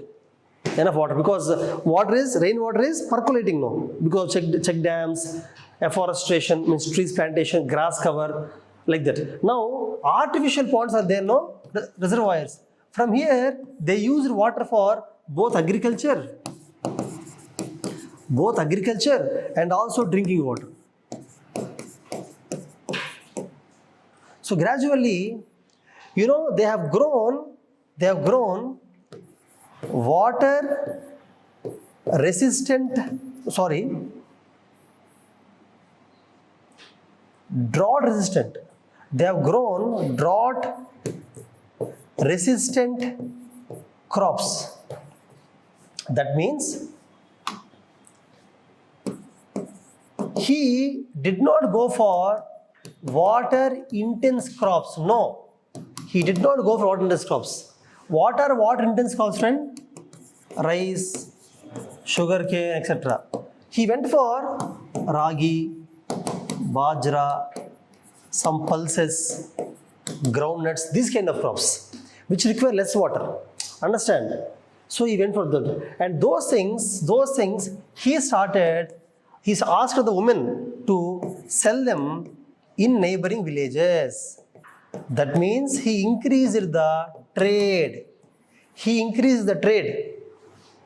Trading. You sell these crops, with their money you buy other crops. Trading. Then he asked, with that money, the money they got by trading, agriculture crops, agriculture trading, with that they build their own schools and their own hospitals. It may look strange, but the village gave salaries for teachers. They appointed some teachers, they gave salary for teachers, built some schools. They appointed doctors also. If they give salaries, anybody will come and work now. Like that. Hospital schools they have built. And now what they have done, slowly, whole agriculture everybody cannot do now. Everybody will not have land now. So they started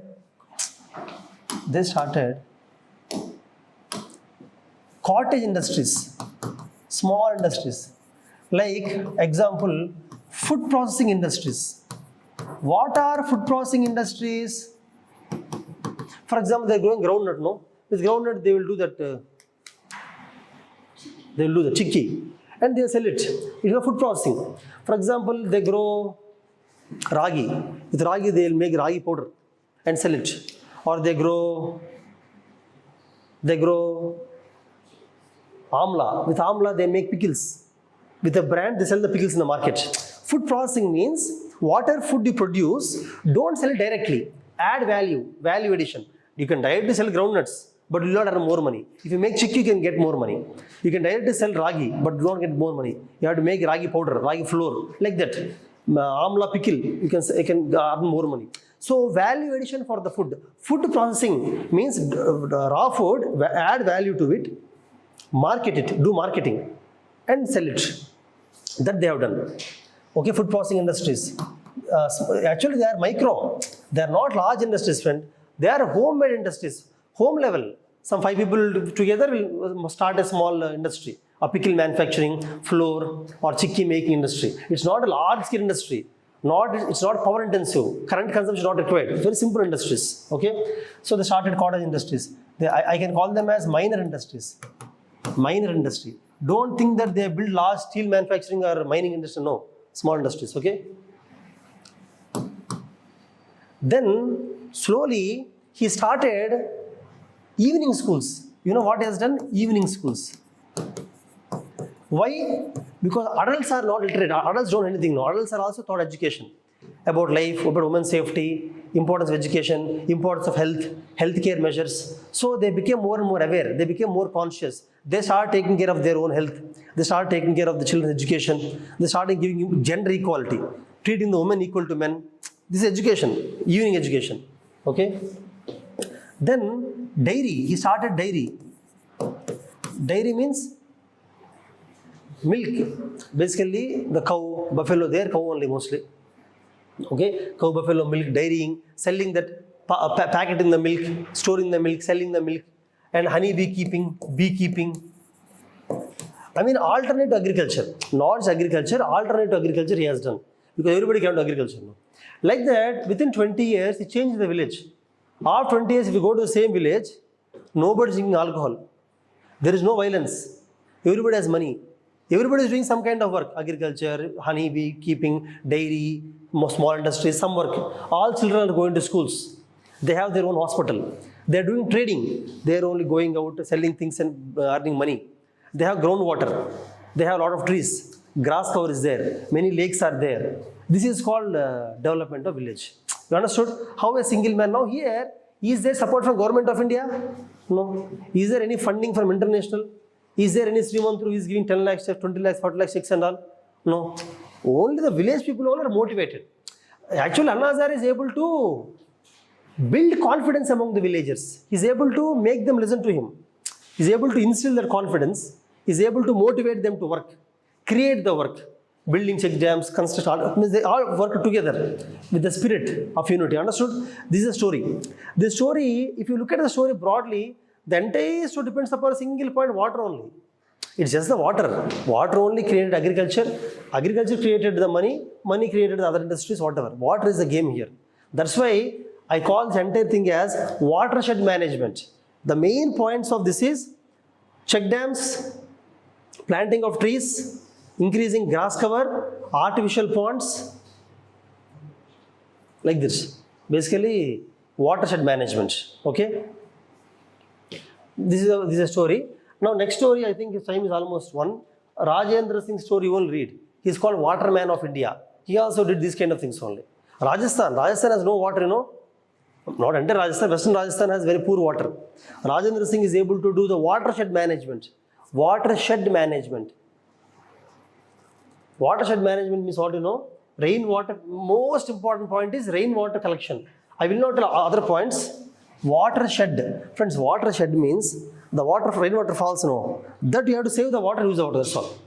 So, even in Hyderabad also, there is a rainwater collection pits. Rainwater harvesting, you know. Rainwater harvesting tanks, pits will be there. Okay. Basically, friends, in Gujarat, traditionally from last hundreds of years, they use jalaras. They are rainwater harvesting. Remember, right? This is very important. Friends, rainwater harvesting is a very important method to control the drought. To prevent the drought, you should go for rainwater harvesting. Harvesting means collecting the rainwater. In Gujarat, traditionally they use jalaras. Jalaras are like artificial structures where they collect the rainwater.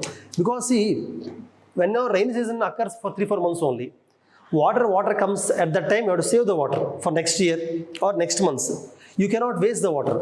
That kind of collecting the water during rainy season is called as rainwater harvesting. In Rajasthan, traditionally hundreds of years they use bawolis. Bawolis means below in their house only, below ground floor, they consider bawolis. They collect all the rainwater, store it there, rainwater. They use it when if next year water may not be there, they use it. Bawolis, jalaras, these are called traditional rainwater harvesting methods.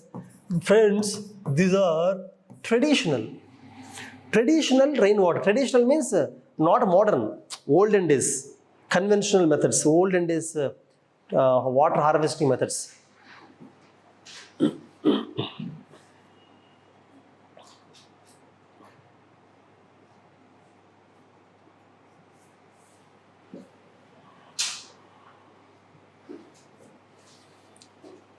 Now, see, now let us come to the topic.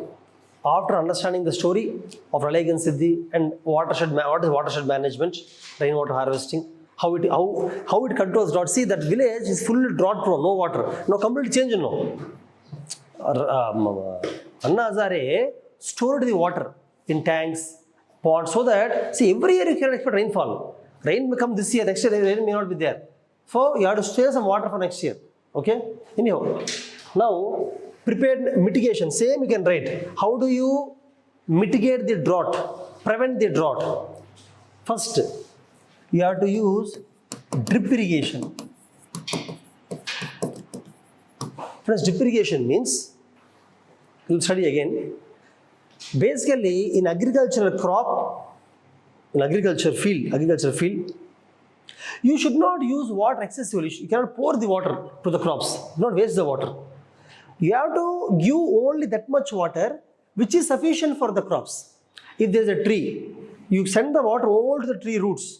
Don't pour the water like this. That is called drip irrigation. Drip means if there is a tree, you send the water using a small pipe. Only water goes to the root, that's all. Don't pour the water, because if you pour the water like this, because of sunlight, all water will evaporate, waste. So send the water. Similarly, sprinkler irrigation, sprinkler. For a sprinkler means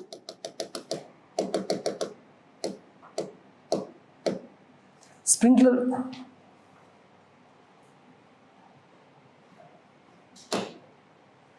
means what do you know? If there are crops like this, okay?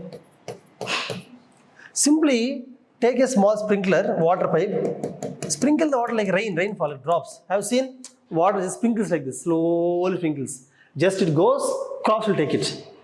That is called sprinkler. These two are called as micro irrigation. These two are called micro. Drip irrigation, sprinkler, many other varieties are there, but these two are famous. We study about these two mostly. Drip and sprinkler are the types of micro. Micro irrigation is what? You use very less water, only sufficient for the agriculture. Don't waste the water. Generally in India we use flood irrigation. Flood means you pour the water. Canal water is there, no? You pour into your field, you leave it like that. Some water crops will take, some water will evaporate, some will be wasted. It will even wash the fertilizers also. That water will go to nearby lake, carrying all fertilizers, pesticide. It will pollute the lake also. That's what we do in India mostly. So you have to go for micro irrigation. You have to conserve the water. What do you have to do? Friends, many people do not know the importance of water. In future, third world war, they say, will be because of water. Not for petrol or water only. Because human beings are exploiting the water, using too much of water. We are not conserving the water. For while even at the home level also, when you're brushing, we use the water like that. We don't bother. Farmers also will use the water just like that. They don't bother. Water we are using, wasting like anything. So conservation of water, particularly in the drought-prone areas. If you want to avoid the drought, mitigate the drought, conserve the water. Drip irrigation. Okay. Number 2, increase groundwater.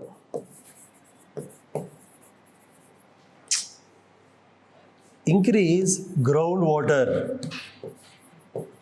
How do you increase groundwater? Many ways. For example, artificial ponds, artificial ponds, increasing the grass cover by afforestation. Afforestation means planting of trees. Afforestation by check dams. By water harvesting structures. It can be tank, canal, anything. Water harvesting structures. Increasing grass cover, tree cover, artificial ponds, check dams, water harvest. Do all these things to increase the groundwater. You know, increase groundwater, what do you call it as? It's called as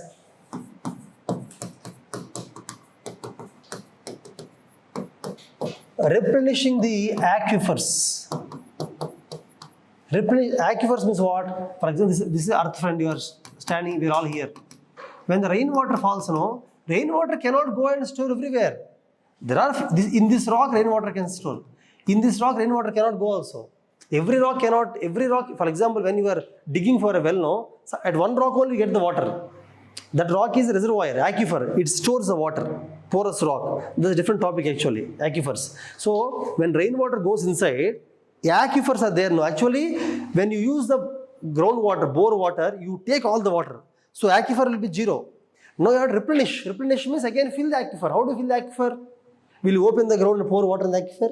No. When there is rainfall, you have to allow the rainwater to go inside. It should not go away. Stop it there by trees, check dams, ponds, whatever. Stop it there. So it will slowly it will percolate. Slowly it will go and replenish the aquifers. Okay.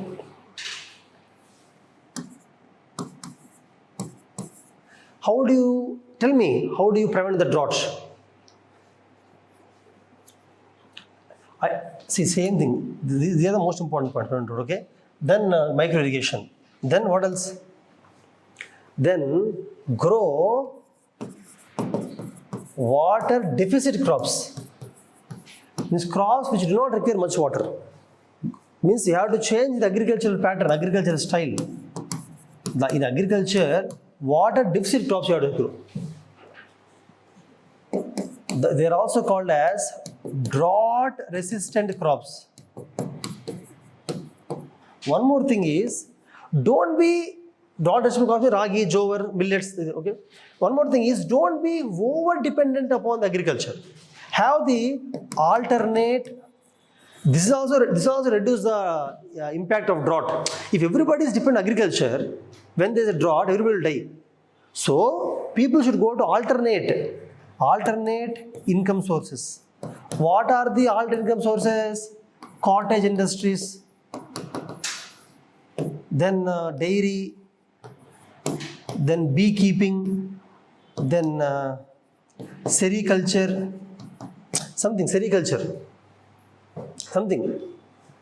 making of silk, making of cotton, making of something.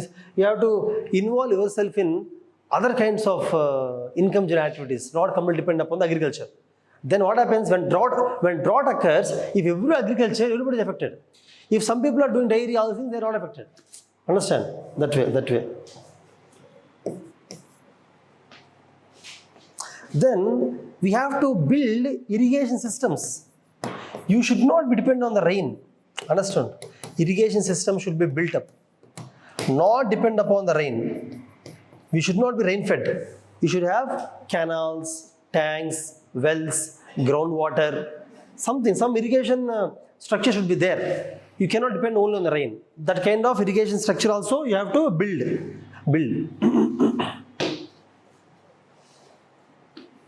Friends, I don't know, I have to still tell floods and cyclone. Floods and cyclone is big actually, time is 2. Today you don't have class, no? Okay. So that's all. These are enough. These are the mitigation measures or prevention measures of the drought. I think all of you understood what is the meaning of drought. Causes of drought, I told you, causes. Why drought occurs? Because of less rainfall, erratic rainfall, or overuse of water. Using water incentive crops, not conserving the water. Wrong irrigation practices. Reasons for drought I told. One is Wrong irrigation practice. Wrong irrigation practice means what? Overuse of water. I also told you about using water intensive crops also causes droughts. Causes. What are the causes for drought? Causes. Using water intensive crops, using more water, wrong irrigation practices. Then deforestation. Deforestation means removing all the trees. Then open grazing. Open grazing means removing all the grass. Open grazing. Understand? Then surface runoff. All the water running off, not stopping anywhere. Surface runoff. Understand? Then over exploitation of water for construction. Over exploitation of water for construction. I am just telling you different reasons for the drought. There are many reasons for the drought. Some of the reasons are like this. Okay? These are human reasons, friends. Here I am writing anthropological reasons. You have to write heading anthropological causes. You should write like that. These are the anthropological. We are doing it. Open grazing, deforestation, using water intensive crops, wrong irrigation practice, allowing the water run away, over exploitation of groundwater. Anthropological reasons. We are doing it. But there are natural reasons for drought also. Naturally, why drought occurs? Erratic rainfall. Rainfall only, that's all. Erratic rainfall. No river or no lakes or no reservoirs, or less rainfall, less monsoon rainfall. These are these are natural reasons. For drought, natural reasons are there. Man-made are more in India at least. Depending on the rain-fed agriculture also reason. Rain-fed agriculture. Over dependency on the rain. You should not depend so much on the rainwater. Okay? Surface runoff means, I mean to say, not conserving water. You are not conserving rainwater. Rainwater, not conserving it. You are allowing it to surface runoff, allowing it to, get wasted. Allowing it to get wasted. Surface runoff. That is the meaning. Not conserving rainwater is also a reason. You should learn to conserve rainwater.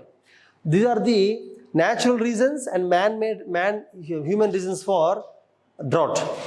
So you know causes for drought, reasons for drought, what is drought, how to prevent the drought, how to mitigate.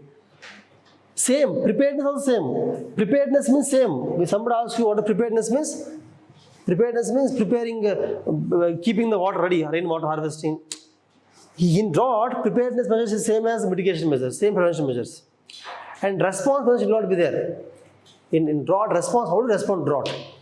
Okay, how to respond? Tell me. There is no rain, no water, no food. Response is bring the food from outside, taking the government help, government support to get the food from outside. That's all you can do. There is nothing like rescue, searching, evacuation, rehabilitation will not be there in drought. Okay? This is different. Drought is a different kind of disaster. I told in the beginning only. It comes very slowly. Slow onset disaster. Response will not be there mostly. Prevention, mitigation, preparedness are same. Same. See, you should understand everything in a broad way. You should not by heart like what are the prevention measures, preparedness. You shouldn't by heart like that. Look at the disaster in a broad fashion. So every disaster is not same. There is some uniqueness. Drought is unique. Okay? Today your homework is you have to go back and read about the Rajendra Singh. You should also read about the Magsaysay Award. There is something called Raman Magsaysay Award. Read about that. What is Raman Magsaysay Award? Magsaysay. Read who got this award. In India, who got the Raman Magsaysay Award. Read about that. It's important. You have to mention these kind of things in the mains also when writing about great personalities. Okay? Today, I will discuss about cyclone, floods, tsunami.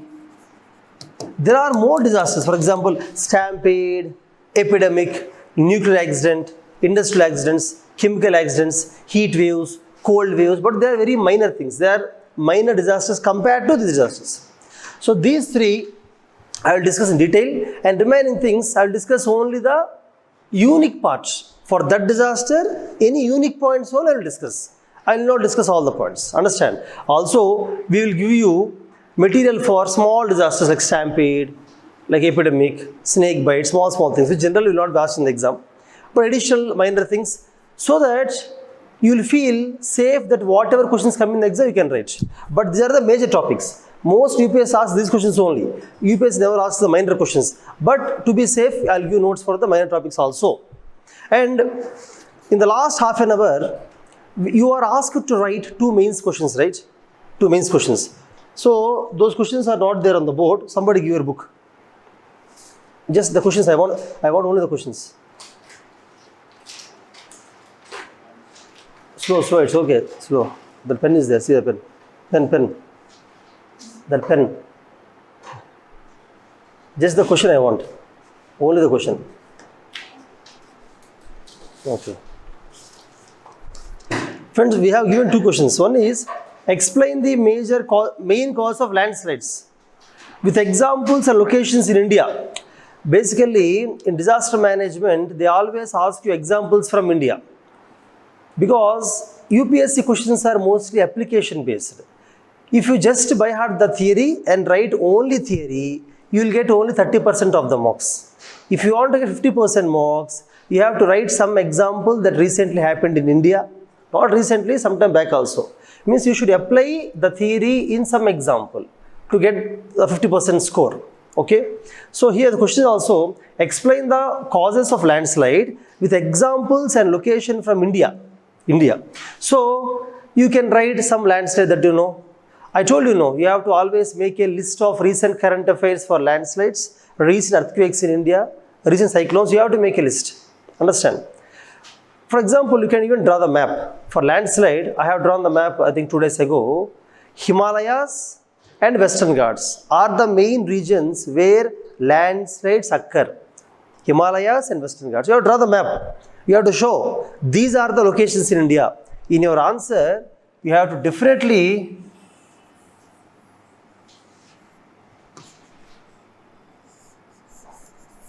draw the map and you have to show that these are the places of the landslides, locations.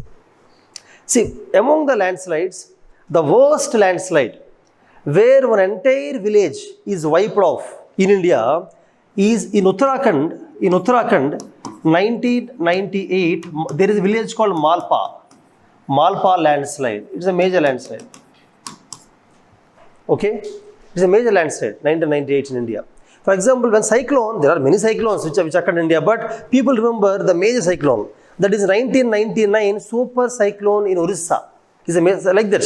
Earthquake is there. Bhuj earthquake, Latur earthquake. So you have to remember the most important disasters events where the worst events where there is large scale death toll. Remember those things, okay?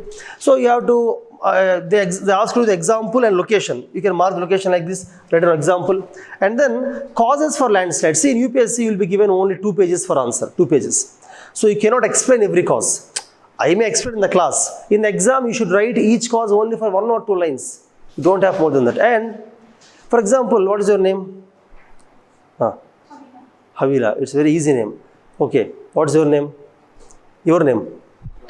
Raghu. See, for example, Havila knows only 3 causes. She knows only 3 causes of landslide. Which causes do you know? You really know 3 only? You know more? Tell me 3 causes. Anthropological is a broad thing. Specific causes. For example, deforestation is a cause. Deforestation of the slope is a cause. Then okay, construction of structures or roads, 1 cause. Then underground pipeline also comes under construction only. Construction of houses, roads, underground pipelines, all constructions. Okay, then okay, you know 2 points. What? Crazy. Terrace farming. Terrace farming is a solution. Terrace farming is not a cause. Terrace farming is the best form of agriculture to stop the landslides. Okay? Unplanned agriculture you can tell. Or you can tell heavy rainfall. The main is heavy rainfall. Okay? Okay, heavy rainfall. Okay, she knows only, no, I'm telling you, she knows only 3 causes. Whereas Raghu, you both are writing the same mains exam. Mains exam question is same for both. You know more reasons. You tell more reasons for the landslide. What? Geological causes, okay. Geological causes means strength of the rock, or you can say weakness of rock. Geological means weakness of rock, or fissures or cracks in the rock, or morphological reasons like high slope, or tectonic reasons like volcano causes landslides, earthquake also causes landslides, tectonic reasons, and then floods. It can be, cloud burst, flash floods, okay. Then I told many reasons, no landslides. Okay, whatever, some reasons. Now see, now Havila knows only 3 reasons. What she will do? These 3 reasons only, because 2 pages are there now. In mains we have 2 pages. So Havila will explain each of the reason for 5 lines. For example, deforestation, she will write 5 lines. Deforestation is cutting of vegetation or trees on the slopes, because of which the soil becomes weaker along the slope, holding capacity reduces. Hence there is free movement of the earth or debris or rocks along the slope, which cause, like this she will explain. This also will explain construction. Construction of housing will lead to foundation cutting of slope. Because of slope becomes unstable. Construction of underground pipelines will lead to leakage of water, which will saturate the... I told many points now. She will write like that. Whereas Raghu, he knows 7 points. He knows 7 points now. So he will write only 2 lines only. Because space is same, 2 pages only now. How he will write Raghu? He will say, weak rocks make the slope fail, cause landslides. Over. Example, if you know example, you can write silt stone or shale. Shale is a weak rock, okay. I told yesterday, no, shale is weak, okay. Fissure, he will say, fissures or cracks in the rock makes the debris fall easily. 1 line only. A high slope gradient with heavy head and less toe makes the slope fail. 1 line. Means volcano. For example, he will say volcano and earthquakes and other tectonic events will cause vibration that leads to landslide. Like that, you see, when you know more points, you can write only 1 line now. You cannot explain because place is same, space is same. So who will get more marks? Tell me, who will get more marks in mains? Who will get? Raghu will only get. Raghu will get. Generally in mains, they don't see explanation. Explanation they don't see. Nobody has time. If you really want to explain, I can explain 1 point 100 pages also. Only the fissures of rock I can explain for 30-40 pages. I can explain different type of stones, fissures, cracks, longitudinal fissure, underground. I can add many points. They don't bother. UPSC mains examination, evaluator will only see how many points you know. Okay, but 1 line you should write. You cannot write 1 word, fissures, earthquake. Like this you should not write 1 line. So always remember, UPSC, even if you learn a lot of things, you will not have time to explain. So while preparing for the exam only, any concept, you should understand only the basic. 1 example, stop it there. Don't go into the depth. Don't drag it. Don't learn a lot of things about single point. Don't do that. The preparation style should be like that. Understand everything, remember 1 or 2 lines, that's all. Any student who is remembering more lines, you are wasting your time. You have to prepare for 10 years for UPSC if you learn all the lines, okay? So, that's why we gave you mains question today. I think most of you might written the answer. After the class, show it to either Venkatesh sir or Ram Mathur or me, will evaluate, okay? Then, 1 diagram should be there, example should be there, 5-6 points should be there. Then, mention NDMA guidelines for mitigation. See, NDMA is a National Disaster Management Authority, NDMA. It gives guidelines for every disaster, flood, earth, everything. But, you don't need to by heart that. Whatever guidelines I am telling you, same guidelines will be there. NDMA has hundreds of guidelines. Whatever you write will be there NDMA. You don't need to by heart only NDMA guidelines and you should not write. Any measure will be there in NDMA. Any measure. That kind of broad, you should have mindset. In UPSC mains also, students who have general common sense, general points will get more marks. If you specifically by heart from 1 report and write 1-2 points, you will get less marks. Understand? Okay. So, see, you should be careful. The question is, mention NDMA guidelines for mitigation, prevention, preparedness. That's all. In landslide, mitigation, prevention, preparedness. That's all. They did not ask you for rehabilitation, development. They did not ask you. So, you should not write. I'm telling this because some over-enthusiastic students who are over-enthusiastic, they want to write everything they know. About landslide, everything they want to write. They want to get more marks, but they'll get less marks. You write what is asked, not what you know. You may know many things about landslide. You should not have in UPSC. Whereas in degree exams, intermediate exams, you get everything. You get more and more marks. Here, if you write unnecessary things which are not asked, they'll get vexed up. They'll give less marks. Understand? That is very important for mains. They ask, and one more thing. I'll tell you, smart students what they will do. Question is, guidelines for mitigation, prevention, preparedness. They'll combine all three. Mitigation, prevention and preparedness. Single underline, all points they'll write. Those who are not smart want to separate preparedness, 3 points, mitigation. That is difficult here. Here it's very difficult to write what are mitigation, prevention, difficult to write. Difficult to divide the points. Some questions easy to divide. When you can divide, you divide. When you cannot divide, what should do? Single heading, write all points. So essentially, I am just telling you some techniques of getting more marks in the questions we give. Actual information already I gave yesterday only. Understood? Next question also you can write similarly. This is about the, I hope all of you wrote the answers, right? Friends, whenever we give you mains question in the class, in those 10 minutes, you write answers. Some students will keep it for the homework and they'll read something in the class. Don't do that. Once you write something, and then if I explain the answer, you learn more. Without writing, directly if you listen to me, you cannot remember. That is the basic idea of mains. Mains, you have to first write and then listen. Okay? Okay. Now, as it is over, today we will continue with, before explaining cyclone, flood and tsunami, I want to explain. Before that, today I want to explain disaster management framework, internationally and in India, how government is managing disasters. Okay, now friends, today I want to discuss the disaster management framework in India from the British time. How disaster management evolved.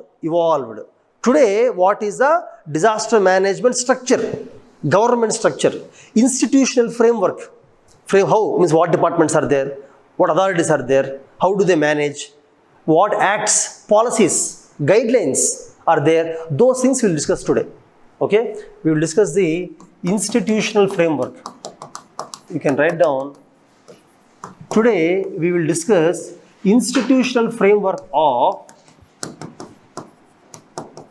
disaster management. Okay. I will tell you quickly how it evolved. Friends, when British was ruling India, when British government was ruling India, at that time, we used to follow reactive measures. You can write down British India followed reactive measures for disaster management. Full stop. They provided only relief. Relief means, in the bracket you can, relief means what? First aid, food, rescue, search and rescue, evacuation, food and drinking water, first aid and medicines. That's all.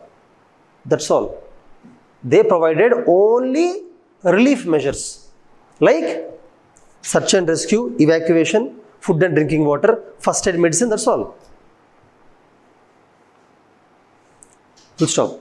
They never focused on rehabilitation, reconstruction, mitigation. They never focused on rehabilitation, reconstruction, mitigation, preparedness, like capacity building, etc. Like capacity building of people, etc. Full stop. They never focused on institutional framework. They never focused on institutional framework.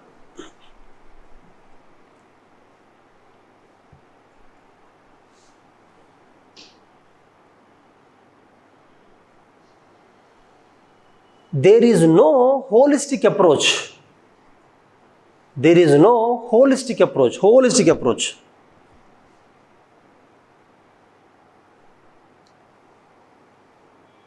They never considered all the stakeholders. They never considered all the stakeholders. All the stakeholders. Like central government, state, all the stakeholders like central government, provincial, and in those days states were not there. They are provinces only, provinces in those days. Now states are there, no? So they never considered all stakeholders like central government, provincial government, local people, vulnerable people, etc.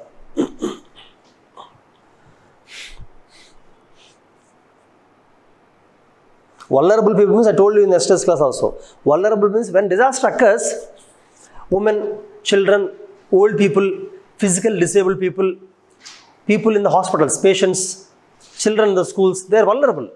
Means they are more affected because they cannot run away easily. Vulnerable. So these are all stakeholders.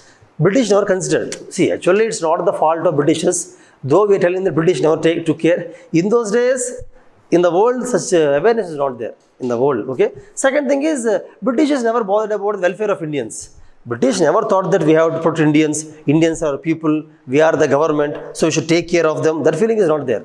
Britishers are like, India is a colony. Let us exploit whatever possible. Take from Indians. That is the mentality they have.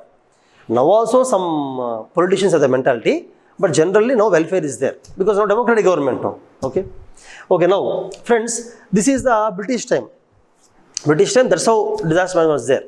You understood? In those days, disaster management means when disaster occurs, they'll go there, give some food, first aid, some search and leave it and come over. That's all. That is called disaster management. Nothing else. But even after India got independence, we followed almost the same, but we have somebody called as relief commissioner, that's all. After independence, you can write after independence,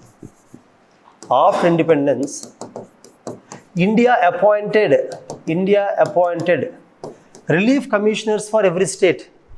India appointed relief commissioners for every state.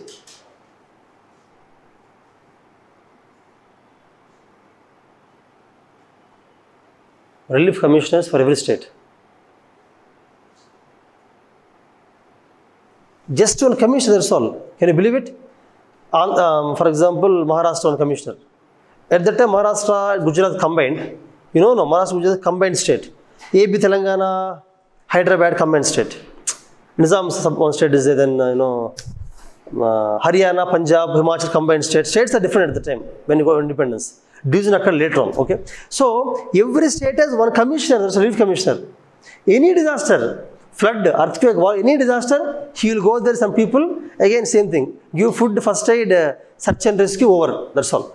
So after independence also, India just appointed relief commission every state. And we continued the same, we can write down, we continued the same reactive approach. Reactive. Full stop. But, write down, but gradually India developed proactive approach. But gradually India developed proactive approach. By creating institutions and hierarchy. By creating institutions and hierarchy.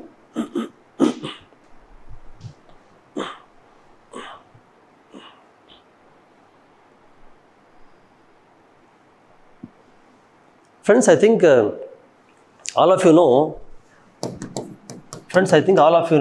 the meaning of proactive.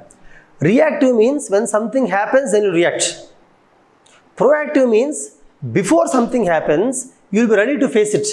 You will create institutions, departments, train the people, be ready. If something happens, you are ready to face it. Proactive. You know proactive, reactive, right? Reactive, proactive. Previously we are reactive, means we acted after disaster. Now proactive, before disaster also you are ready. You know the biggest change that happened 1990s. In 1990s, United Nations, I think all of you know United Nations, right? You will learn more about United Nations for the new batch. You will learn more about United Nations in the classes. International relations happening, no? By Nikhil sir. He'll explain UN also. What is UN? What is UN generation? Okay. Anyhow, United Nations is a representative of all the countries of the world. All the countries of the world together, United Nations. Okay. It's a democratic body only, or most democratic body. May not be 100%, mostly. United Nations General Assembly declared 1990s, the 10 years, as the international decade for natural disaster risk reduction. Means the 10 years they focused on how to reduce the risk of natural disasters. Natural disasters means I told yesterday, no, man-made disasters, human disasters, natural disasters. They focused on the natural disasters, okay, like natural floods, not man-made floods, natural floods, natural drought, not man-made drought, earthquake, volcano, tsunami, these kind of things. For such disasters, how to reduce the risk? The 10 years decade, the decade is focused only on reduction of the risk of disasters. Okay. During the time, all countries in the world started forming disaster management organizations, institutions in their countries. Every country started focusing. Till that time, no country has a focus. From then started focusing. For example, Government of India, what they have done, you know, Government of, you can write down that 1990s was declared by United Nations General Assembly as International Decade of Natural Disaster Risk Reduction.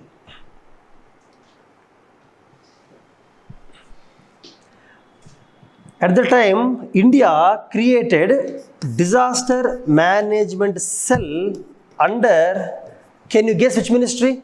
Anybody? Which ministry? Ministry of Home Affairs is now. Now it is correct. But at the time, initially, under Agriculture Ministry, the disaster management cell under the Ministry of Agriculture. You know why agriculture?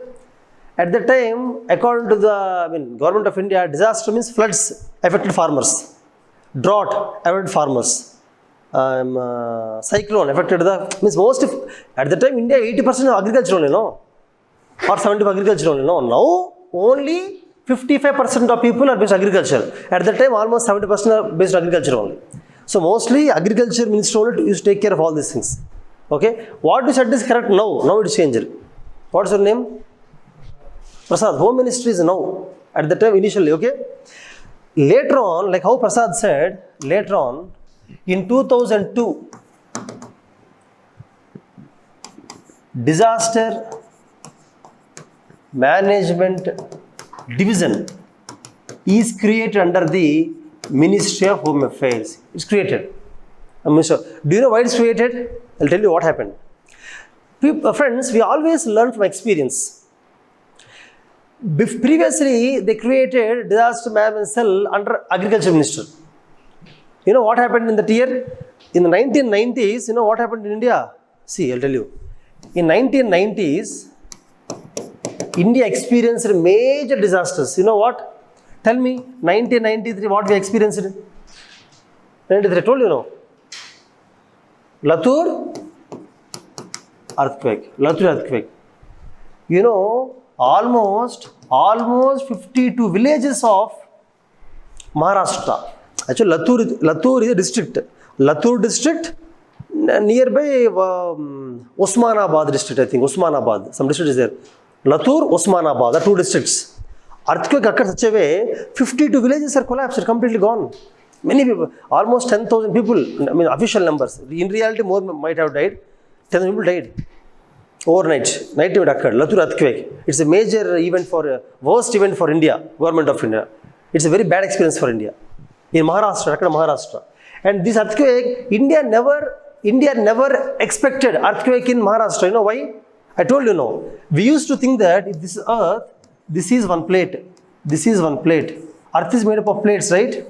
We always used to think that earthquake will occur between the plates.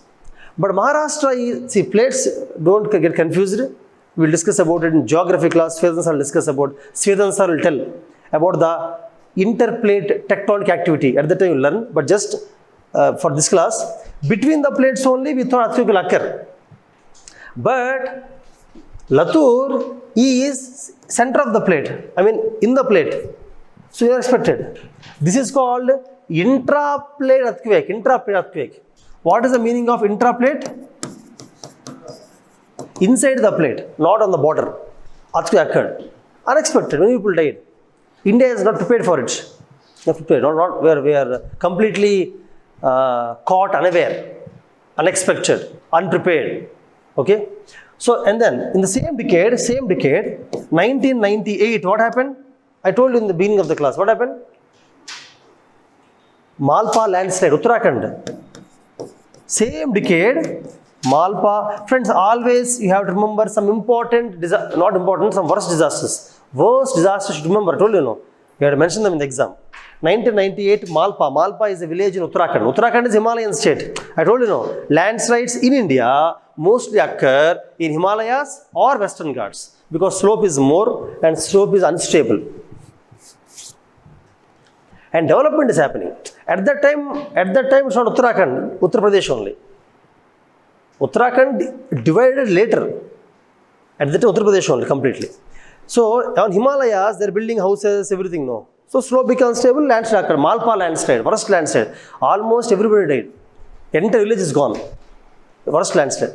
Similarly, in the same decade, 1990s only, one more thing. I told you, 1999, what happened? Orissa, super cyclone. Friends, it is the worst cyclone in India. There are many cyclones that happened in India, but the name is super cyclone, Orissa. It is the worst cyclone. Several people died. It's the biggest and the most, or the worst cyclone that ever occurred in India. See, Hudur cyclone of Visakhapatnam is also a big cyclone. Hudur cyclone, Visakhapatnam. But nobody died. Nobody died. One person might have died, I don't know, but nobody died. Cyclone is very big. But we are prepared, ready. Structures are strong. Before cyclone only, we predicted cyclone. Predicted means early warning. Forecast, forecast. Cyclone is coming. It is coming from northeast to west. They tell like that, no. So they are ready. They are evacuated. Super cyclone, we are unprepared. Many people died. So 1990s, just in the same decade, see, 93, 99. So in that decade, India got worst experiences. That's why we understood that disaster is not just for farmers, not only for agriculture. We have to be more prepared. That's why, based on, you can write down, based on these three experiences only, you can write down the year and the name of the disaster. Based on these three experiences only, in 2002, India created Disaster Management Division under Ministry of Home Affairs.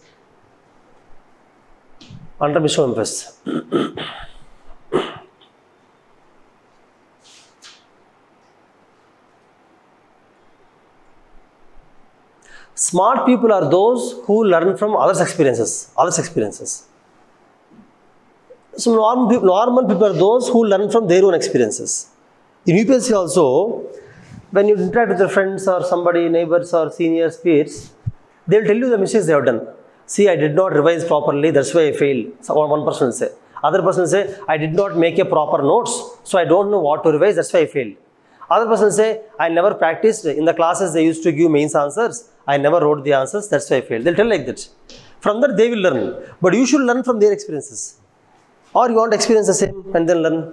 Anybody in the class who want to experience and then learn? Not required. Learn from our experiences, okay? Anyhow, so friends, India learned from its experiences. In 2002, we created Ministry of Home Affairs. Now what I'm going to tell is the biggest thing, and this is the most important for UPSC mains. The evaluation is just for your understanding.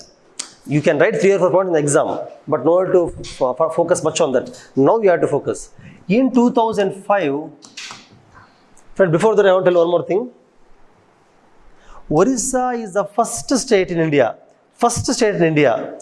to create State Disaster Management Authority, SDMA. State Disaster Management Authority. Orissa is the first state to create. Why? Because of the worst experience of super cyclone.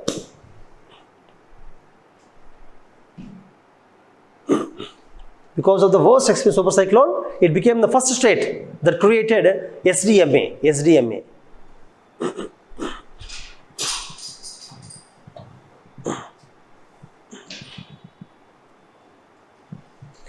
Friends, now listen carefully.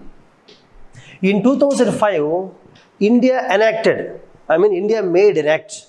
That act is National Disaster Management Act. National Disaster Friend, never write like this in exam. In UPSC Mains exam, never write the shortcuts. Government means GOVT, management means MGMT. Don't write like that. Write completely only. Okay? Evaluate sometimes feel bad. If they feel bad, they'll reduce the marks. It's subject to exam, no? Depends upon their subjectiveness. Okay.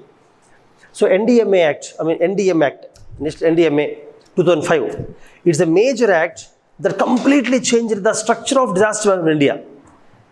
Let us discuss NDMA 2005, that act.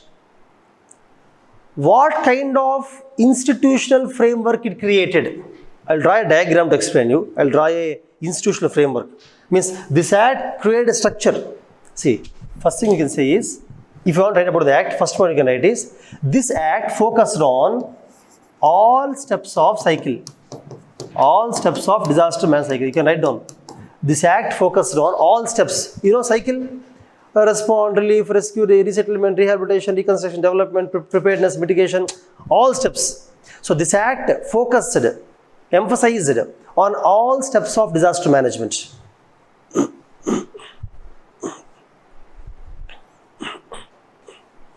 On all steps of disaster management.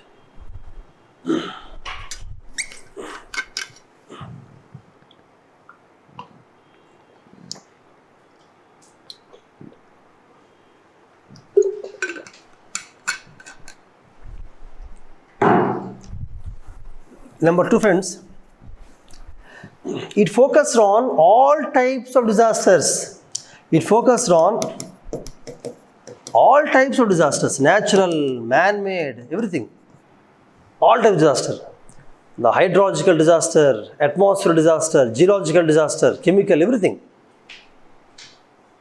NDMA.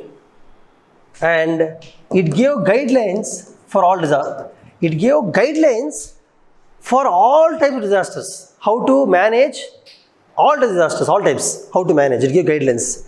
These guidelines only I am telling. In the last 3 classes, what I told about earthquake, landslide, are these guidelines only. Okay? It gave guidelines for all types of disaster management. Then friends, it created an institutional framework. Like below. Below means, now I will draw a diagram and show you. Now I will draw a diagram. It created an institutional framework and hierarchy like below. Institutional framework and hierarchy like below. I'll show you the hierarchy and institutional framework in the same diagram. I'll show. The diagram is enough. Okay. See, one thing is, friends, this is created by the NDMA. NDMA, National Disaster Management Act, has created this structure. Okay. At central level, you have National Disaster Management Authority. Central highest body. In the entire diagram, highest body is this one only. Okay. First you draw the diagram, then you can write NDMA, National Disaster Management Authority. It is, who is the president of that? Who is the chairman of NDMA? Chairman. Who chairman? Very good. Prime Minister of India. Prime Minister of India is the chairman of that body. He conducts the NDMA regularly. Okay. Conducts the meetings of NDMA. He conducts the meetings of NDMA regularly. At the same central level, we have National Executive Committee. Same level. National Executive Committee. Can anyone tell me who is chairman of that? Home Secretary. Central Home Secretary, not state. Central Home Secretary. Central Home Secretary. Because why Home Secretary? No? Why Home Secretary? Home Secretary has the power over all the police, all the paramilitary, all the fire safety, all the home guard, all the forces are under the Home Ministry only, except the defense forces are under the Defense Minister, leave Army, Navy and Air Force, all other things, BSF, CAPF, Sasimabal, Coast Guard, Home Guard, paramilitary, everybody under the control of whom? Home Minister only, under Home Secretary. Okay, it is executive committee, nation executive committee. That's why they kept Home Secretary as the head. This is central government level. Same structure is there at state government. State government, what is the main body? State Disaster Management Authority. Who is the chairman? Chief Minister. And what is the executive body? Executive. This is a policy making. They'll make policies, but somebody has to execute the policies now. One policy is made by minister. Who will execute it? IAS officers only. Home Secretary. Here, State Executive Committee. Who is the chairman? Home Secretary only. Home Secretary of Telangana. Home Secretary of Andhra Pradesh. Orissa, like that. Home Secretary is IAS officer who is under the Home Minister. General IAS officer kept. IPS can also be kept actually, but generally they keep IAS officer only. Okay. In future, things may change.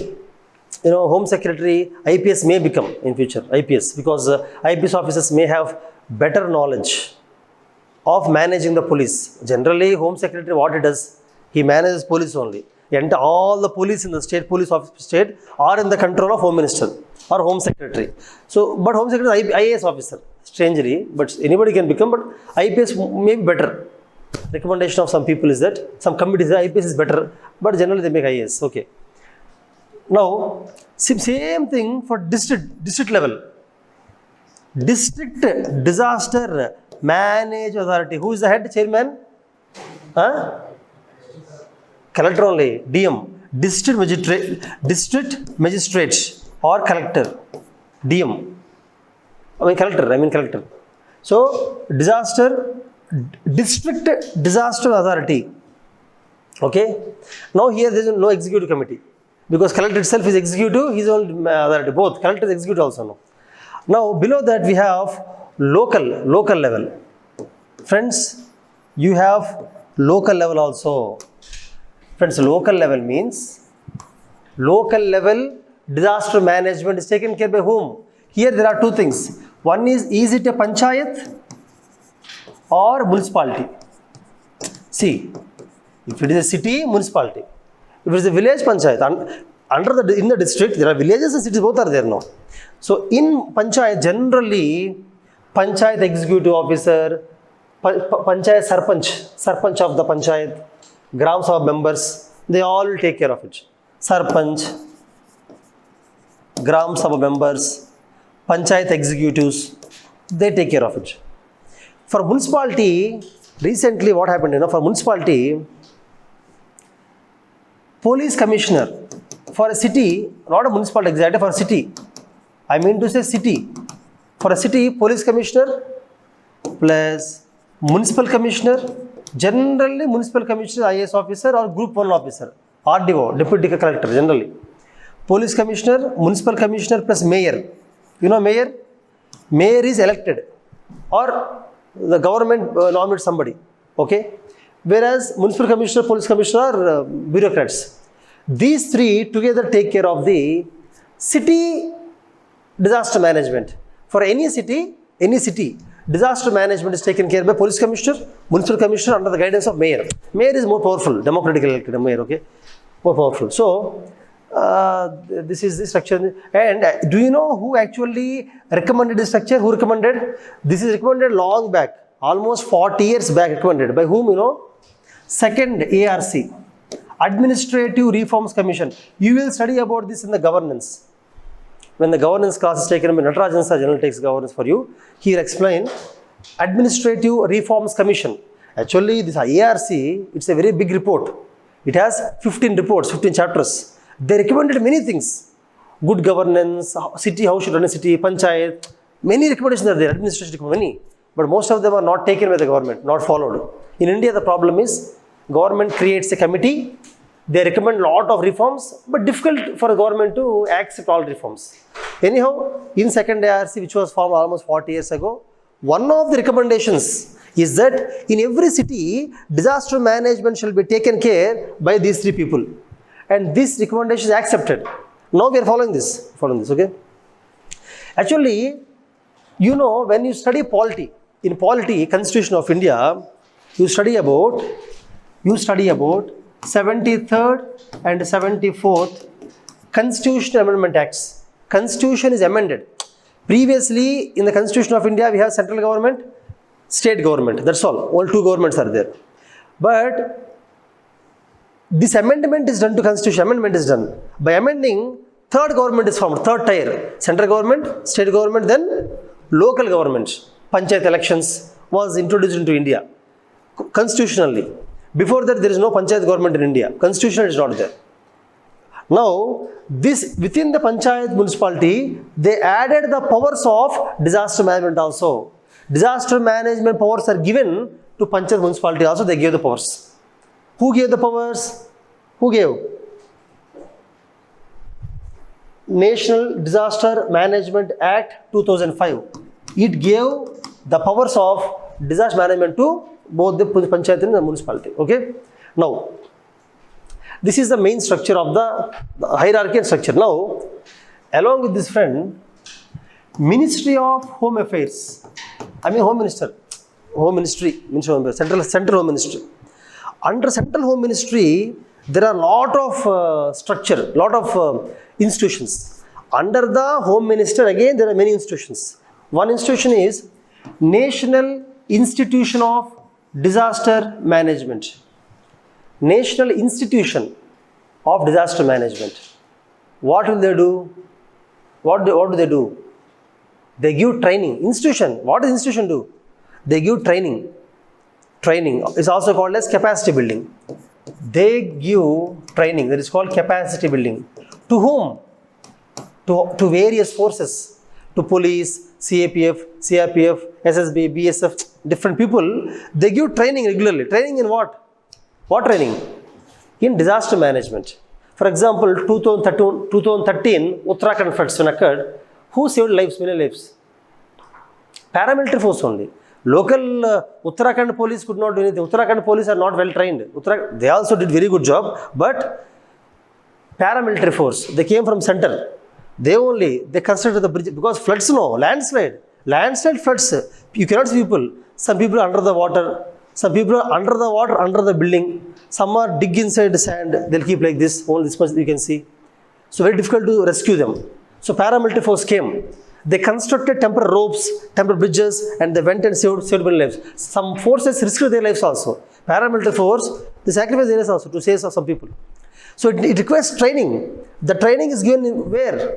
National Institution of Disaster Management. Who is the president of this body? Of institution, president? Who? Head of the institution? Who? Home Minister only. I'm telling you, Home Minister of Home Affairs. Home Minister is the, but these questions will not be asked generally, but you can write down. Home Minister is the head of National Institutions of Disaster Management, which involves in capacity building and training of various forces. They are trained in various disasters. If there is a nuclear accident, then they have to go by wearing some masks very carefully. Some trust will be there. In case of nuclear accidents, chemical accident, Bhopal gas tragedy occurred, chemical accident, or Shivakasi fire accident happened. In such cases, they have to wear separate apparel. Apparel means clothes will be there, mask. They should be trained in all those things. The training is given by institution. Okay. Then, friends, there is a separate force called as National Disaster Response Force. Who is head of the force? Home Ministry only. National Disaster Response. National Disaster Response Force. So, this is just like Army, Navy, this is also a force. How will they create the force? By taking some people from Army, some from Navy, some from BSF, some from CAPF, some from, black commandos who are trained very well. For example, when Taj attack, Mumbai Taj attack, who went? Who saved lives of people? Black commandos only. Do you think Maharashtra police went and saved life? Bombay police went and said, no. Black commanders came. Black commanders are ready to risk their life also. They are trained to sacrifice their life also. They are ready to jump into situation, they will go and they save. At the time, one of the commander died. A movie also came now. Major movies about the commander. Anyhow, see. So, similarly, National Disaster Response Force is made up of all these people. Then friends, National Disaster Response Fund. This is force, this is fund. Means separate money is allocated. Government of India will keep in the budget, they will allocate some money. After disaster, you cannot bring the money, difficult. You have to keep some money aside. Every year some disaster may occur, no? Flood, cyclone, something. So some fund will be there. That fund is used immediately. But such fund will be there for state also. State Disaster Response Fund and District Disaster, under the collector also. Collector, there is some fund for district relief. District Disaster Response Fund will be there. Okay? Will be there. Then friends, you might have heard about Home Guard. You know Home Guard? Home Guard is not for disaster response. Home Guard generally are paramilitary force. They work everywhere. Similarly, all types of paramilitary forces. Also, fire officers, fire staff. These people specifically come whenever disaster occurs. Whenever disaster occurs, they come for disaster management. Okay? And you might have heard about National Social Service, National NCC, National Cadet Corps, Nehru Yuva Kendras, NYK. You heard of that? Nehru Yuva Kendras, National NCC, trained no NCC. NCC also, they will be trained in disaster management to some extent. National Social Service, and you know, there is something called civil defense. Civilians, you, all of you, can go to Nagpur, I think Nagpur is there in Pune or Nagpur. Civil Defense College. Civilians, you can go and get trained in disaster management or other things. Civil defense. You will be trained. Tomorrow there is a war. Army is not sufficient. We have to go now. You know the rule? When army is not sufficient, people have to go. Youth have to go to fight generally. So it's civil defense. So national civil defense. National civil defense. Or territorial army. You read about this. They are very interesting topics. Territorial army. So these are the various forces. Civilians, normal public will participate in these things. They also get trained in the disaster management. Okay. Then friends, this is all government policy, all this level. Now executive level, there is cabinet committee. There is cabinet committee on disaster management, coordination. You know what is cabinet committee? What is cabinet secretary? Who is cabinet secretary? Who is cabinet secretary? The highest officer in India. For example, Prime Minister is the highest politician, is the highest democratically elected political leader in India. Prime Minister. Similarly, cabinet secretary is general IAS officer. General IAS officer becomes that. Senior IAS officers. Senior most IAS officer in India becomes cabinet secretary. Last level. If you become IAS officer at the age of 22 or max at 23, only then you will become cabinet secretary. 24 you cannot become. Senior most officer now. Okay. For example, while conducting mock interviews in your institution, to conduct mock interviews, I always bring one officer called K.N. Kumar. He is an IAS officer. He is a 1987 batch officer. 1987 batch IAS officer. Right now in India, if you take the top 5 officers of India, seniority wise, he is the senior most officer.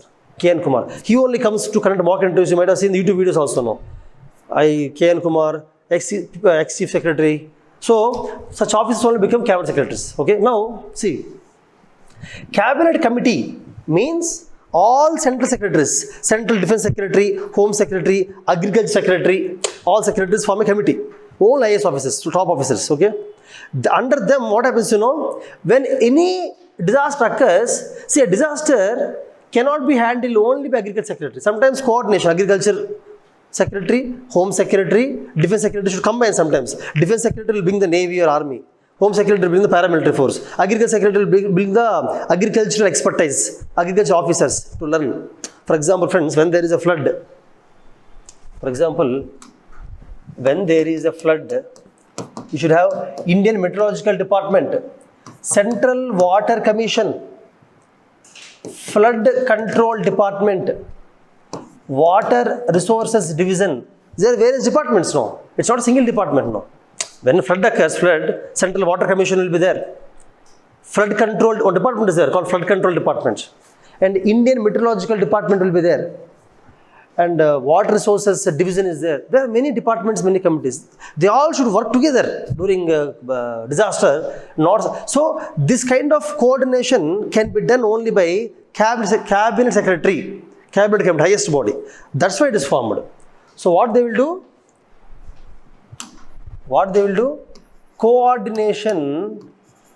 Coordination between various departments, committees, organizations, everything they will do. For that it is formed, cabinet committee. It's the most powerful body after NDMA. NDMA is the most powerful body, of course. After that, biggest, most powerful body is cabinet committee. Actually, the real work is done by these people only. Real work, coordination, different departments, different bodies, bringing them together, taking expertise, all these things. Friends, along with this,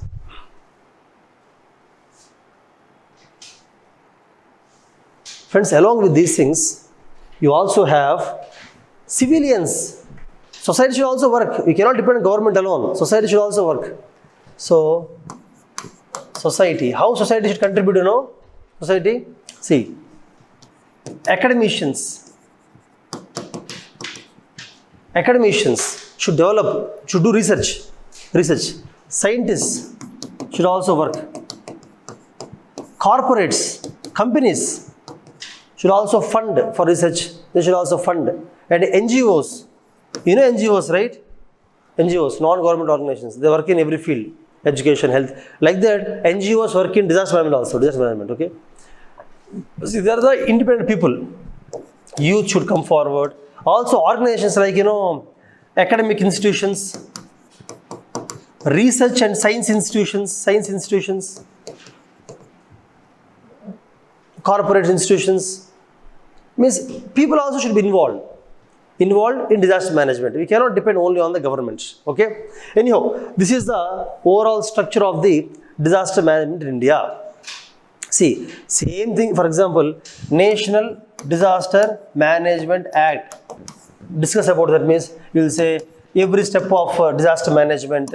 Then hierarchy, institutional framework. Then you will talk about National Disaster Management Authority under Prime Minister, then State Disaster under Chief Minister, Collector. National Executive Committee will form the guidelines under the Home Secretary, and there is a National Institution of Disaster Management in Nagpur under the Home Ministry, and there is National Executive Committee. You will write that. Basically, same diagram will explain. That's all.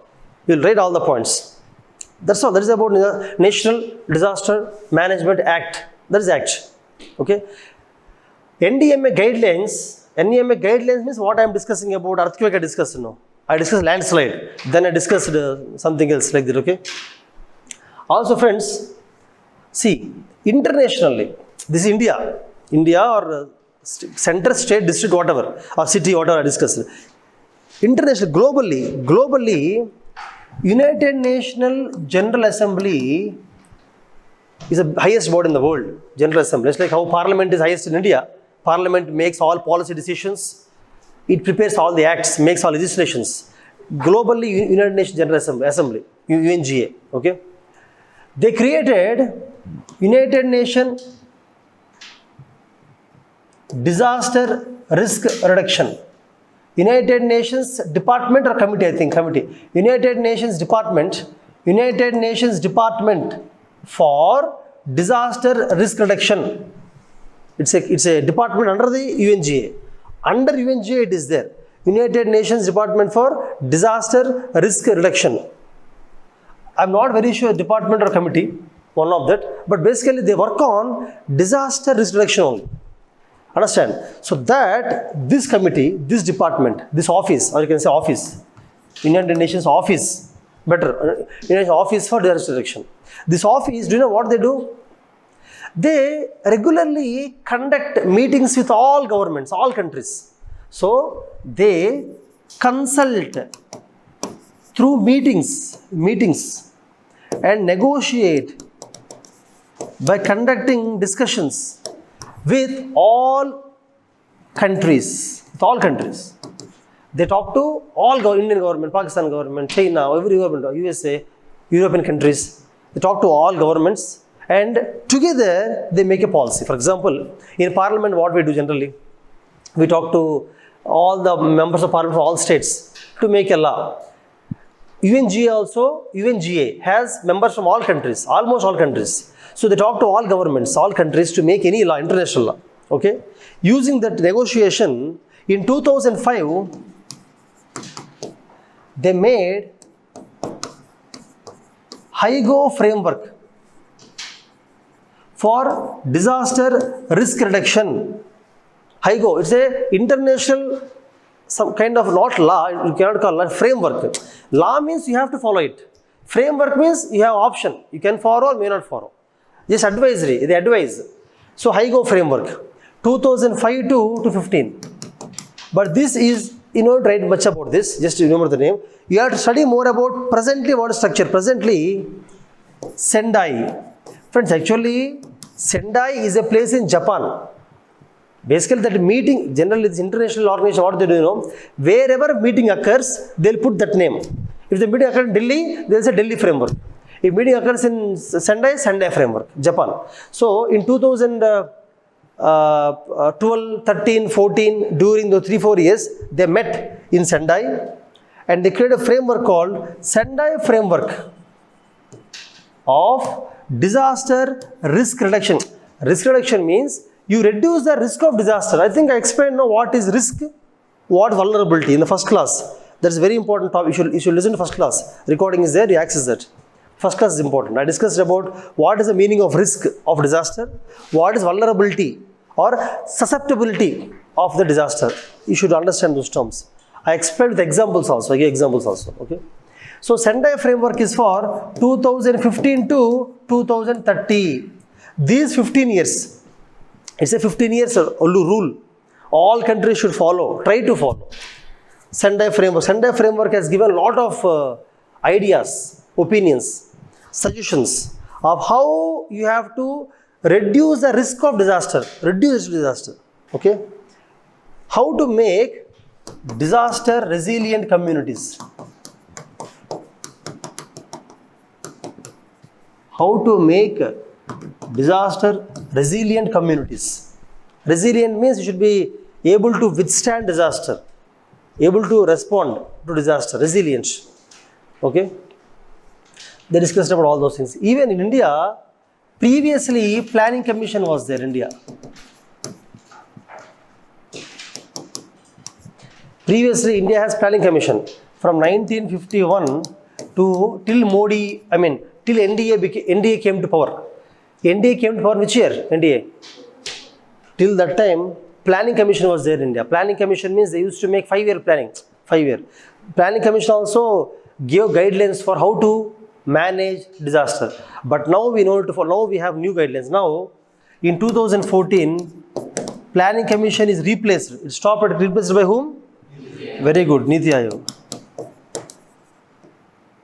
National Institution for Transformation of India. Some name. National Institution of Transformation for India. It's a think tank. It's not a commission. Think tank.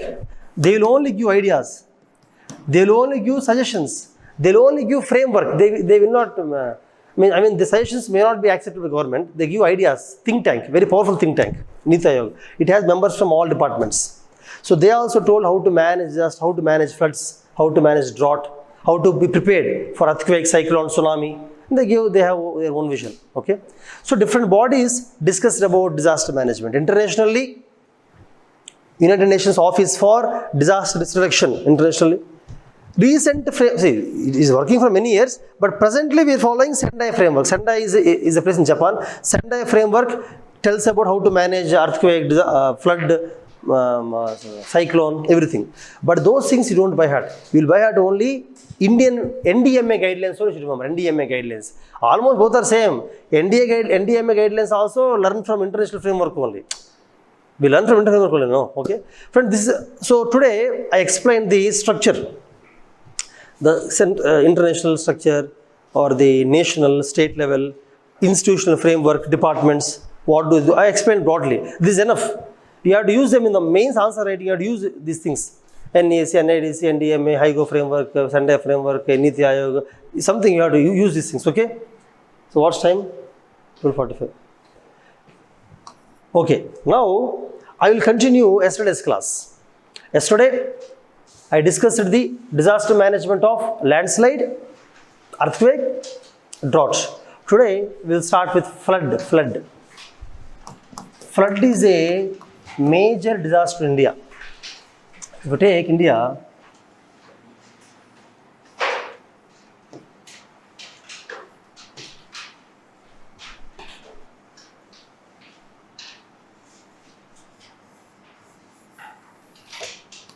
friends, in India, along Ganga, Koshi, Brahmaputra,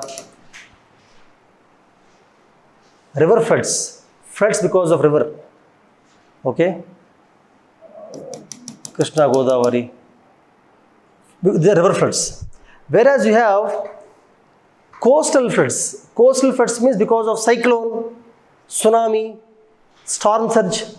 Basically, what is flood? You can write, I'll define the flood, write definition. Flood is temporary inundation. Flood is temporary inundation of a large part of land. Flood is temporary inundation. Inundation ante munigipodam, submerging, okay? Flood is temporary. Flood is not permanent. Once if it is filled with water, because today floods came to Hyderabad, some flood, this building is filled. Will it be filled for next 300 years? No, it will fill for next few days. After that again normal only. Roads are filled, during very heavy rainfall, roads are filled. Will it be filled for next 1000 years? No, next few days only. So temporary, the word temporary is very important. Permanently filled means it's not called flood, it's called the ocean, okay, or river. So flood is temporary inundation of large part of land. Again, for example, sir, this chair is filled, sir, today, flood has occurred, you cannot say like that. Large part of land, flood means, okay, large part of land. Because of, write down, temporary, flood is a temporary inundation of a large part of land because of several reasons like, you can write landslide, earthquake, avalanche, heavy rainfall, cloud burst, collapse of dam,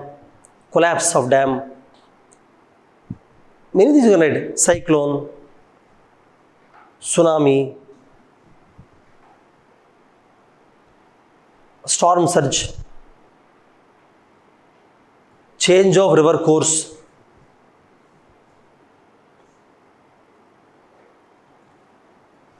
choking of drainages. Actually, I am telling causes, that's all, etc. So, there are many, you know, all reasons, there are many reasons basically.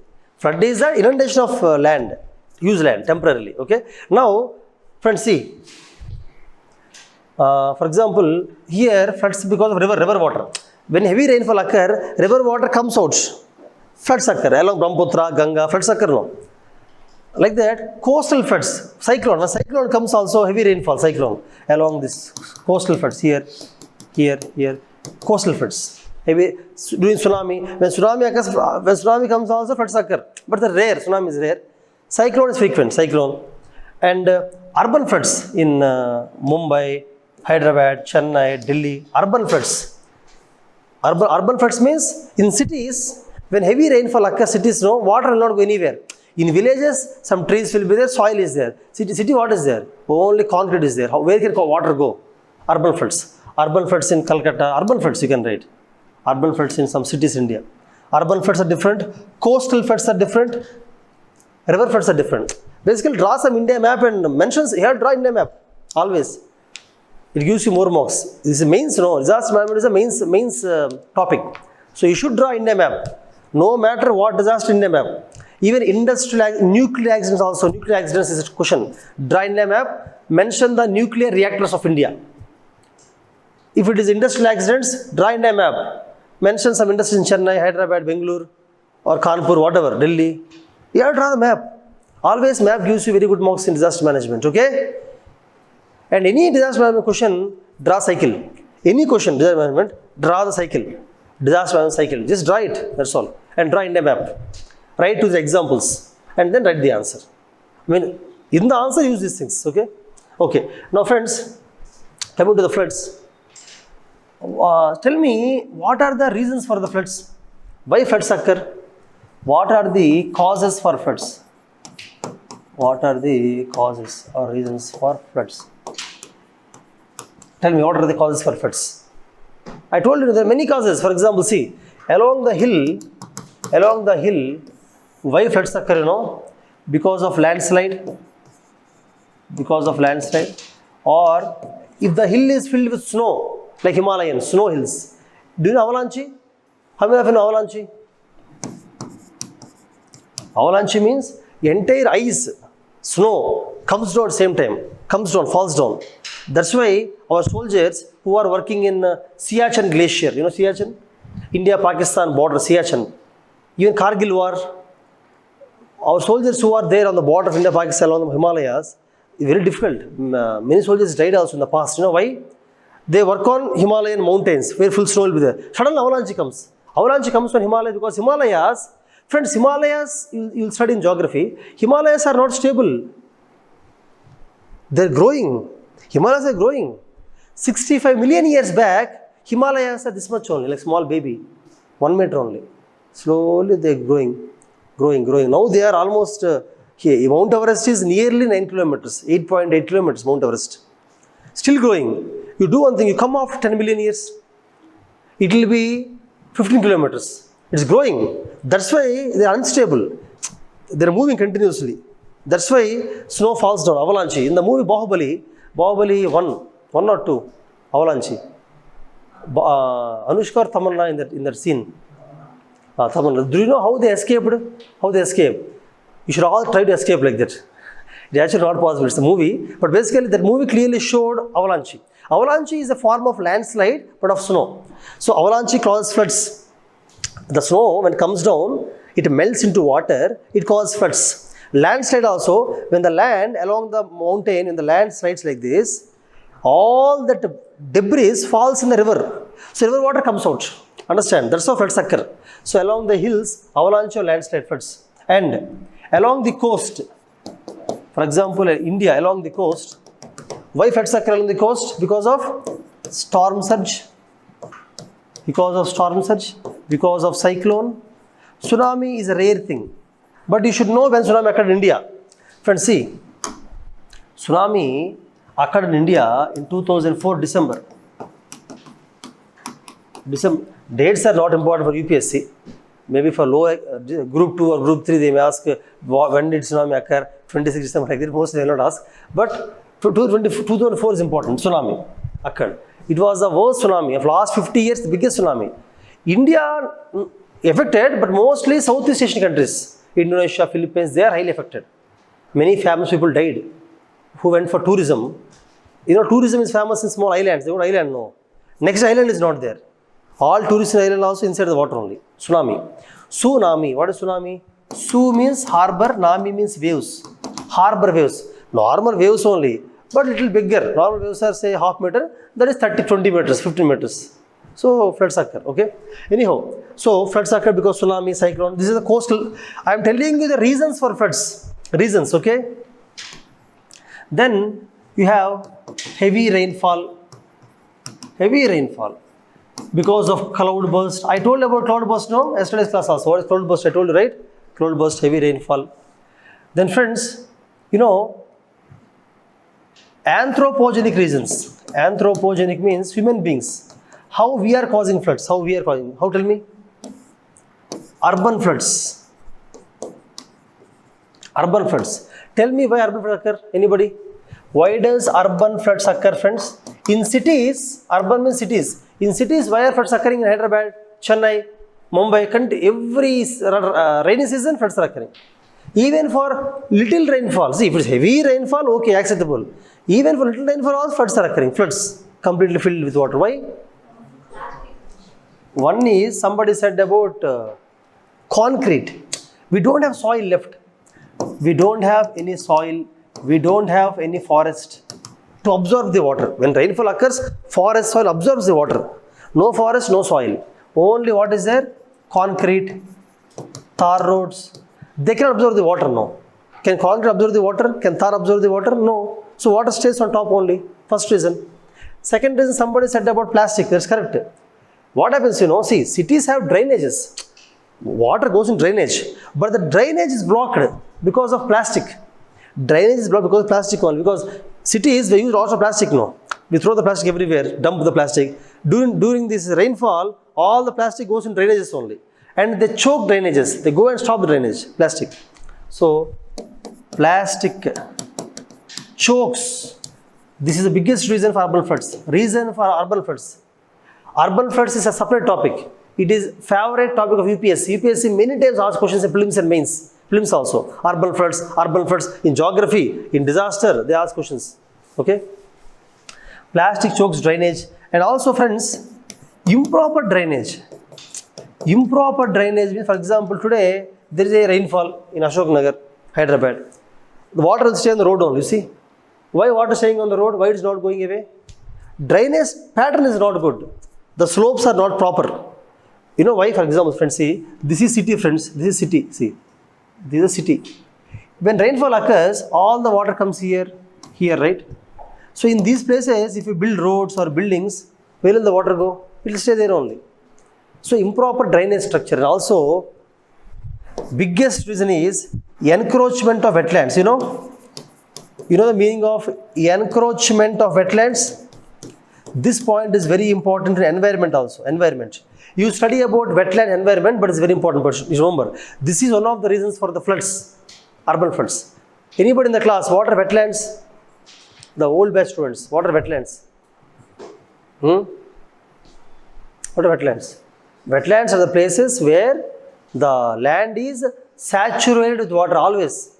For example, lake is a wetland. Lake or marshy land. Marshy land ante burda area. Eppudu buradaga untadi. Always marshy only. Wetlands are lakes, marshy lands. Means always some water is there throughout the year. Some water. Or at least the saturated. Saturated means the soil is filled with water. Do you know what are those places? They are generally low-lying areas. In a city or a state, whatever, this is low-lying area, wetlands. Because in any rainy season, all rainwater comes there and stops there. Wetlands are very important for our ecosystem, economy also. You know why? Wetland receives all the rainwater and sends it into the ground. Percolates. Because of that, groundwater increases. If you see, all the water comes here and goes into the ground, here also. Because of this, groundwater will increase, groundwater. Because of tomorrow, when you have a bore or any well, dig a well or bore, water comes out. If you close the wetlands with the tar concrete, how can the rainwater go into the earth? Then groundwater will be vanished. No groundwater. Even if you dig the well till center of the earth, not center of the earth, even dig the well to greater depth, water will not come. You know, in many cities, Hyderabad also, someplace Hyderabad, there is no water. You will dig the well also, there is no water. There is no groundwater. Why? Because wetlands are encroached. We are building the roads, buildings and wetlands. Municipal commission should not give the permission. So that is called land use planning. You know the meaning of land use? This is a very important word in disaster management. You have to use the word, keyword, land use planning. Land use planning means in any city or village, how to use the land. For example, wetland is there, should not use it. Should not give any permission for wetland. Land use. For example, earthquakes are occurring in some place, earthquakes. In the place where earthquakes are highly possible, you should not allow tall buildings. Similarly, in cities where wetlands are there, should not allow for the construction. In Chennai also, friends, in Chennai, In Chennai also, 2015 floods in Chennai, large scale floods, the entire city is filled. City is filled so much that floods filled the zoo also. Zoo is also filled. As zoo is also filled, snakes and crocodiles also came. Generally in the zoo, crocodiles will stay under the some depression, right? When it's filled, they came out. They went throughout Chennai, crocodiles. Because what is there throughout Chennai? Crocodiles went throughout Chennai. So if you're walking in some Anna Nagar, some area, you can see crocodiles. Snakes also. So floods occurred at that large scale. Snake bites happened. Many people died because of snake bites. Crocodile bites, I don't know. Because they're able to see crocodile from long distance. Snakes they cannot see now. So, why it happened that year? In Chennai, in last 25 years, Chennai, all wetlands are encroached. Wherever wetland is there now, fill it neatly with the sand, pour concrete, construct a building. So rainwater, where will rainwater go? When there is rainfall, where will water go? If you fill all the wetlands, lakes are filled. Velacheri lake is filled. Many wetlands are filled. Forget about the private people. Government constructed buildings. Indian National Ocean Research Center. They built in the wetland only. They built office in the wetland. It's also filled. Many houses, 5-story buildings. Means I'm talking about the buildings constructed in the wetland. Up to 2 floors is filled. 5-story building, 2 floors are filled. So everybody came terrace. They stood on terrace only. If you look at the images, Google images of 2015 Chennai floods. If you look at only on tall buildings, people are there on terrace, waiting for the food to come. They don't have food also. Everything is filled. So helicopters, they dropped the food packets, first aid packets, and then the drinking water also, bottles, they dropped. Okay, anyhow friends. So this is the reason for the urban floods. Okay, encroachment of wetlands, improper land use planning, improper drainage, plastic, heavy usage of plastic is a problem. And concrete, the soil, all these things, okay? Means this is called deforestation. You can say deforestation or concrete jungle, okay? They are the urban floods, reasons for urban floods. Also, friends, more or less, these are the reasons for the floods in India. Okay, you should know for any disaster, you should know the reasons first of all, causes. Then we'll go for the impacts. What are the Mumbai also? You see Mumbai floods. Today homework is see Google images of Mumbai floods. You understand the images, okay? Now, what are the effects or impacts? Almost same. Already I told about earthquake and everything, landslides. You will know. By now you would be knowing the impacts. Almost same impacts only. For example, one impact is, food scarcity. Whenever there is a flood, crops will be destroyed. When floods occur, crops are destroyed. Farmers cry. Farmers will go into loss because of this. So crops get destroyed.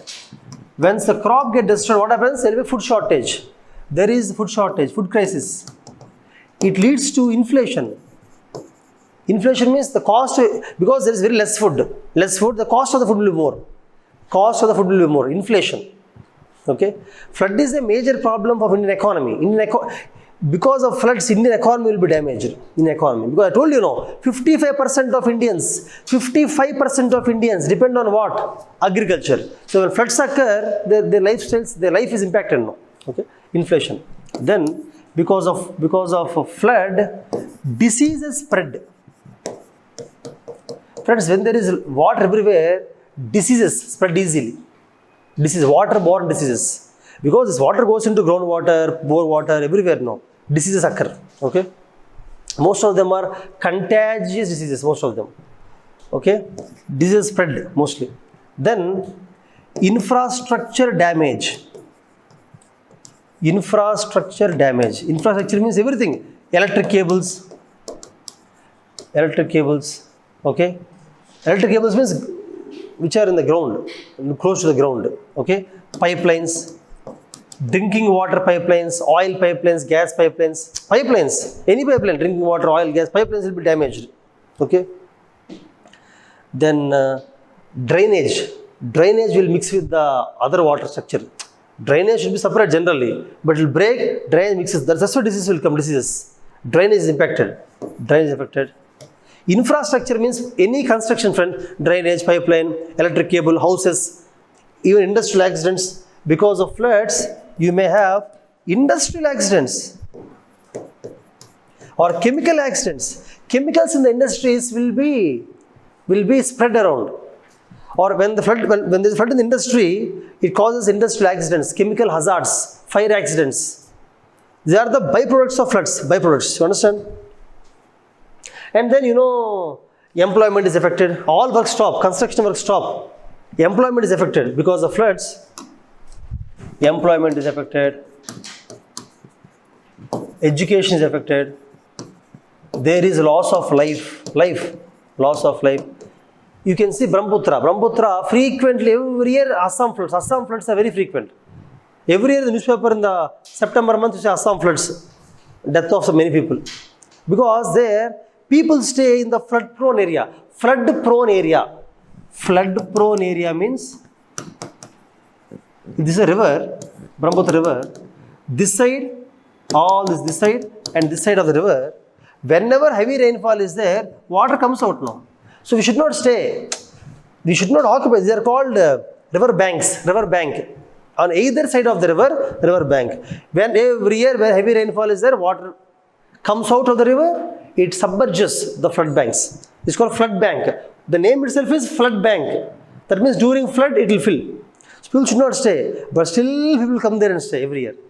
Because there land cost is less. Shrums will stay. Because land problem is there, no? Assam is very high population. Land problem is there. They'll come and stay there. Every year during floods, their houses are damaged, they run away, they die, and again they come back after rain season. Again they stay there only. Okay? Anyhow, so loss of life, health problems, loss of property, loss of ecology. Many trees, forest animals, wildlife will also be damaged during the floods. Okay? Education, everything. So these are the various impacts of floods. And some more impacts. Floods cause landslides. I told you, no? Floods cause landslide. Floods create landslide. See, landslide create floods. Because of landslide, the debris falls in the water, water comes out. That is one kind of flood. Landslides cause flood. Similarly, floods will cause landslide. When there is a lot of water, heavy rainfall, lot of water, the slope becomes weak, slope falls down. So both ways. So you can write like this. Flood causes landslide and landslide causes floods. Friends, in the reasons for the floods, where I told reasons for the floods? In the reasons for the floods, I told about anthropogenic, means human being reasons, One thing you can write is deforestation. Deforestation. Because of cutting the forests also floods occur. Why? Whenever there is rainfall, if the forest is there, if trees are there, the rainwater will be stopped by the trees. Trees will send the water inside. They will stop the flow of water. If you cut all the trees, when the rainwater, water flows easily, water very fast and inundates the place. So deforestation is also reason for flood. Is it coming? Vastunda ayipindadi? Okay. Class ayipindi nuve aapali danni. Okay na? Okay. That is your duty. Anybody who sits there have to stop it after the class. Now, deforestation is also reason for flood. Even, friends, siltation. You know siltation? Siltation means in a place when rainwater is flowing, rainwater brings a lot of sand, lot of silt. Is rainwater white color or brown color generally? Have you seen rainwater flowing like this? Is it white or brown? Brown. Why? Because it carries the sand along with it. And when it mixes with the nearby tank, nearby lake, all that sand goes into the lake. All that sand. Because of that, if this is a lake, when the sand comes, sand fills the entire area, then what happens to water will come out. So siltation of rivers, siltation of tanks, siltation of lakes is also a reason for a flood. Floods occur because of siltation. But these are the human being anthropogenic causes. Okay. Anyhow, friends, I am discussing the effects, right? We are discussing the effects. Effects are almost over now. Yeah, effects are over. These are the effects of floods. Okay. I think people who stay in the hostel, by what time food is over for, food will be over for you? You have to go by what time? People who stay in hostels. Okay, then I'll continue the class. See, okay, we have discussed the causes of floods and impacts of floods. Now let us discuss how to mitigate the floods. Mitigate or prevent. How to mitigate the floods or now I came into disaster management. Till now, I did not come into that. I just told you what are floods in India, where floods occur. Where floods occur. I gave some examples of urban floods in Chennai, Hyderabad, Mumbai, Uttarakhand floods. Examples. I told you the reasons for floods, impacts of floods. This is just introduction. Now we will discuss about how to manage, how to stop floods. Disaster management means what? One of the aspects of disaster management is how do you prevent the floods, stop them from coming, prevent or mitigate. Mitigate means reduce. Floods will come, but reduce the floods, reduce the impact of floods. Okay, this is a very important thing. This is only very important.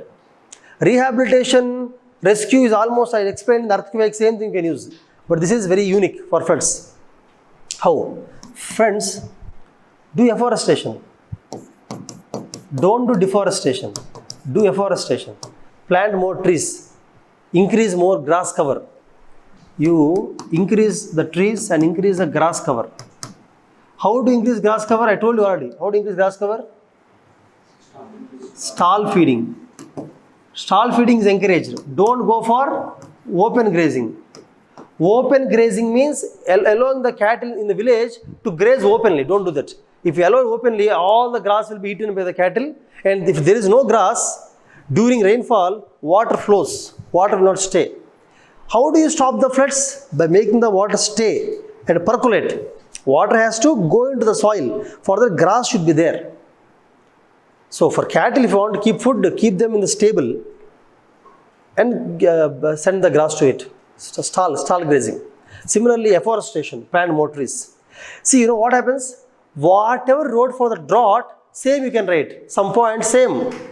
See, how do you control drought? By making the water stay, water percolate, stopping the water from flowing. Same thing you do here also. For example, check dams. Check dams. If this is a land, when there is rainfall, all water should not go at once. If all water goes at once, here floods will occur, floods. How do you stop it? Build a check dam here, build a check dam here, build a check dam here. So, rainwater will stop here, it will stop here, it will stop here, rainwater. And it will go into the soil, into the land, into the ground. Check dams are important to stop the floods. Similarly, artificial ponds. Artificial pond, let me see, this is a village. If you allow all rainwater, entire water goes here only and floods occur. So, build a small pond here, small pond here, small pond here. So, in the water, some water will go here, some water goes here, some water like that. Distribute.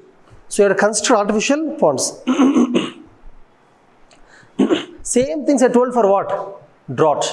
Drought, flood, same. Almost, miss many points. Then, friends, rainwater harvesting. Rainwater harvesting means, for see, there are several buildings in city. Okay, several buildings. All the rain falling, all the rain, if it goes like this on the roads, flood occurs, flood. So, every building should have a tank. And water is falling on the building should be sent into the tank. There should be tank. So, rainfall occurring in every place shall be collected into tank, collect them. And use it later. When there is no water, use it or send it into the ground to increase the groundwater. Don't leave the water like that. Collect it. Rainwater harvesting. Chennai, Tamil Nadu, there is a government law. Any apartment construction is accepted. If you want to construct apartment, the rule is you have to build rainwater harvesting. All the water falling in the apartment shall be collected in the tank. You cannot leave it on the road. Understand? But they are not strictly following, but law is there. So, rainwater harvesting. I told you, rainwater harvesting is not a new thing. In the ancient days, our Indians in Gujarat, Rajasthan, water problem is there. In rainy season, all rainwater they have to collect. Why? Because they have water scarcity. There is no rain. Throughout the year, there is no rain. Rain comes only for some 10 days in Rajasthan or Gujarat, 20 days. That water they have to save and use it for the entire year. That's why they save the water. That's why they have rainwater harvesting. I told you no. In Gujarat, Rajasthan, every house there is small tank. Water falls in that area, they'll collect in the tank, keep it for the next 8 months, next 9 months, till rain comes again. Traditionally we use it. Now same thing we have to do for every building. I'm telling, we are doing it in the villages olden days. For example, I told in the Gujarat, these kind of tanks are called as Gujarat Jalaras. In Rajasthan it's called as Bavolis. These are local names, Bavolis, Rajasthan, Jalaras, local names for the rainwater harvesting tank. Same thing we should do everywhere. Okay? Friends, if you do all these things, floods will be reduced. We have to do all these things, okay? Then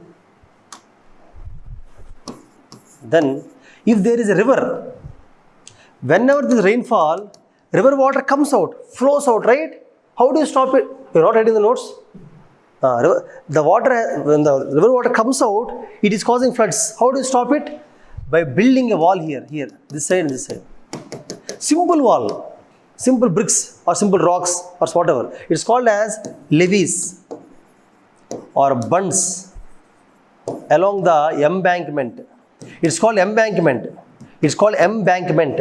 The river bank should be embankments. Friends, all these points are written. Never think that listen to a class, go back and read somewhere. No. I can tell you anywhere you read, all points will not be there. I can assure you that. Because they are the points from different sources. You have to write notes. Okay? And you have to revise the notes also. This is direct helpful means. If you write my notes, I can assure you disaster management, whatever questions come, you can answer the question without any doubts. If current affairs questions come, you have to read. Otherwise, you can answer any question. Okay? So, levees, bunds, embankments should be built along the river. It's very important. Okay? And then, if along the ocean, see, along the sea also water comes inside during the cyclones or whatever, storm surges. That also you can stop by constructing sea wall. Difficult thing, but at least important cities you have to construct. See, if small village is there, leave it because there is no much destruction. Large cities, if floods occur, city will be destroyed. No, industries, chemical accidents, infrastructure, huge population. At least where cities are there, Vizag, Chennai, cities are there, build sea wall so that the floods will not occur. Ocean floods should not occur. Very dangerous. Okay? So build sea wall. It's also called as groins. It's also called as groins. Or at least along the coast, plant trees. Trees also act like a wall only, no? Continuous trees, like forest. Which trees will grow? Along the sea coastline, normal trees can grow or only salt trees can grow, salt trees. Salt trees are called as mangrove. So, do mangrove plantation. Do mangrove plantation.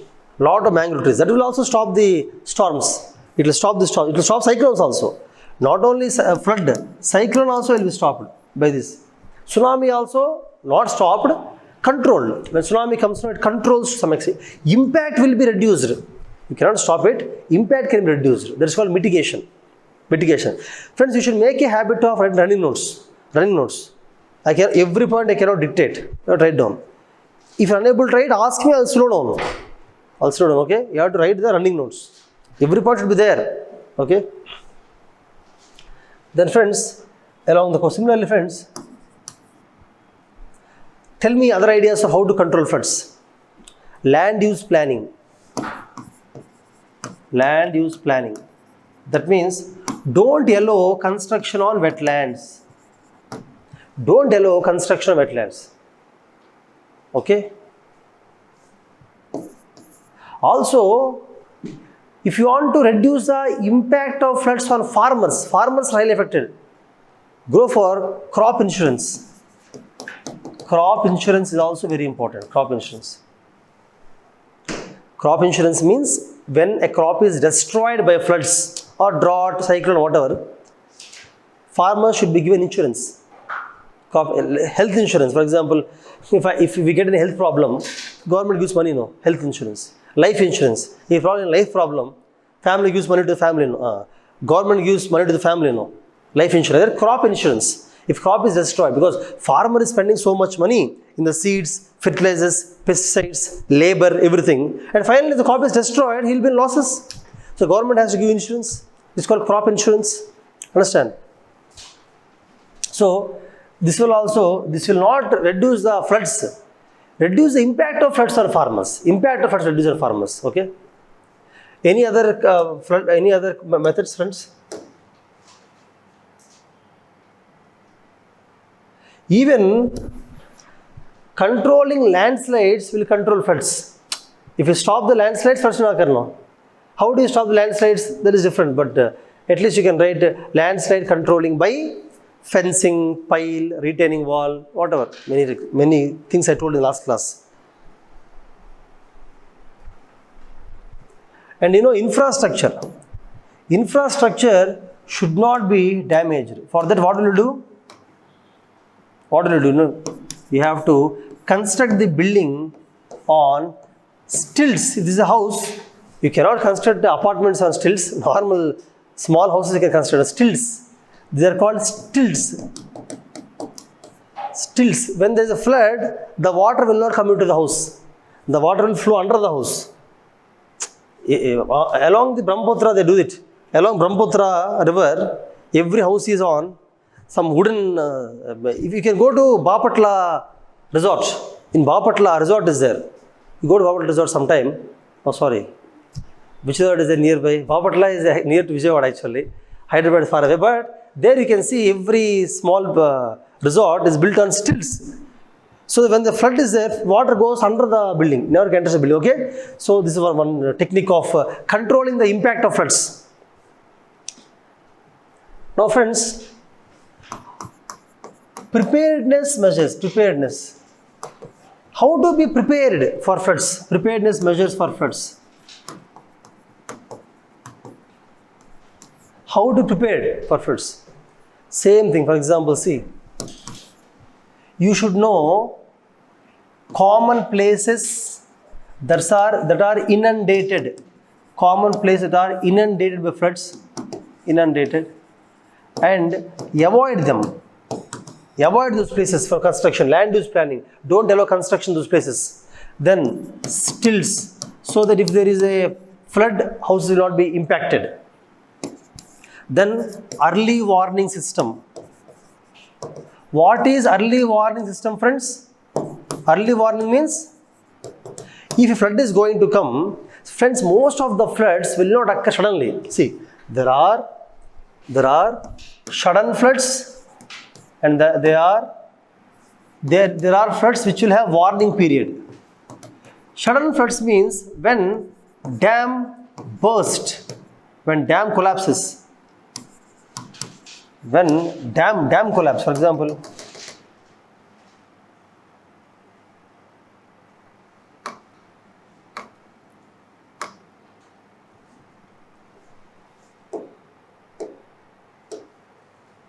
I was telling you the reasons for floods, right? And the reasons. In the one of the reasons is, you can write down dam collapse. One of the reasons. We construct dams. We construct dams to stop the floods. But when the dam is weak or flood water is more, dam collapses. Can you tell me where it happened recently? Kerala. Kerala 2017 floods. 2017 Kerala floods. You know what happened? Actually, initially, they removed the dam gates. Dam gates should not be removed without notice period. Without giving notice, they removed the dam gates and most of the water flooded the Kerala. It happened in Kerala. Before releasing dam gates, I should always have some warning period. Sometimes dams will collapse because its entire water flows. There is also man-made cause for the floods. Okay, so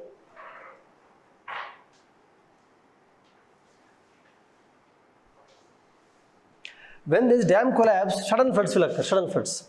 Similarly, when there is cloud burst, sudden floods, tsunami, sudden floods, landslide, Channel floods. In these cases, you cannot do anything.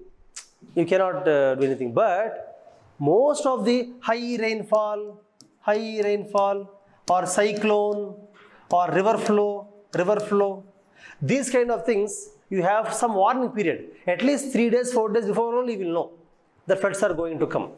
High river flow, cyclone, high rainfall, you will know. In such cases, there should be early warning system. Means government will know. Government means what is the government? Indian Meteorological Department, you can write Indian Meteorological Department or Central Water Commission or Flood Control Department, flood control. These bodies will know that flood is going to come. Then what they have to do? Give warning to all people there, flood is going to come. Evacuate the place, go away from there. Evacuation. So, that is called early warning. But the information has to reach all people. Fishermen will be there, fishermen. How will they know? How will everybody know? That is called dissemination of information. You have to give the information to everybody. Dissemination of information. Dissemination. Through what? Through radio, All India Radio, through TV, SMS also. Have you ever got SMS from the Flood Control Department or from the CWC or IMD that today heavy rainfall may occur? For farmers also they get SMS. Actually government these days has collected all the numbers, they disseminate information to numbers. They are doing that. TV, radio, phone, mobile communication, phone communication. Sometimes they get one audio call. These days you might have got call that, hello, ఏ ప్రభుత్వం ఎంచుకుంటారు మీరు? YSRCP na, TDP na, Congress na. They're getting calls like that. Such call, that's very simple. That calls can come from disaster alert also. You take the call, hello, మేము మాట్లాడుతుంది disaster ఆధారం నుంచి ఈరోజు సాయంత్రం heavy rainfall రాబోతుంది so ఈ ప్రదేశంలో ఉన్న అందరూ కూడా అక్కడి నుంచి the information come very easily. Satellite based communication. These days, using technology, it is very easy to everybody. Before 30 years, when floods are coming, officials should run and tell, hey, floods are coming, leave this place. Hey, how can they tell so many people? Difficult now. Now it's easy. Okay? So satellite based communication, satellite. And mobile based communication, mobile, telephone, TV, radio. All these things can be used for information dissemination. Dissemination means telling information to everybody. Dissemination. Friends, you have to use right words. Right words are important. Writing the answer of mains, okay? Actually, friends, I told you in last class also that right now we have something called as rhymes. I told you about rhymes. What is rhymes? Regional integrated multi-hazard early warning system for Africa and Asia. It's a system. Rhymes. It is for entire Africa and Asia. They will forecast and tell if drought is coming, cyclone is coming, flood is going to come, heavy rainfall. They will forecast and they will tell. Rhymes. India is using the rhymes right now. Okay? Using rhymes only, in 2015, you know Hudud cyclone, Hudud cyclone, 2015. Using rhymes only, we understood cyclone is going to come. Before 3 days only, we know. Everybody is evacuated, fishermen are evacuated, the vulnerable people are evacuated. Nothing happened that year. Means many buildings fell down, but people did not die. One person might have died this one, okay? Okay, now here, friends, now, so floods that occur because of some warning period we can control, but this thing we cannot do anything. Okay, this thing we cannot do. Sudden floods we cannot do. So like that, early warning, stills, prepared as much as prepared. Similarly, friends, you know, mock drill. I told mock drill, right? Mock drill means practicing before the actual match. Net practice, no. Like that, before the actual flood occur, sometimes government generally goes and tells floods are going to come. Generally, everybody run away. Then they'll say, sorry, this is a mock drill, you can come back. Again, they'll come back. Mock drill, to understand people ready or not. To understand whether departments are ready, communication is ready, everything. But if you do mock drill every day, then when real floods come, nobody will run away. They'll say, they'll tell like this every day. Okay, so mock drill should be done once or twice, that's all, maximum. Okay, now, recently in Nellore, recently, mock drill is done for tsunami. Tsunami mock drill is done in Nellore. To check whether information is going properly, people are aware, everything, okay? Okay, now friends, these are the preparedness measures where floods are going to come. No, same points. In that place, you should have a evacuation map, safety plan, vulnerability map. I told many times now. That's why I don't want to tell again. So write all the points. Capacity building of the youth, training of the people, involving NGOs, youth clubs, women clubs, education of everybody. These are all points you can write in preparedness measures. These are all preparedness measures. I don't want to repeat it. Same points. After the floods occur, what are the responding? Response same. Evacuation, search and rescue, first aid, food, water, rehabilitation, resettlement, reconstruction, development, same things. Particularly when the floods come, the main national highways should not be filled. Vehicles will stop now. In one area floods come, national highway is filled, all states are affected now. That's why national highway should always be in the flood area. National highways constructed at elevation. Always see, national highways are constructing in some cities, Vijayawada, they're elevated, Chennai, elevated. So that when cyclone comes, when floods come also, it's never filled. Below is filled. It will go on as is. Vehicles will go as is. That's very important. Highway, okay? That's about floods, friends. All. Floods are same. See, I did not tell about rehabilitation, reconstruction, relief. I did not tell because I told it many times in the previous classes. Same you can use. Relief, reconstruction, rescue, rehabilitation is same. I am not touching it. Preparedness, I am not telling. Same. Preparedness is same. I told preparedness same. We have to study only prevention mitigation is different. That's why I told only prevention mitigation for the floods. The remaining I will not tell. Same points, okay? Now, actually, I should tell about cyclone and tsunami, but the time is 1:30. So, I am stopping it here. But with this class will go over. See, cyclone, tsunami, I will tell quickly next class, but I will not tell about, for example, see, there are small things like for example, fire accident. See, I don't mean it's a small thing. I mean, it's not as major as cyclone or whatever. For example, fire accident is there, friend. Fire accident is also a disaster only. For example, do you know about Kumbakonam fire accident? Kumbakonam in Tamil Nadu. Kumbh fire accident. It's a major fire accident. School, everybody died. Every child died in the school. Not even a single child was rescued. It's a major accident. Kumbakonam fire accident. Kumbakonam school. Kumbakonam is a school basically. In Kumbakonam there is a school, Tamil Nadu, where everybody died. Every teacher, every student died. That's why it is a major worst accident. You know why? See, one reason, there is no evacuation route. There is only one staircase. Generally in schools and colleges, permission should not be given for one staircase. You should have minimum two staircases. One staircase, if everybody is going the same staircase, it may collapse, it may be blocked, stampede may occur, or that route may not be there at the time because of fire accident. Anything can happen. You should have minimum two staircases. Evacuation route was collapsed. It was not there. So some children, because the staircase is destroyed during the fire accident, they jumped from top of the building and they died. They jumped and they died because of giving permission, wrong permissions. The municipality and education department giving wrong permissions. In Bharatiyudu movie, have you seen Bharatiyudu movie? Indian movie. There, the senior Kamal Haasan kills his son. Why he kills his son? Because his son gives permission for one bus. One school bus is there. Bus is not very old bus, not in condition. Still he gives permission by taking money. Then when the children go picnic, the bus collapses. Everybody dies in the bus. Fire accident. The bus blasts. So Kamal Haasan comes and tells to his son that you gave permission, the son is going to kill you. Son tells her, how do I know he's going to meet a fire accident? Will I guess? If I really know fire accident is going to happen, I will not give permission. But that's not the answer. You have to follow rules, that's all. Rules are for some reason. For example, education department person, okay, one staircase is there, it's okay. Children, they'll give some money, school people give some money, management, they give permission.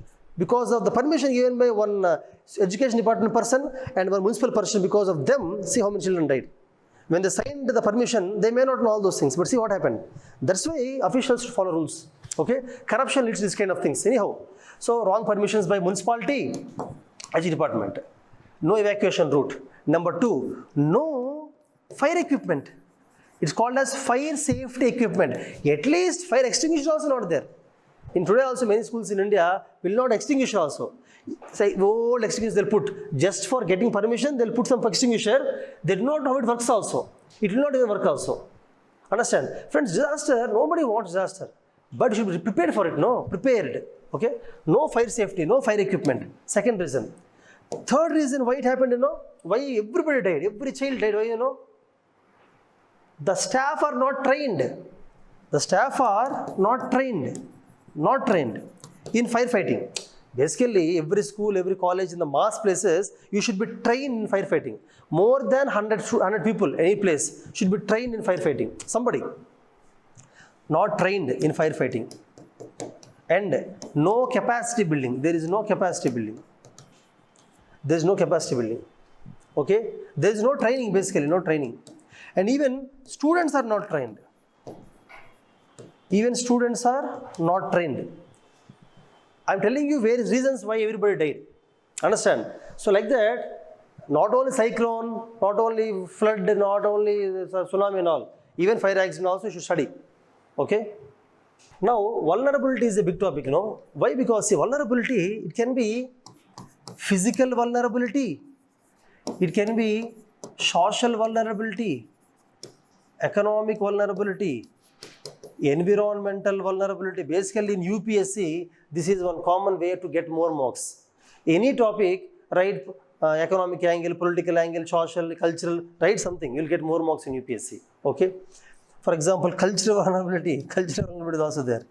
Institutional vulnerability. Means vulnerability means what? Vulnerability means when disaster occurs, who are more susceptible for damage? When disaster occurs, everybody is not damaged. Some sections are damaged. Some locations are damaged. Some kind of people are damaged. They are called vulnerable people. Vulnerability, you can write down if you want. Vulnerability is the susceptibility of the damage during disaster. It's called vulnerability. Okay.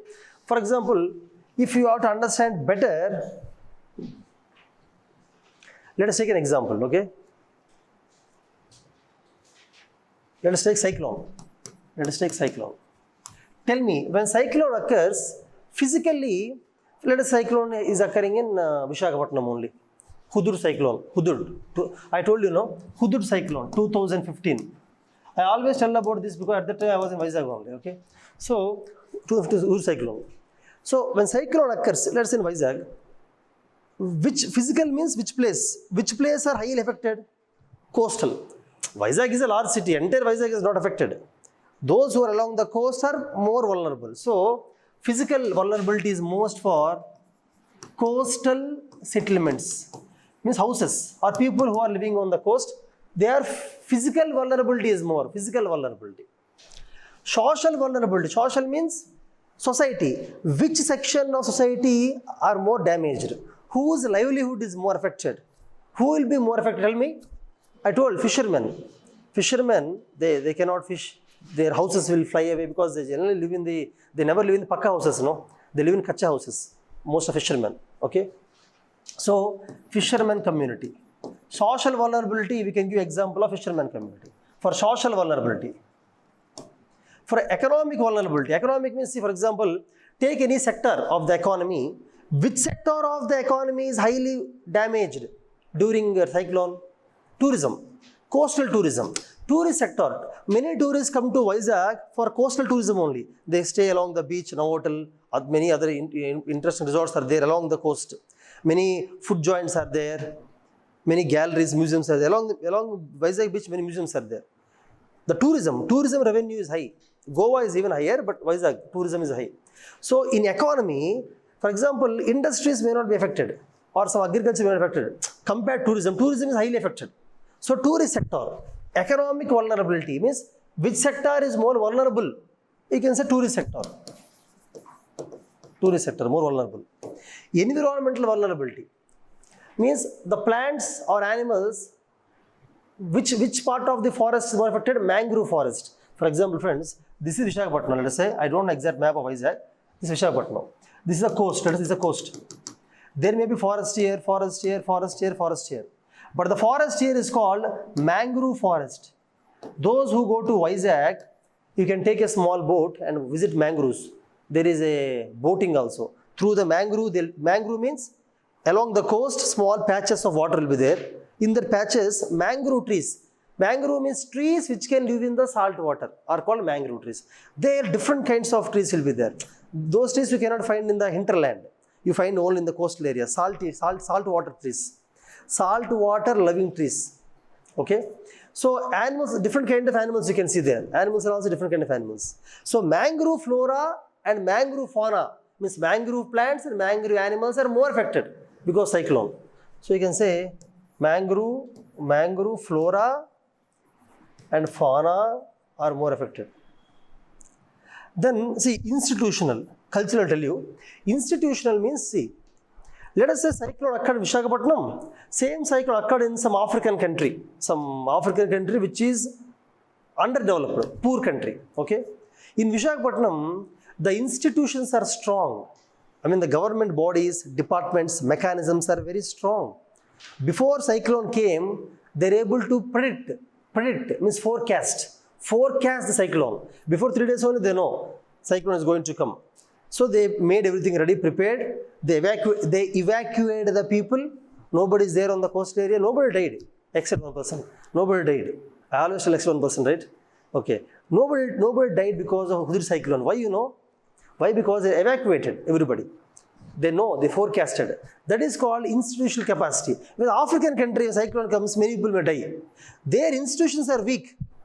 In a country where early warning system is not there, forecasting system is not there, government is not strong to evacuate the people, give the warning to people. If they are not doing all these things, when cyclone comes, for example, 1999, Orissa, which cyclone? Super cyclone, many people died. Because 1999 Orissa, they don't have early warning system, forecasting, nothing is there. So, that is called institutional vulnerability. That means people become vulnerable because of weak institutions. If institutions are very strong, people are not vulnerable. You understand? So, institutional vulnerability, example, early warning system not present in Orissa, 1999. That's why they are vulnerable. Many people died. That super cyclone, compared to that, Hudud is bigger cyclone. You know that? Compared to super cyclone, Hudud is even stronger, but nobody died. Why nobody died? Institutions are ready to save the people. Institutions. Understand?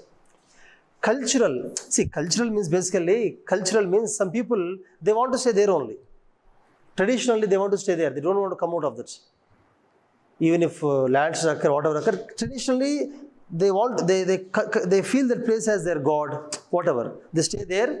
And for example, some tribal population in some areas, even disaster comes also, they will use their traditional methods only. They are not modern. Traditional methods. Sometimes traditional methods are very good sometimes, but sometimes they are not really up to mark. So such cases, they are more vulnerable. You understood the vulnerability? Vulnerability is a simple concept. I am just trying to divide into different types, that's all. You understand? So you should make a note of this. You should note. You should make a note. Take 1 or 2 minutes, make a note. Not write entire statements. Write the basic words, after going you can write. But this is a very important point. Make a note.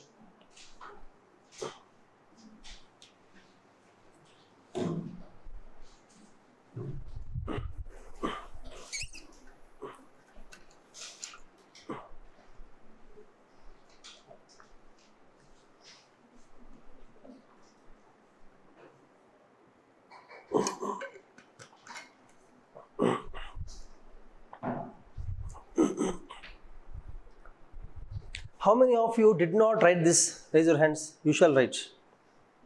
You can take the pad also. You can take the pad. That pad is there. Below that chair, that pad you can take and you can use it. Without pad you cannot write.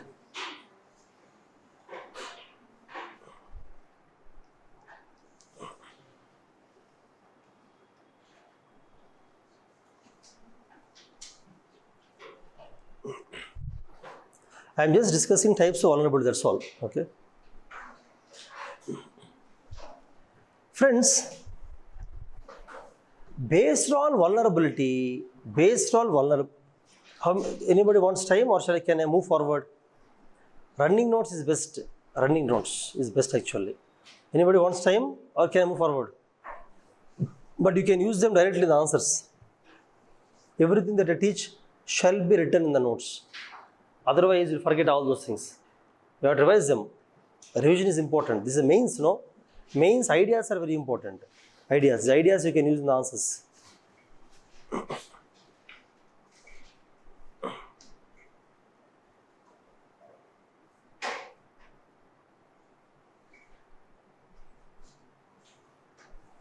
Okay. Now, let's see.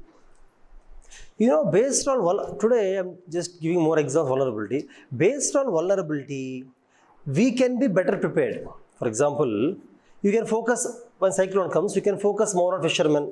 You can focus more on coastal population. For example, cyclone exam is over now. Let us go to other example, take landslide. For example, take landslide. When landslide occurs, for cyclone, you may be knowing, landslide, some of you may not know. Let me explain to the new students. Landslide means, if there is a slope, hill slope, see, on a plain land, Hyderabad or Vijayawada, no problem.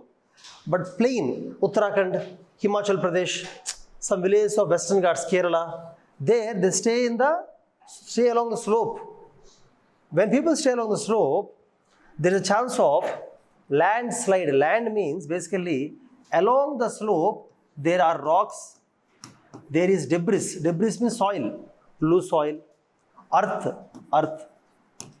Those rocks, debris, earth, they may come down. They may come down the slope because of gravity. Not always. When it becomes unstable, when you cut the slope for construction of houses, when you cut the trees, the soil becomes loose. Or when you do the mining or quarrying, because of vibration, everything becomes loose. Because of some reasons, the land may come down. That is a major disaster. When the land comes down, all the roads, all the buildings, everything will come down. Before landslide, they will be on the hill. After landslide, they will be below the hill. Mostly not alive. Okay. So now, landslide also, based on the vulnerability, you have to take care. That is called as zonation. Zones. I already discussed about the earthquake zones, no? Did I discuss earthquake zones? Earthquake zones. Zones means, see, any disaster will not be same everywhere. In some places, the impact is more. For example, earthquake is there. Earthquake, zone 5 is very high risk. Very high risk. That means people staying in these areas, zone 5 means this one.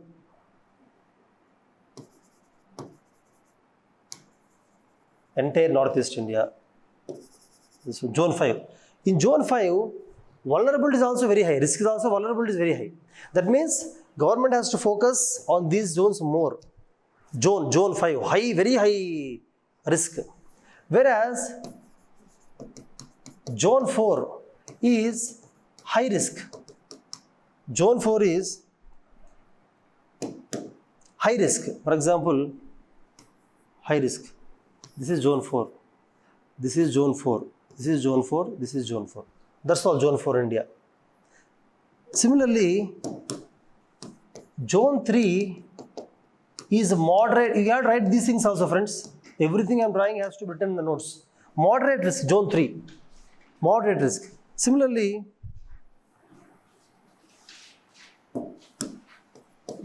zone 2 is low risk. Zone 2. See, this is zone 2. This is all zone 2. Low risk. Zone 3 I forgot to mention. This is zone 3. The green. Zone 3 is the moderate risk. So, this is called zonation of earthquake. Zonation. You take India, you convert into zones. Which zone is highly vulnerable? High risk is there. Actual risk and vulnerability are different. I defined them also in the previous class. Okay. So, this is called zonation. Zoning. Similarly, landslide also you can zone. If anyone wants to draw, you can draw. You have to write these words: very high risk, moderate risk, low risk, like that. This is called earthquake zoning of India.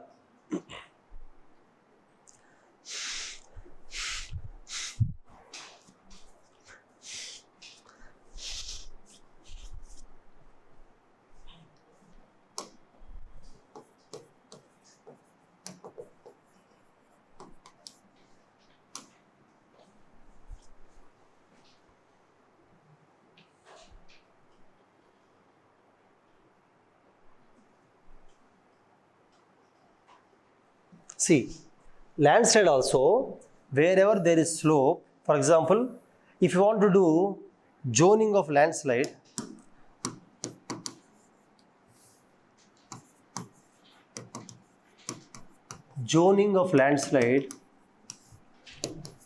Himalayas, I told you already, though there are several hills in India. India has several hills. Aravalis are there in Rajasthan. Many hills are there in the Jharkhand, Chhattisgarh, along AP, Andhra, Telangana, among Andhra, Tamil Nadu, Karnataka. You have Eastern Ghats.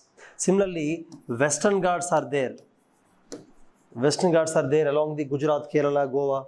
Okay, there are many mountains in India, many hills in India, but every mountain hill is not equally risky. Vulnerability is high in Himalayas, Western Ghats, because Himalayas are continuously growing. When they're growing, slope cannot be stable, slope keeps moving. Hence land structure, Himalayas. Western Ghats also. Western Ghats are close to the coast, and Western Ghats has highest rainfall. The Kerala, Goa has very high rainfall, Western Ghats.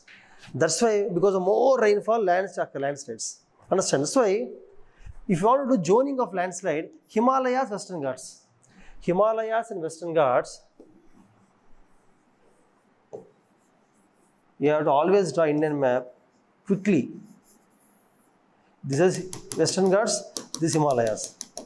These two, Himalayas, Western Ghats are along western coast of India. Himalayas are in the north and northeast Himalayas. Okay. Similarly, wherever there is deforestation, that means along whichever slope, if you have cut more trees are less, there is chance of landslide. That way. Or whichever slope, there are more settlements. Settlements means construction of houses, because of which roads. Understand? By cutting the slope, there the chances are very high chances. Similarly, wherever slope is more, compared to this one, this has more slope now. Where slope is more. And the population which is at the toe of the hill, they are more vulnerable because landslide impacts them. If landslides, basically they are impacted more. That is called zoning of landslide. Understand? What I'm telling you is, for any disaster, in a disaster, there are some zones. Means these places are more impacted. You understand that. So when you do disaster management, you will be more prepared. In which areas? More prepared in areas of high risk, high vulnerability. You are better prepared.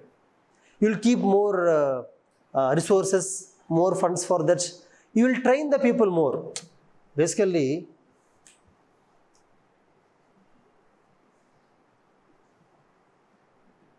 wherever vulnerability is high, what will you do? Better training. Means people in that area, you will do better training. And people in that area, training is also called capacity building. In people of that area, NGOs have to do more work. In that area, there should be more institutions. In that area, there should be more resource personnel. There should be more funds in that area. And in that area, you will take more mitigation measures.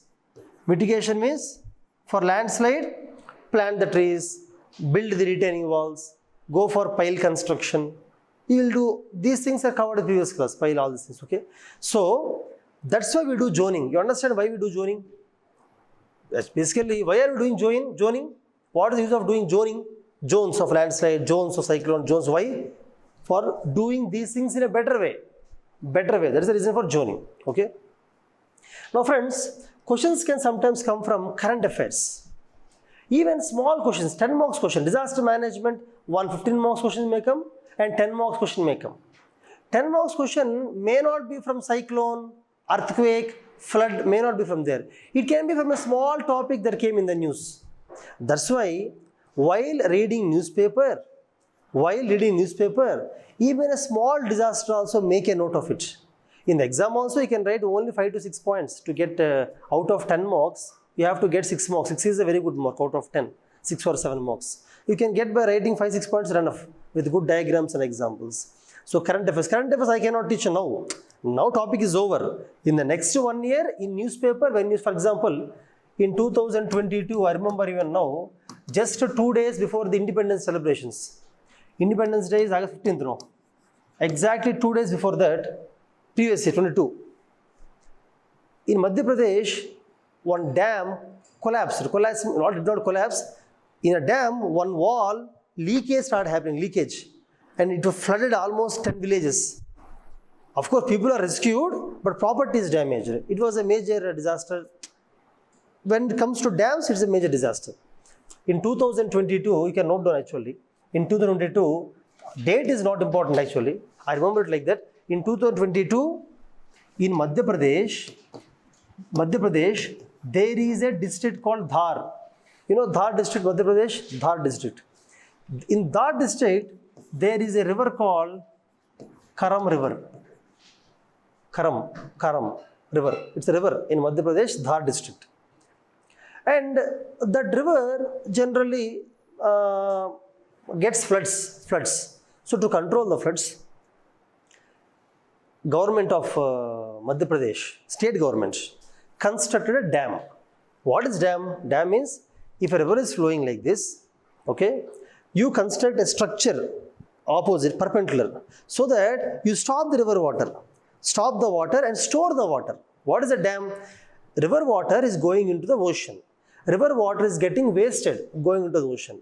So you will stop the river water, not entire river, part of river water, you will stop it by constructing a dam perpendicular to the river flow. Dam is a large structure.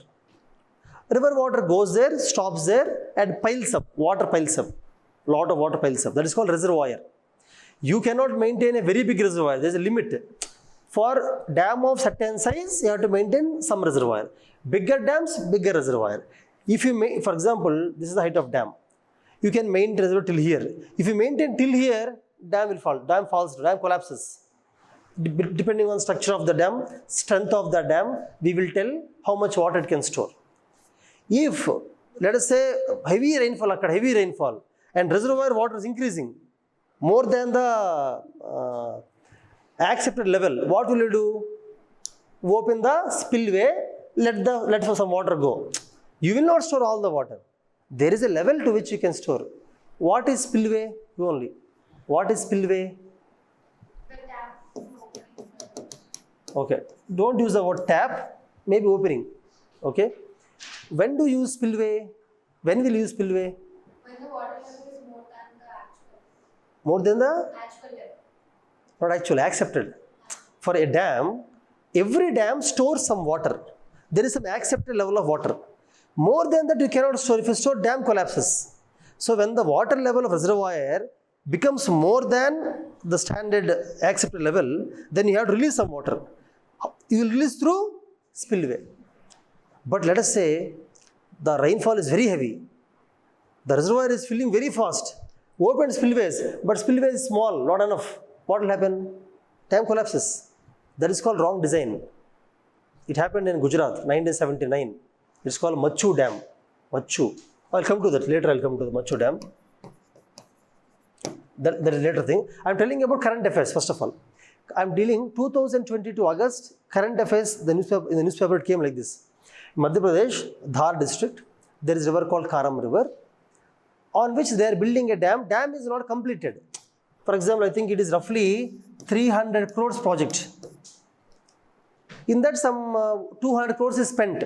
Means foundation is over, walls are over, still there are some more constructions there.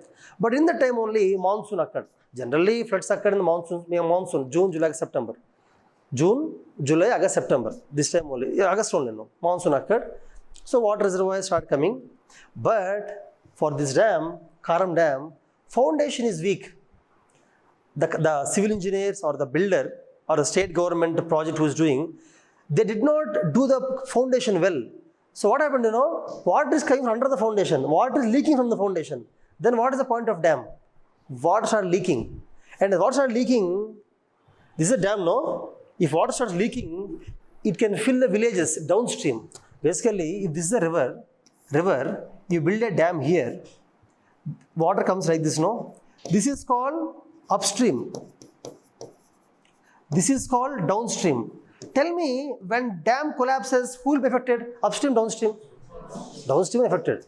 In downstream, there are many villages. All villages will be affected now. Generally, when such kind of news come, opposition party, what do they say? Corruption.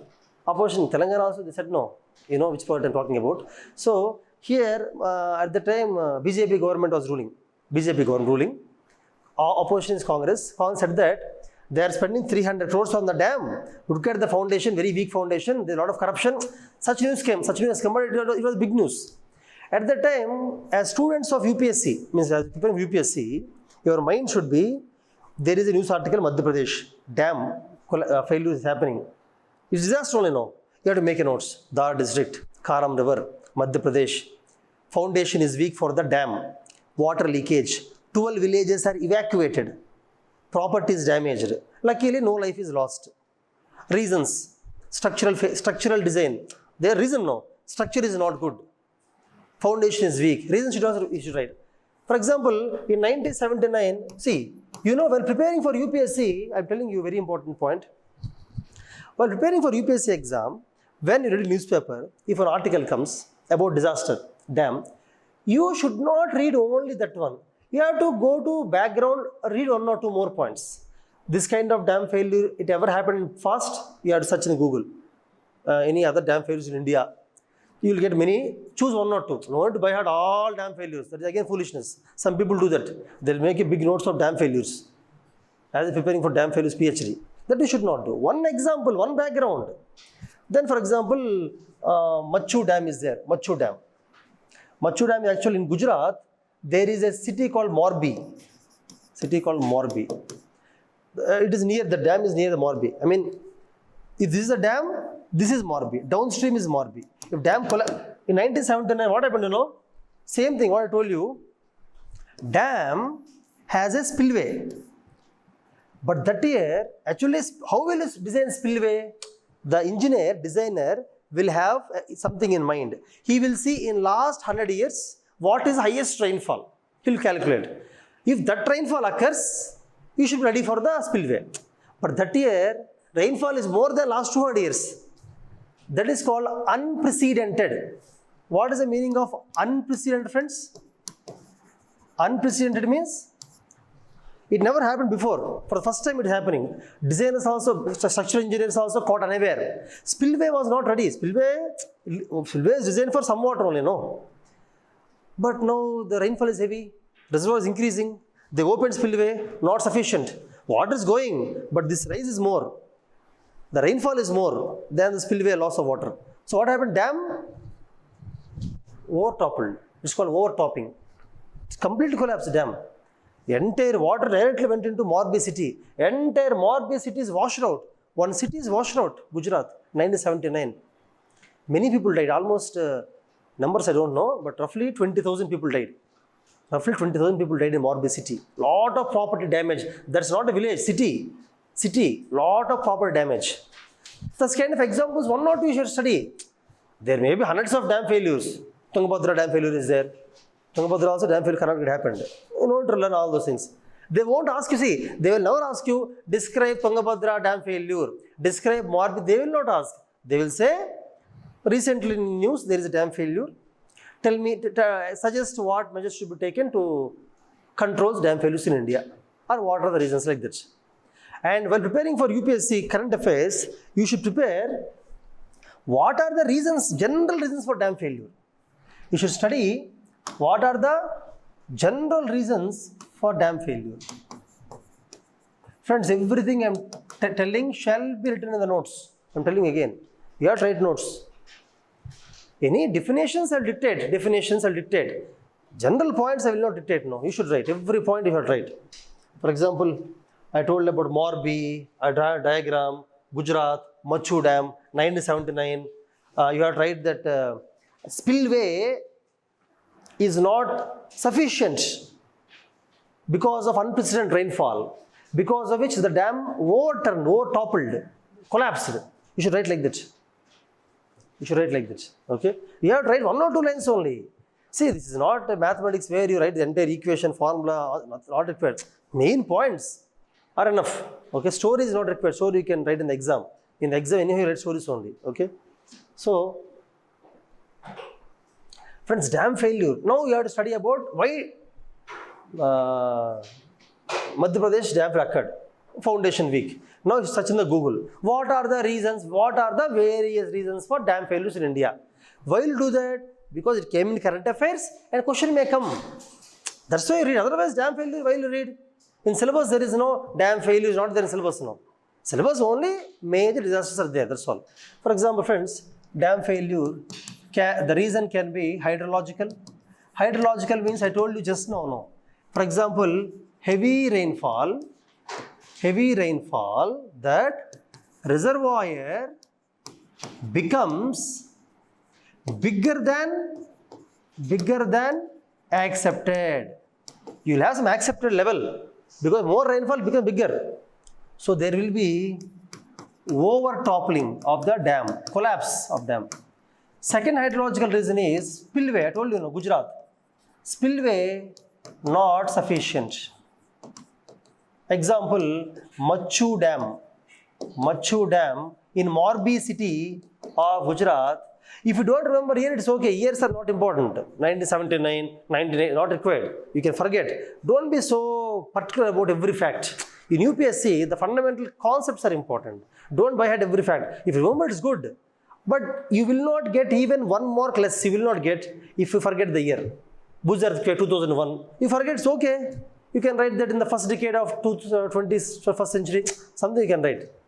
No, evaluator will not say all those facts. History, they may see some facts, but every subject, you don't remember dates and all, okay? You should know what to focus, friends. Some students focus on unnecessary things. They leave the most important things.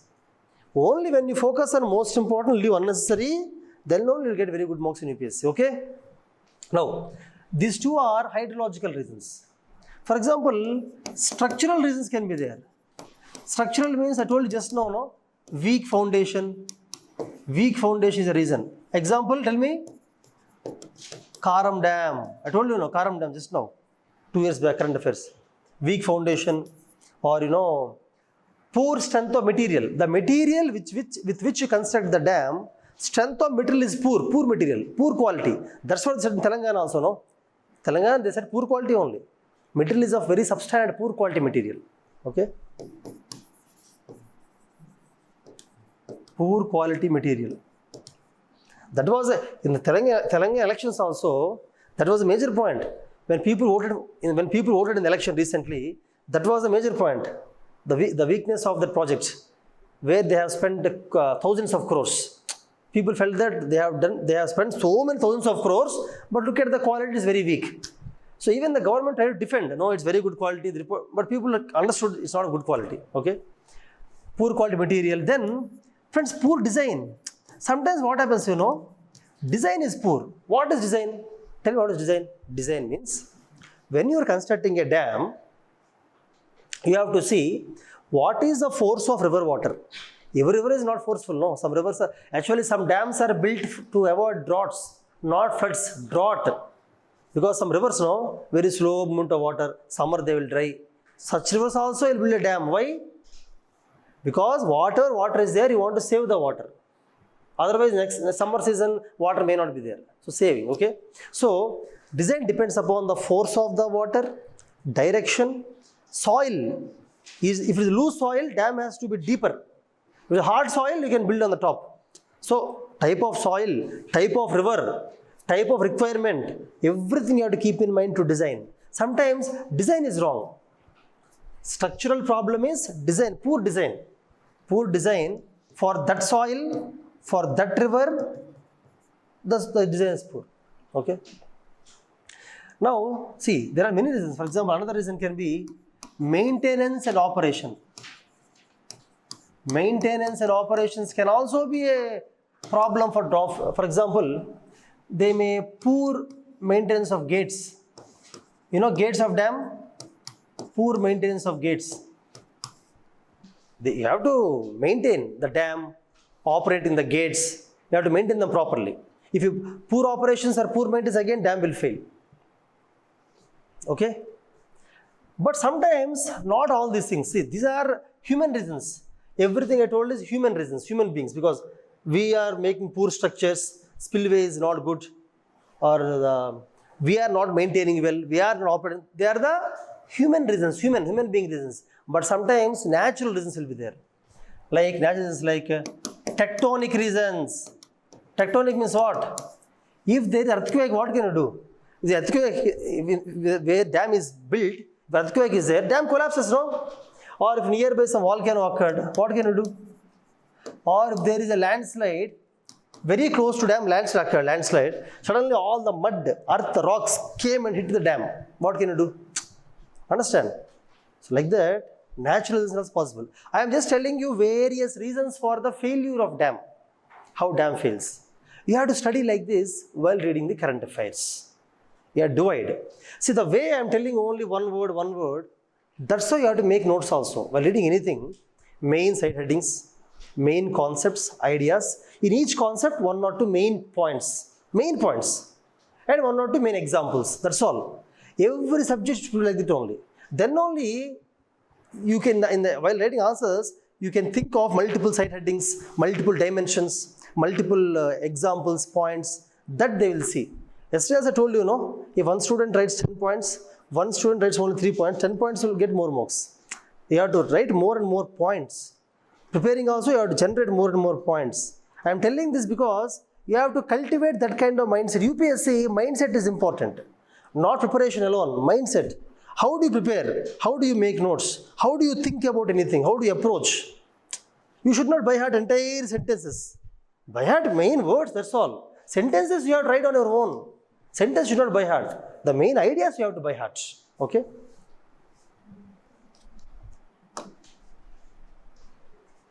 For example, friends, okay. In Tamil Nadu, there was a news on coast erosion continuously. Coast erosion news was there. News was there from last 10 years. Every year there is a news article on coast erosion. Current affairs news. This is not mentioned in syllabus. In disaster management syllabus, they won't mention everything. This is just news articles, that's all.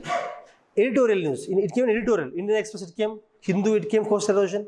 2021-22, during the time it used to come regularly. There was international committee that came to India. International committee came to India to study coast erosion and told some many ideas to stop coast erosion also. So when that comes, we have to prepare on our own. In the class, we will not teach those things, no. Coast erosion, current affairs faculty may teach. I will not teach. Disaster management faculty will not teach. Disaster management faculty will teach only disaster management cycle, each step of the cycle, main disasters. For each disaster, how do you do this protection, response, rehabilitation, preparedness, and then you will tell about disaster management structure of India, world, state, institutions, evolution. That's all we will tell. We will stop the class, class is over. Questions may come. 50% of questions will come from the class. 50% come current affairs. For example, coast erosion is there. Coast erosion. What is coast erosion? Coast erosion means, for example, see, if you take, for example, take Chennai or Puri or whatever, along the coast, for example, sea, as of now, sea is still here, sea, okay? Gradually, after 20 years, sea comes still here. 25 years comes still here. 30 years comes still here. Slowly. Means the land gets eroded. Land is removed. Water comes inside. Water comes inside continuously. Why it comes, there are many reasons for it. When you read the editorial, they will mention all the points. Then you have to make a notes.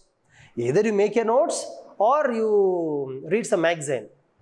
Some magazine, any institute's magazine is okay. For example, I think Ramal sir, I told you, every month we give 250 prelims questions and 50 mains questions on that current affairs. He told you that, no? In the ending of the month, you can collect mains current affairs magazine we release.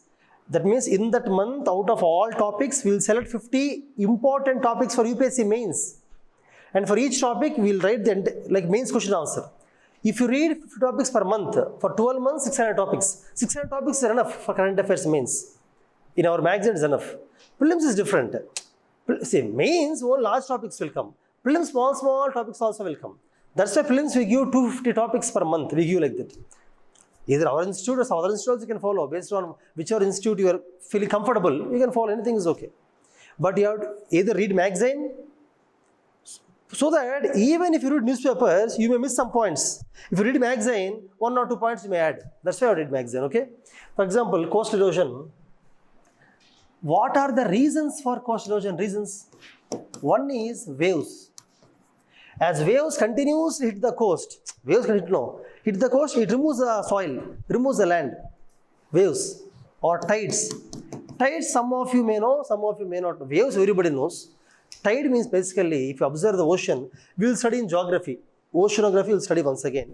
Tide means in the ocean, the water level is not same always. It's like, it increases like this and again decreases like this. You know, you go to Vijayawada, any beach, morning time if you go, water is still here. Evening time, water will be till there.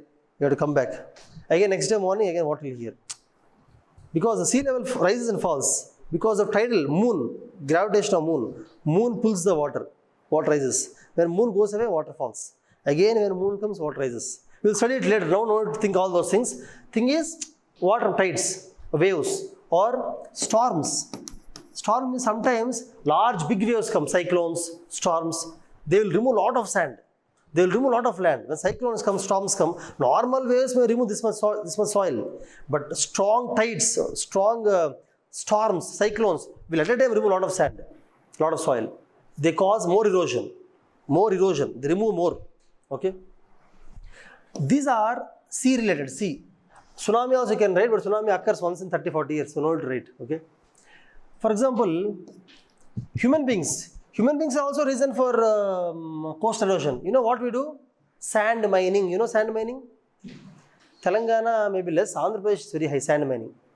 Sand mining means along the rivers, along the ocean. They go, they take sand, sell the sand. Take it for free but sell it. Construction. Using construction. Sand mining. Sand mining removes a lot of sand. Sand mining. Or deforestation. If you remove the forest, I told you, no, along the sea, which forest will be there? Mangrove forest is there, no. If you cut the trees and remove the forest, the tree, roots of the tree holds the soil. If you cut the tree, soil will go away, fly away. It will remove, okay. Deforestation. Friends, even dams. You know what dams will do? You should write down. You know what dams will do, friends? If this is the sea, this ocean, sea. River is coming like this. River is joining the ocean, okay? River is joining the ocean. If you build a dam here, why will you build dam? To stop river water. Then what happens, you know? River not only carries water, river carries lot of salt, sand, soil. River carries soil, no, from Himalayas continuously. When you build a dam, the soil will stop there. Actually, the soil should be supplied to the sea. Everything in nature is very beautiful. River carries lot of sand and it drops sand in the ocean. That is importance of river. But by building dam, human beings, what we are doing? Stopping the movement of sand. Now sand is not supplied. Because that also, sand is not supplied to the beach. No sand around the beach. Understand? You understand? Sand mining is different. Mining means you are removing the sand. Dam means you are stopping the sand, first of all. First of all, not sending the sand only. Both lead to coast erosion. Okay? Dam. And then construction activities. You do a lot of construction, no? Resorts, hotels, resorts, beach tourism activities. Because them also, the coast erosion occurs. Coast erosion, because them also. Okay? So these are the various reasons of coast erosion. Reasons. Some are natural reasons, some are man-made reasons. But how do you stop, tell me? How do you stop, you should write this. How do you stop coastal erosion? How do you stop? Anybody? How do you protect the sand, protect the land along the beach? How? Will you stop dam construction? Should not. That part you cannot write. You have to do afforestation, plant more and more trees, afforestation. Particularly mangroves. You have to plant more mangroves along the beach. Number 2, regulation. Regulation of sand mining. Regulation of sand mining and regulation of construction.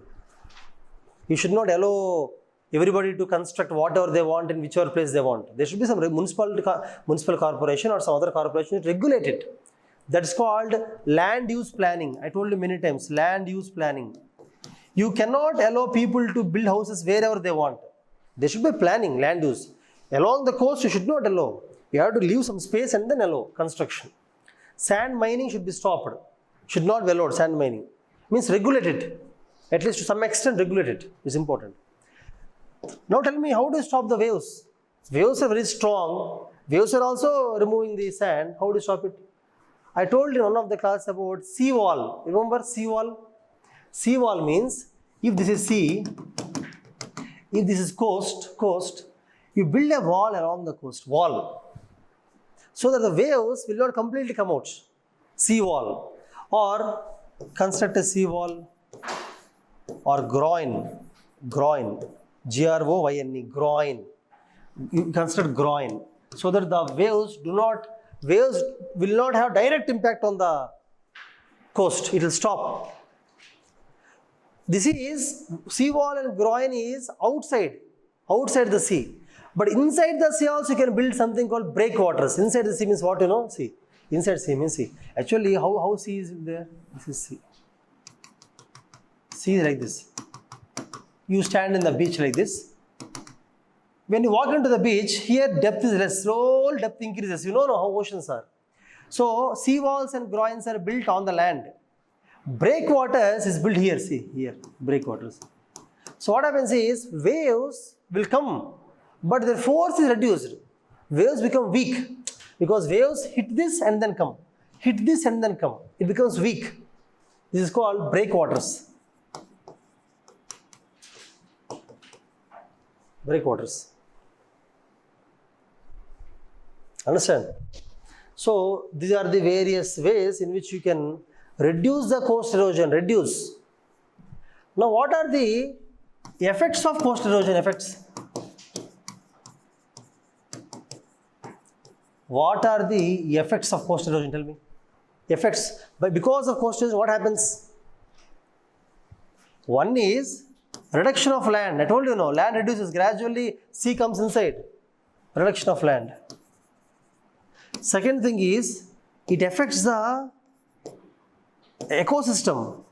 Particularly, the trees and animals in the forest, mangrove forest will be affected because coming inside the water, it affects the ecosystem, trees, plants, animals, these things. And also, it affects the coastal habitat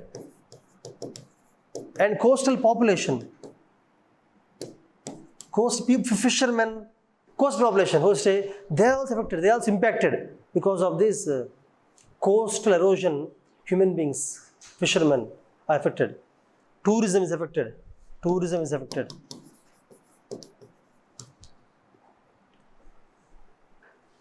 So there are several impacts. It affects the economy.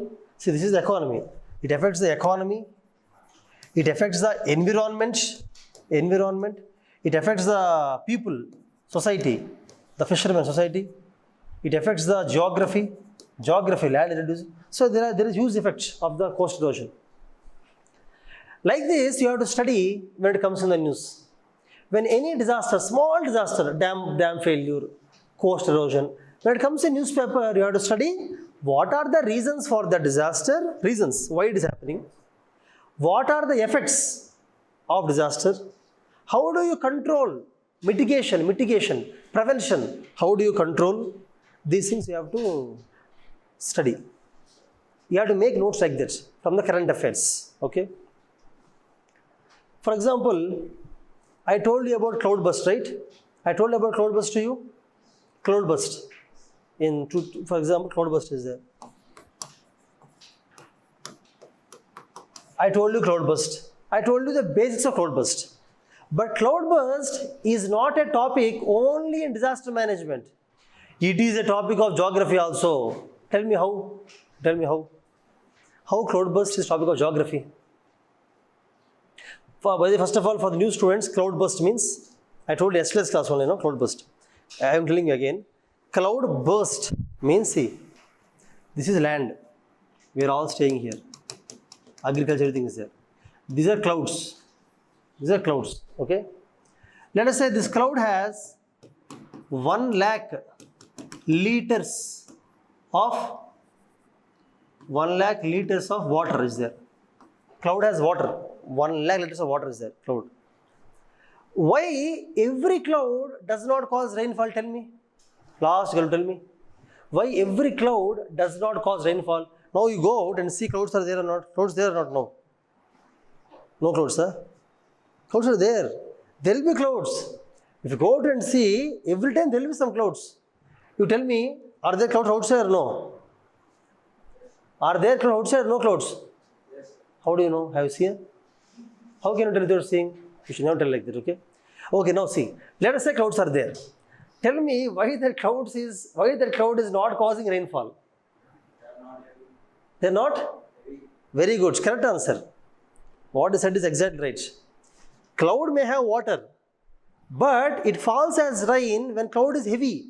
See, cloud has some capacity of storing the water. If the water is more than the capacity, if water is more than, the weight increases, it cannot hold, then the water falls down. That water falling, the falling of water from the cloud is what we call it as rainfall.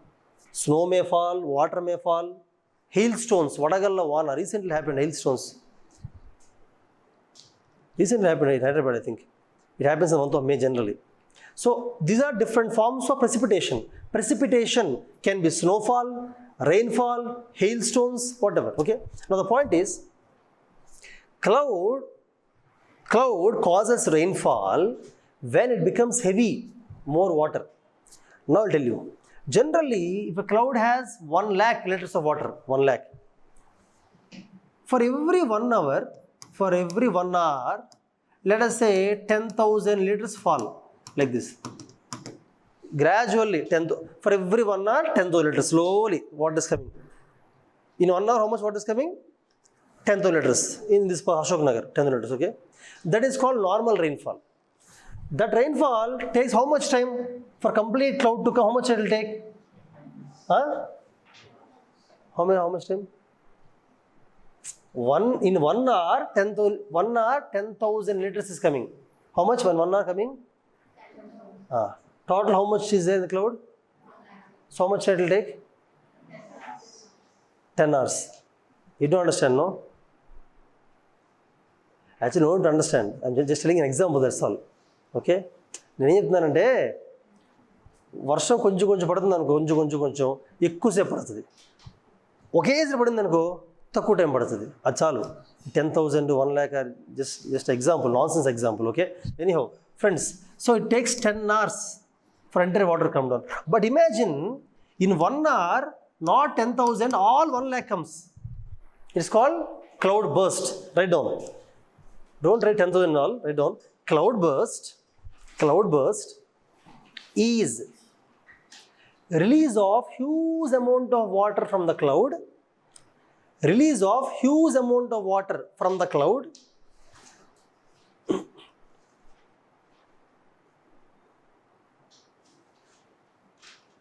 in the form of rainfall.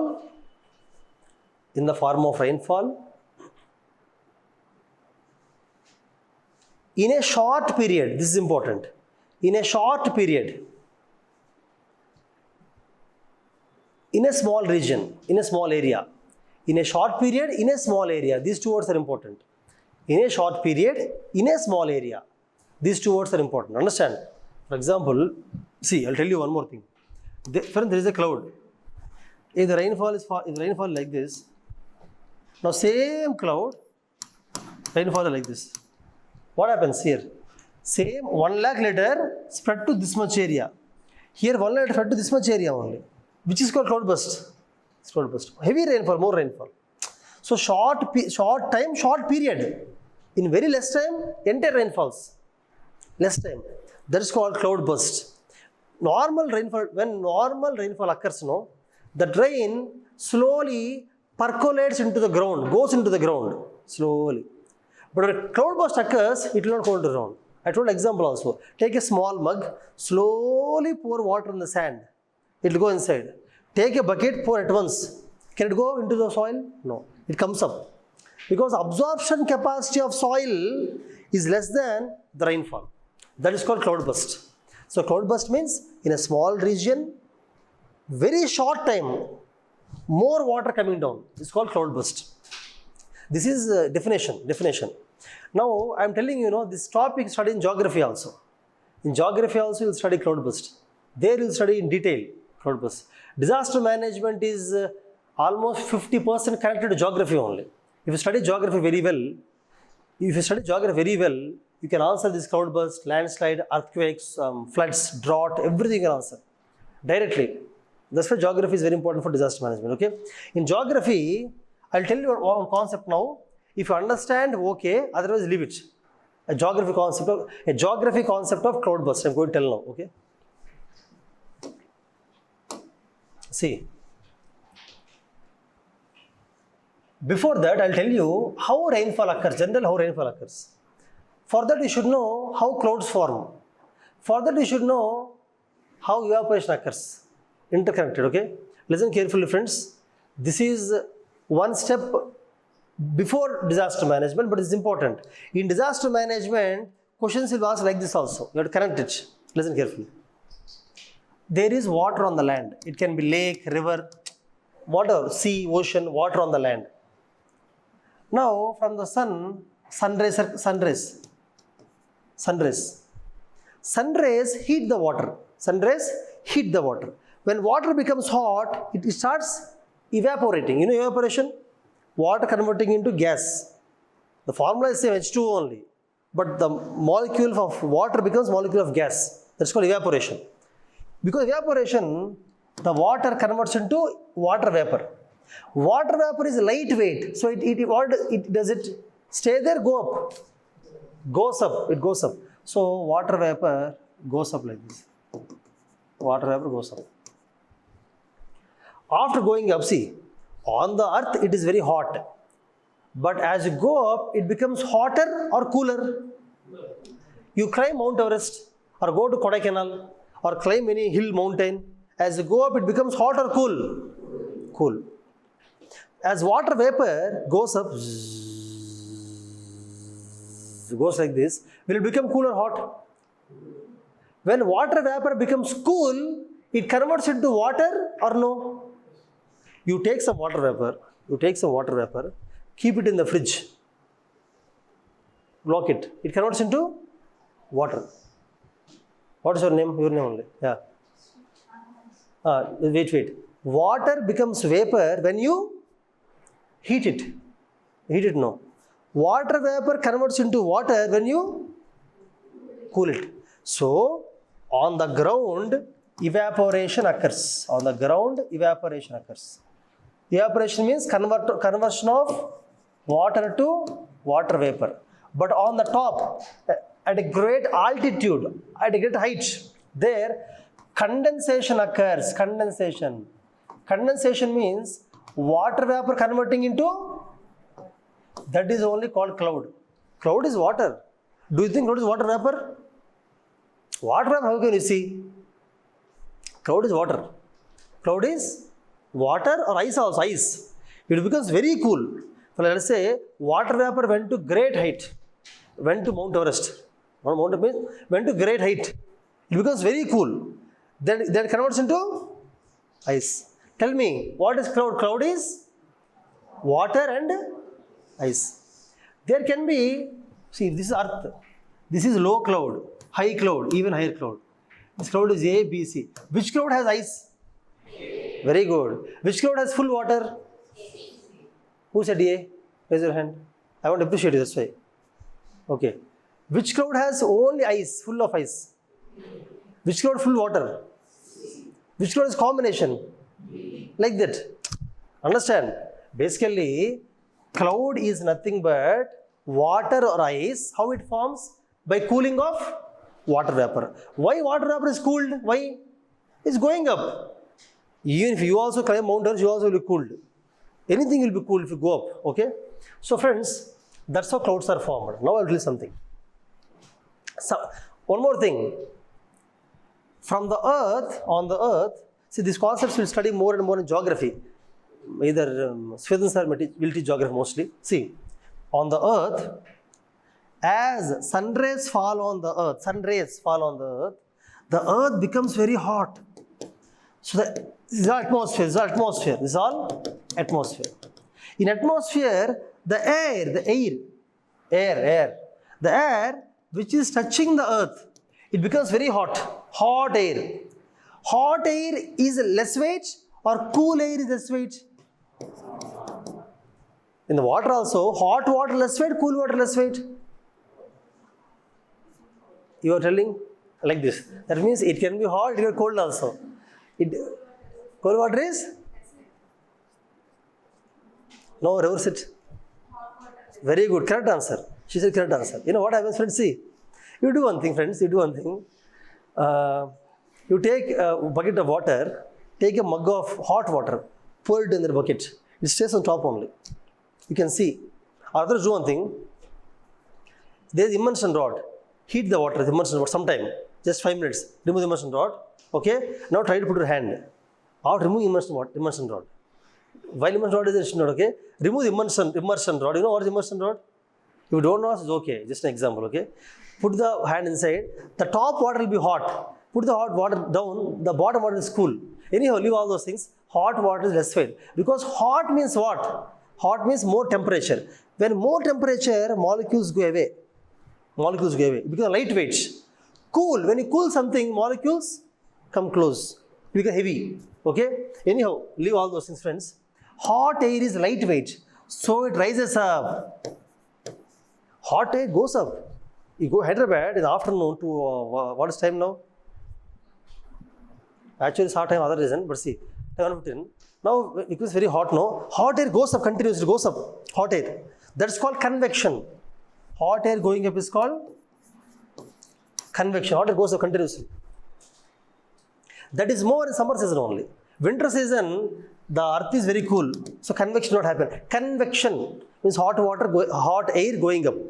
So, at that time, if evaporation occurs, at that time, then the water vapor also goes up very fast. So, when convection is strong, convection means hot air going up is very strong. At that time, water vapor also goes up very fast. When it goes up very fast, it goes to great height and condenses into cloud. Now, if the convection is so strong, going up vigorously, cloud will have more water. When the cloud becomes heavy, what happens? When cloud becomes heavy, falls down. That's how cloud burst occurs. Every cloud will convert, many clouds may cause rainfall, but only few clouds cause cloud burst. Cloud burst means sudden fall of water. That means cloud becomes heavy. When will cloud become heavy?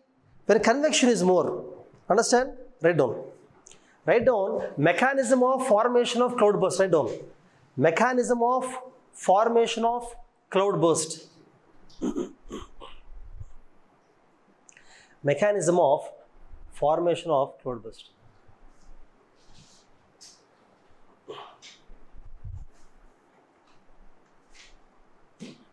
When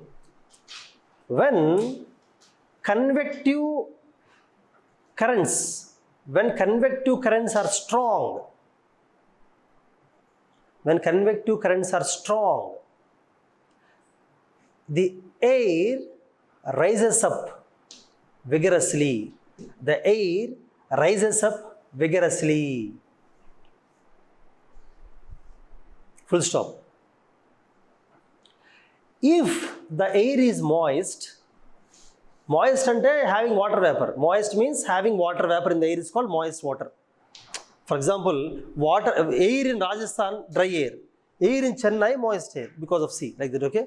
If the air is moist, in the bracket write down, moist means write down high water vapor, or you can write high humidity. Humidity means water vapor in the air. Humidity. We'll learn those things later on. Just write, if the air is moist, in the bracket write, moist is equal to more water vapor in the air. Okay? If the air is moist, it condenses into clouds. It condenses into clouds.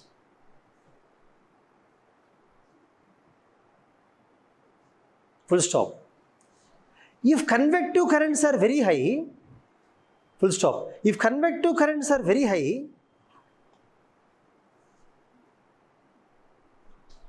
comma, cloud becomes larger and heavier. Cloud becomes larger and heavier. Full stop. Larger and heavier like cumulonimbus clouds. Actually, this is another topic. In geography, I'll tell you different types of clouds. Cumulonimbus clouds means heavy clouds. Dark, heavy clouds are called cumulonimbus clouds. Okay? Large and heavy like cumulonimbus clouds. Full stop. They release huge amount of rain in very short time.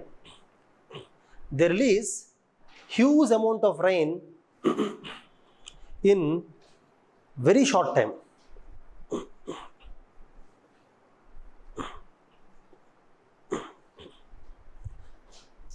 Which is called cloudburst. Which is called cloudburst. Full stop. Full stop.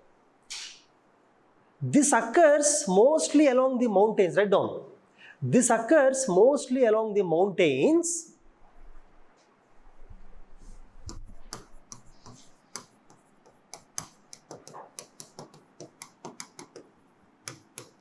This occurs mostly along the mountains because of, write this, orographic lifting of air.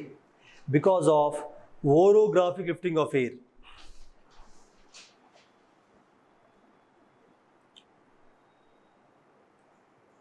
Example, Himalayas and Western Ghats. Where are the largest mountains of India? Himalayas, Western Ghats. Right? Example, Himalayas and Western Ghats.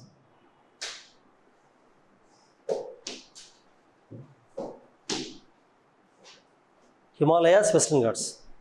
Now this is a new word for you again. I'll tell you, I will not explain much, simple I'll tell you. Orographic lifting of air means, see, for example, air is this is a mountain, okay? Here air is going like this.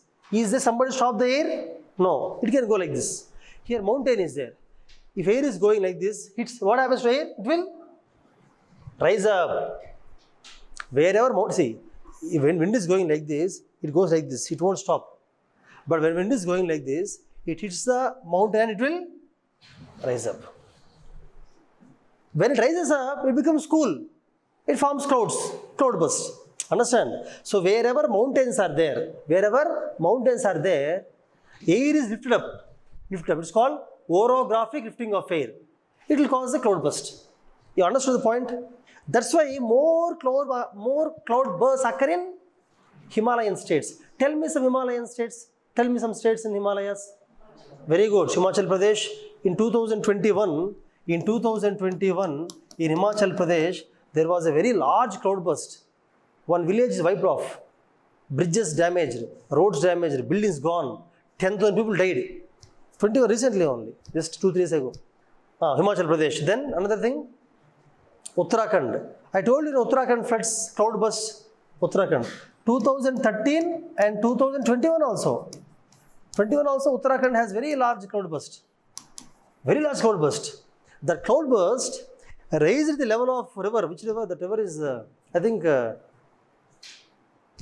Ganga only, but some part of Ganga. It's called Uttar Ganga, Kashi Ganga. Ganga itself has several tributaries, small tributaries. That tributary, some Kailash Ganga or Kashi Ganga, or Ganga, a small Ganga river is there. It completely filled and damaged the entire village. Again, there also almost 200 people went missing. Missing means even now you don't know where they are. That means most dead only. It wipes off, it washes out people, washed away people. Okay? So, that is the power of cloudburst. Friends, do you understand what is a cloudburst first of all? What is cloudburst? Did you understand how cloudburst is created? And which kind of places, which place of India has more cloudbursts? The disaster management is nothing but those things only. Okay? And how to prepare? Prepared means same forecasting, early one. See, this topic I am not going to teach because you see the recording. I told many times about preparedness, mitigation, prevention, rehabilitation, resettlement. I told many times. So see the recording. Those who are attending today have to go back and see. Okay? Friends, anyhow, see, in today's class, actually I came to discuss two things. This also I will not spend much time because whatever I discussed for the floods, earthquake, landslides, same concepts are applied here also. Same. So I will tell briefly. Okay? See. Basically, what is a cyclone? Tell me. What is cyclone? Cyclone means inside the ocean, in the ocean. Tell me, where are winds strong? On the land or in the ocean? Huh? Yeah, in the ocean, not on the land, no? Why? Correct. What said is correct only. On the land, obstructions are there. Trees, mountains, houses, obstructions there. And some on the land, some water, some land, some desert, the differences. There is no uniformity. But the ocean, uniform. No obstruction. Wind which is never stopped becomes stronger. That's why cyclones occur in the ocean only. In the ocean, see, actual formation of cyclone is a different concept in geography we'll learn. Now I'm not going to teach that. Just remember that in ocean, if there is a low pressure area, winds move in the anti-clockwise direction, northern hemisphere, clockwise, southern hemisphere. That also we'll discuss when I discuss about Coriolis force, separate topic again. Leave those things now. Just remember that cyclone is rotating wind.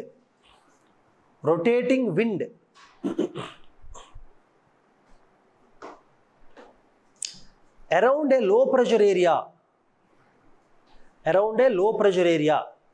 Low pressure I, actually it's not area I, very small area. Around a low pressure I. Rotating wind around a low pressure I. This is the I. This is a cyclone.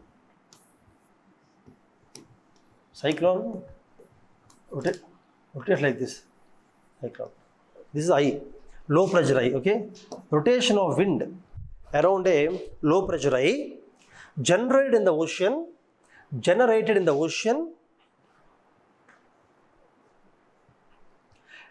and pushed towards the land.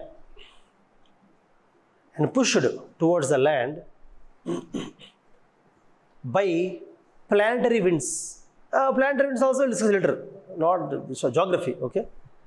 Generated in the ocean and pushed towards the land by planetary winds. That means, see, if this is India, this is Bay of Bengal. I think you know Bay of Bengal. Arabian Sea, Bay of Bengal, entire called Indian Ocean. In Bay of Bengal, cyclone starts. Created, okay? After being created, planetary winds push it. Cyclone comes every day, 50 kilometers. You can write down, it travels with around 50 kilometers per hour. Cyclones travel with around 50 kilometers per hour. 50 kilometers per hour. Okay? So slowly, it comes, for example, let us say, the cyclone is 300 kilometers from the land. It will take how many hours to come? Each hour 50 kilometers. How many hours? 6 hours. Like this you can calculate. Okay? So it keeps on. Finally, when it comes onto the land, that is when destruction starts. In the ocean, what destruction is there? Ocean has no property, no life, no. Fishes may stay inside the water. Cyclone is above the water. It will not affect. So, cyclone reaching the land is called landfall. Landfall means cyclone reaching the land. Hudur cyclone, we know 3 days before only. 3 days before we know cyclone is going to come. It's coming. So, we are prepared, okay? So, when it reaches the land, we call landfall. Landfall. When the cyclone does the landfall, it will be there for 3 to 4 days or 2 to 3 days. It travels till here. It travels in city or village, whatever. So, wind will be there. Huge wind, heavy wind.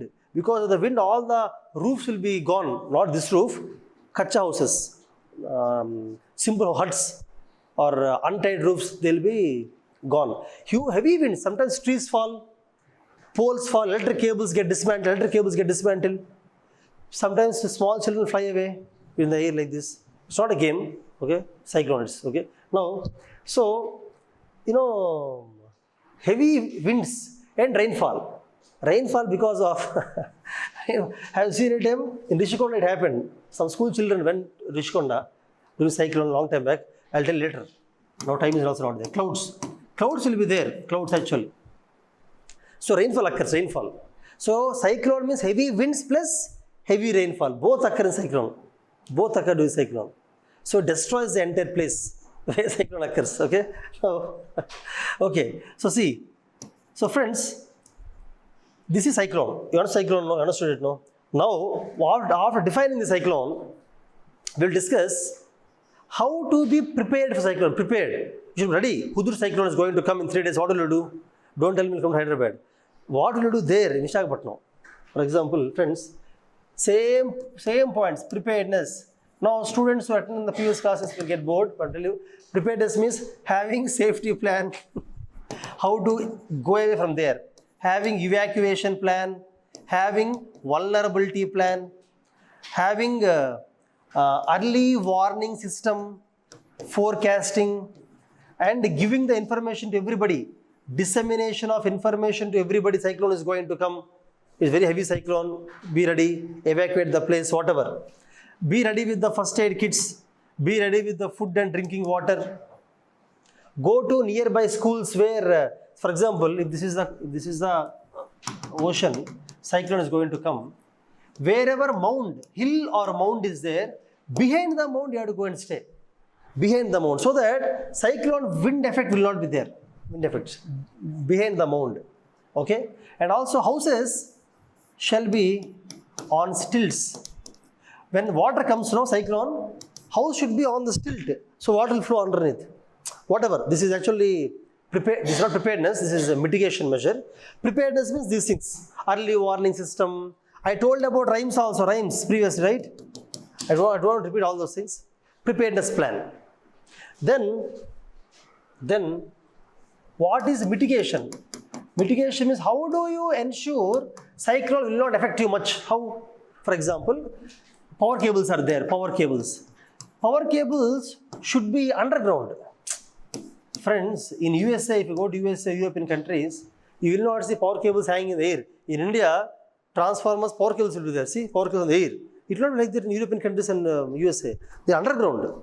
In the air, what happens? If there is a heavy cyclone, power cables will get dismantled, break up. That's why underground power cables and communication cables. Communication cables should be underground. Okay? Also, roads should be built on elevation. Road should be built, if this is the land, road should be built on elevation like that, higher elevation. So that the water coming from cyclone will not flood the road. Roads will not be removed. Okay? And houses should be on stilts. And for houses, the roof shall be tied. If you don't tie the roof, house will be there, roof will not be there. It will fly away with the wind. You cannot get it back also. It's not easy to go and run and bring back the roof. Okay? So, these are called mitigation measures. Okay? Then you know about how do you respond? Same response. Rescue, relief, food, first aid, hospital, rehabilitation, same thing. Okay? Tsunami is the last topic, friend. As I told you, even after tsunami also, small topics like, fire accidents, poison, COVID. COVID is a different topic. COVID, you will have a lot of information on online also. COVID, if next time COVID comes, how to be prepared, more beds in the hospital, well equipped, more oxygen cylinders, different biological, no? More oxygen cylinders, okay, more medicines, everybody should be vaccinated, doctors should be more trained, hospitals, the charges should be rationalized, because when COVID came first time, doctors charge like anything, whatever they want they charge, rationalized charges, being prepared, that you can prepare. These kind of topics I will not be handling, you have to prepare by yourself.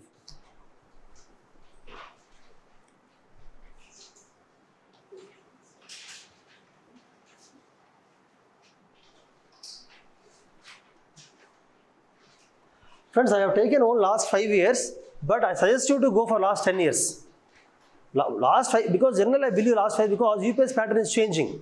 UPSC type of asking questions is changing. From 2019 onwards, UPSC way of asking is changing. That's why I gave 2019. But I suggest you to go back till 2013. Google, you can see the questions, okay? I suggest all of you to write answers for all those questions today only.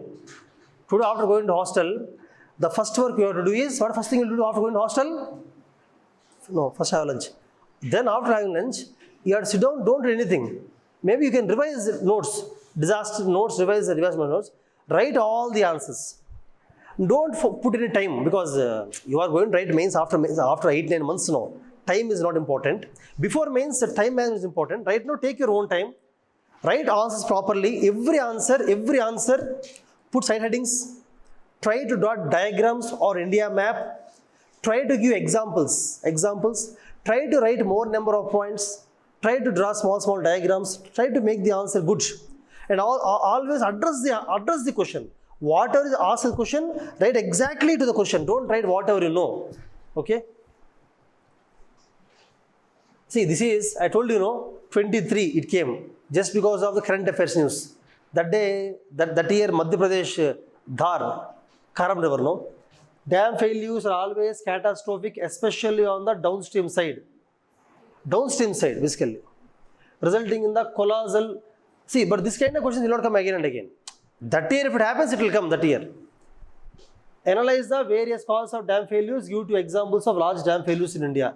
Give some 10 examples. Tungabhadra example. Give China dam example. Because they did not ask from India. See, give 2 examples of large. No to give from India here. You can give from anywhere in the world. In the newspaper, China dam failure has come, Philippines dam failure, those also you can give. Actually, I suggest you to give those examples more than Indian examples. Okay, because you have to give a large example. If you look at the global current affairs, large dam failures, which will be in the news, that you can give. Okay. So, same dam failure, everything of dam failure you have to write. What the exactly causes, examples, that's all.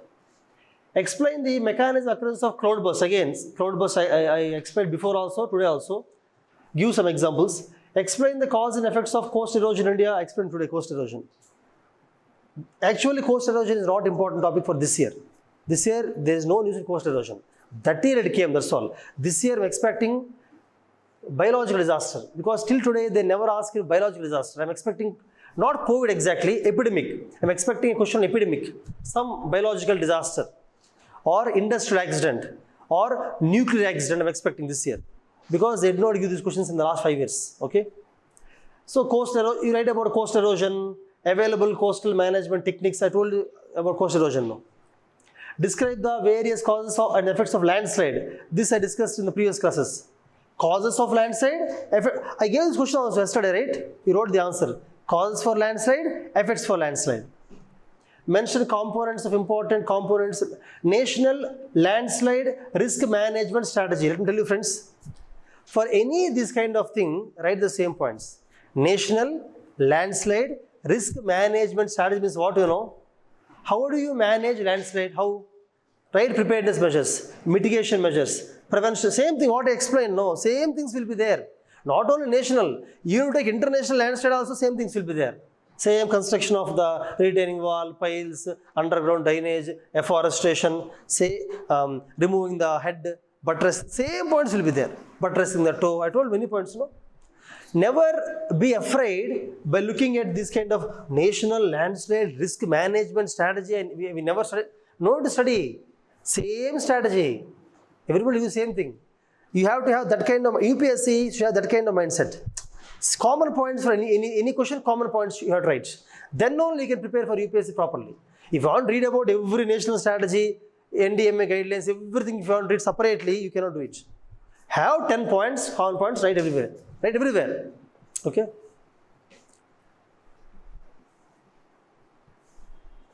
Discuss about vulnerability of India to earthquake. India earthquake vulnerability means write different zones of India. Which zones are more vulnerable? Northeast India, North India, Maharashtra, Gujarat, more vulnerable. Okay. Give examples including salient features of major disasters caused by earthquake in different parts of India during last 3 decades. During last 30 years, major earthquakes in India. You can write about 2011 Sikkim earthquake. Sikkim, it's a big earthquake, almost 6.9 on the MMS, moment magnitude scale. Sikkim earthquake. 2005 Kashmir earthquake. Kashmir, you can write 2005 Kashmir earthquake, almost 7. 2001 Bhuj, you know, Bhuj earthquake, 2001 Bhuj earthquake, Bhuj, Gujarat. And 1993 Latur earthquake. Like that, you write 4 earthquakes. In each earthquake, write about what is the damage. See, you cannot remember how many people died, what proper damage, how property, you cannot write. Just draw the map, show important earthquakes, write about the impacts, that's all. Friends, don't by heart all the numbers, figures, that's not possible, okay?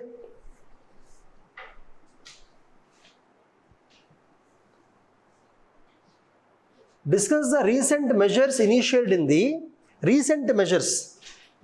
the disaster management by Government of India, departing from the earlier reactive approach. Previously, Government of India used to follow reactive approach, now proactive. So they are asking, previously followed reactive, no, now proactive, no. Tell me what we are doing recently. Write everything I told in before class. National Disaster Management Act, guidelines, National Response Force, Response Fund, National Institution of Disaster Management, Prime Minister heading NDMA, Home Minister heading the institution, right? Everything I told yesterday. National Executive Committees, state level, district level, municipality what they do, city planning what they do, disaster management planning. In the cycle, each step what they do, right? Everything what they're doing these days. Understand? I explained this in, I think, before class. Okay? Vulnerability is essential element of disaster. It threatens the people. How and in what ways can vulnerability disasters be characterized? How can you characterize the vulnerability? Different ways of characterizing. Physical vulnerability, economic vulnerability, I told no, like that. Discuss different types of vulnerability in different disasters. Take some disaster, take floods, take earthquake. Tell who are affected, who are more vulnerable in earthquake. Or take flood, who are more vulnerable, how they are vulnerable, physical vulnerability, economic vulnerability, social vulnerability, right, like that. That's all, right question only. Disaster preparedness is the first step in any disaster management. Preparedness is first step. I told preparedness now, how to be prepared. I told preparedness for all disasters. Explain how hazard zonation mapping will help disaster mitigation in the case landslides. They're asking in landslides, may do the zoning of landslide, and write preparedness measures. Preparedness I discussed in the last 3-4 classes continuously. So zoning the landslide and preparing. Okay. 2019 I gave. 2018 questions are on cyclone. 2017 questions are on floods, earthquake. Questions have come, landslides. So almost same questions will come here and there. But current affairs are important. Okay. So all questions, I think you know all questions mostly. I think you know all questions. I suggest you friends, you have to write the answers. Don't prepare very well and write the answer. Just go through the notes, write some answer. See, answer writing, you should start without having any knowledge. You cannot think that I'll prepare very well, I'll by heart an entire answer, I'll prepare all diagrams, I know all points, then I'll go and write answer, means that's very bad. Write answer naturally, you know some points, write answer naturally. Write answers regularly, just for fun. Slowly you will develop, you know what will develop? Writing answer without knowing completely also write answer. That is the beauty of answer writing. In UPSC, file when go to UPSC, you know, some questions you will not know, but you have to write the answer somehow. That skill you have developed, the skill. So today, if you don't write answers, there is no point of my taking class for last 3-4 days, no point at all. Without writing answers, just to store it in the cupboard and think that I'll write the answer after 6 months, I'll finish the paper, means not possible. You write immediately, you write. Preparation start on the day 1. When you join, day 1 preparation start. Reading newspaper, writing answers, solving MCQs, listening to the classes, making notes, reading, everything should start from first day itself. Don't wait for it to happen. Okay? How many of you will write the answer differently? Tomorrow I will not be there, but Venkatesh will be there. I'll come out 4 days. But he will evaluate papers. How many of you will differently write the answers? Tell me. After going to the hostel, you have different write the answer. How many will do that? Will different do that? You at least try, okay? Okay, then now, friends, the last topic left is tsunami. What is time? We have 5 more minutes, okay? Tsunami. See, tsunami, you know what is tsunami? For example, this is the ocean, friends. This is the ocean. Ocean, okay? This side India is there, Sri Lanka is there, whatever, land. Land, ocean, land, no. Under the water, if there is earthquake, or if there is landslide, under the water also landslide can occur, no? Along the slope, landslide. Or volcano, under the water volcano. When it happens, for example, when earthquake happens, like this, initially the water comes like this. I mean, for example, see, this is the thing. Normally water is still here, no? When tsunami occurs, initially the water recedes. The water recedes, means water will go down, water comes still here. When tsunami, go and see when tsunami is going to come, water goes down, but don't run into the ocean because tsunami may come, okay? So, water recedes first for a few minutes. Then, water recedes, then water again comes out. When water comes out this time, water comes out with force, so much force. Normally, waves are like this along the coast, no? See, waves occur throughout the ocean. Friends, see, look at this. This I will teach again in oceanography. Students I will teach, see. Waves occur in the ocean like this, no? But when you come to the coast, you know what happens in the coast? See, actually,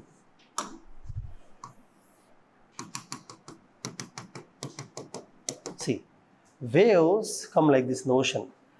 Here, enough space is there for the waves. When it comes to the coast, space is not there. So, waves are compressed. So, what will happen? They rise up like this. When you compress the waves, when you reduce the wavelength, amplitude increases. You know amplitude? This is amplitude. This is wavelength. Okay? That's why, see, when you look at the ocean, waves will be there throughout the ocean. But when they come to the coast, their height increases. Why? Because they are compressed. Why? Because depth is less. Depth is more. So normally also waves come like this, no? During tsunami, waves are bigger. So when they get compressed, they rise till the roof. That means normal waves are 1-2 meters, no? Tsunami waves are 20 meters. Normal waves is say this much height. Tsunami waves will be some 10 meters height. You will not be there, that's all. Okay? Now, friends, so you can write down, see, I told yesterday also, tsunami. Su means harbor in the coast. Tsunami means waves. When tsunami comes, is it safe to stay in the ocean or on the coast? Tell me, where is safe? In the ocean, there is no impact. I told you, no, inside the ocean, waves are inside. In the coastal area only, waves are compressed. When you are inside the ocean, nothing happens. When tsunami comes, for example, friends, this is the ocean, okay? Your ship is here. You understand tsunami is going to come. Will you come outside or go inside? You go inside. Inside there is no impact. Inside normal waves only, no. Normally waves are like this. Tsunami waves are like this. But nothing will happen.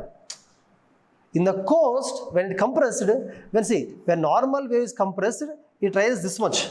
When tsunami wave is compressed, it becomes this much. Understand? So you can write down. Tsunami is nothing but higher waves than normal. Higher waves than normal along the coast. Along the coast.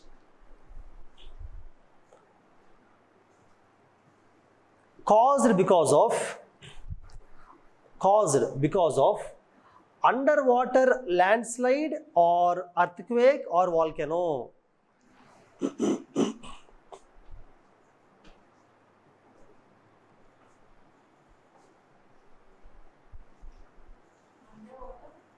Landslide or earthquake or volcano?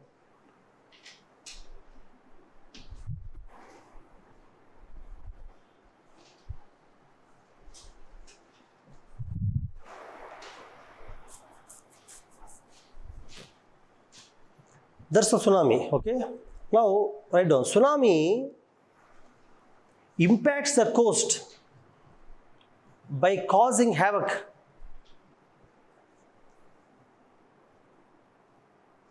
Impacts the coastal population. Tsunami impacts the coastal population by causing havoc due to great force and height of the waves. Due to great force and height of the waves. Example, 1883 Krakatoa volcano and tsunami. 1883 Krakatoa is in Indonesia. 1883 Krakatoa volcano and tsunami. Volcano caused tsunami. 1883 Krakatoa volcano caused tsunami. I told you no. Example 2004 tsunami. Example 2004 tsunami that is caused because of earthquake. 2004 tsunami caused because of earthquake. 2004 tsunami caused because of earthquake and impacted 11 countries of Southeast Asia. And impacted 11 countries of Southeast Asia.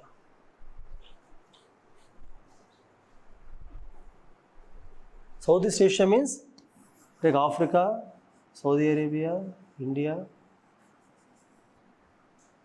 Australia, this one, Indonesia, Philippines, the Thailand, Singapore, Myanmar, Vietnam, Laos, these countries, Southeast Asia, these countries. Here, earthquake occurred here, because earthquake, tsunami came everywhere, entire, all South India also came.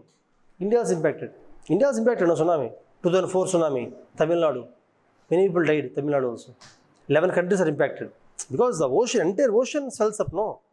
All countries around the ocean will be impacted, tsunami. Okay. Krakatoa, 800 Krakatoa impacted only Indonesia. Indonesia means Java, Sumatra, Java island? Write down, Java, Sumatra of Indonesia. Java, Sumatra of Indonesia are completely affected because of 1883 volcano and tsunami.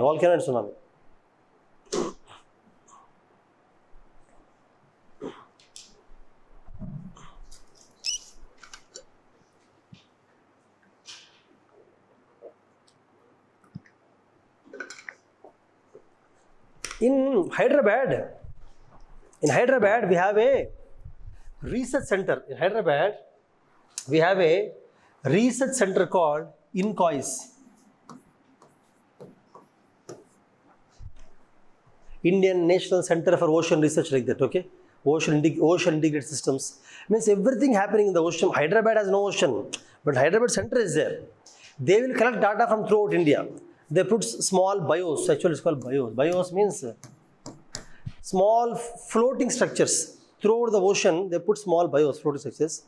The bios will measure the temperature, humidity, pressure, movement of water. It measures small equipment floating on the ocean. They keep everywhere.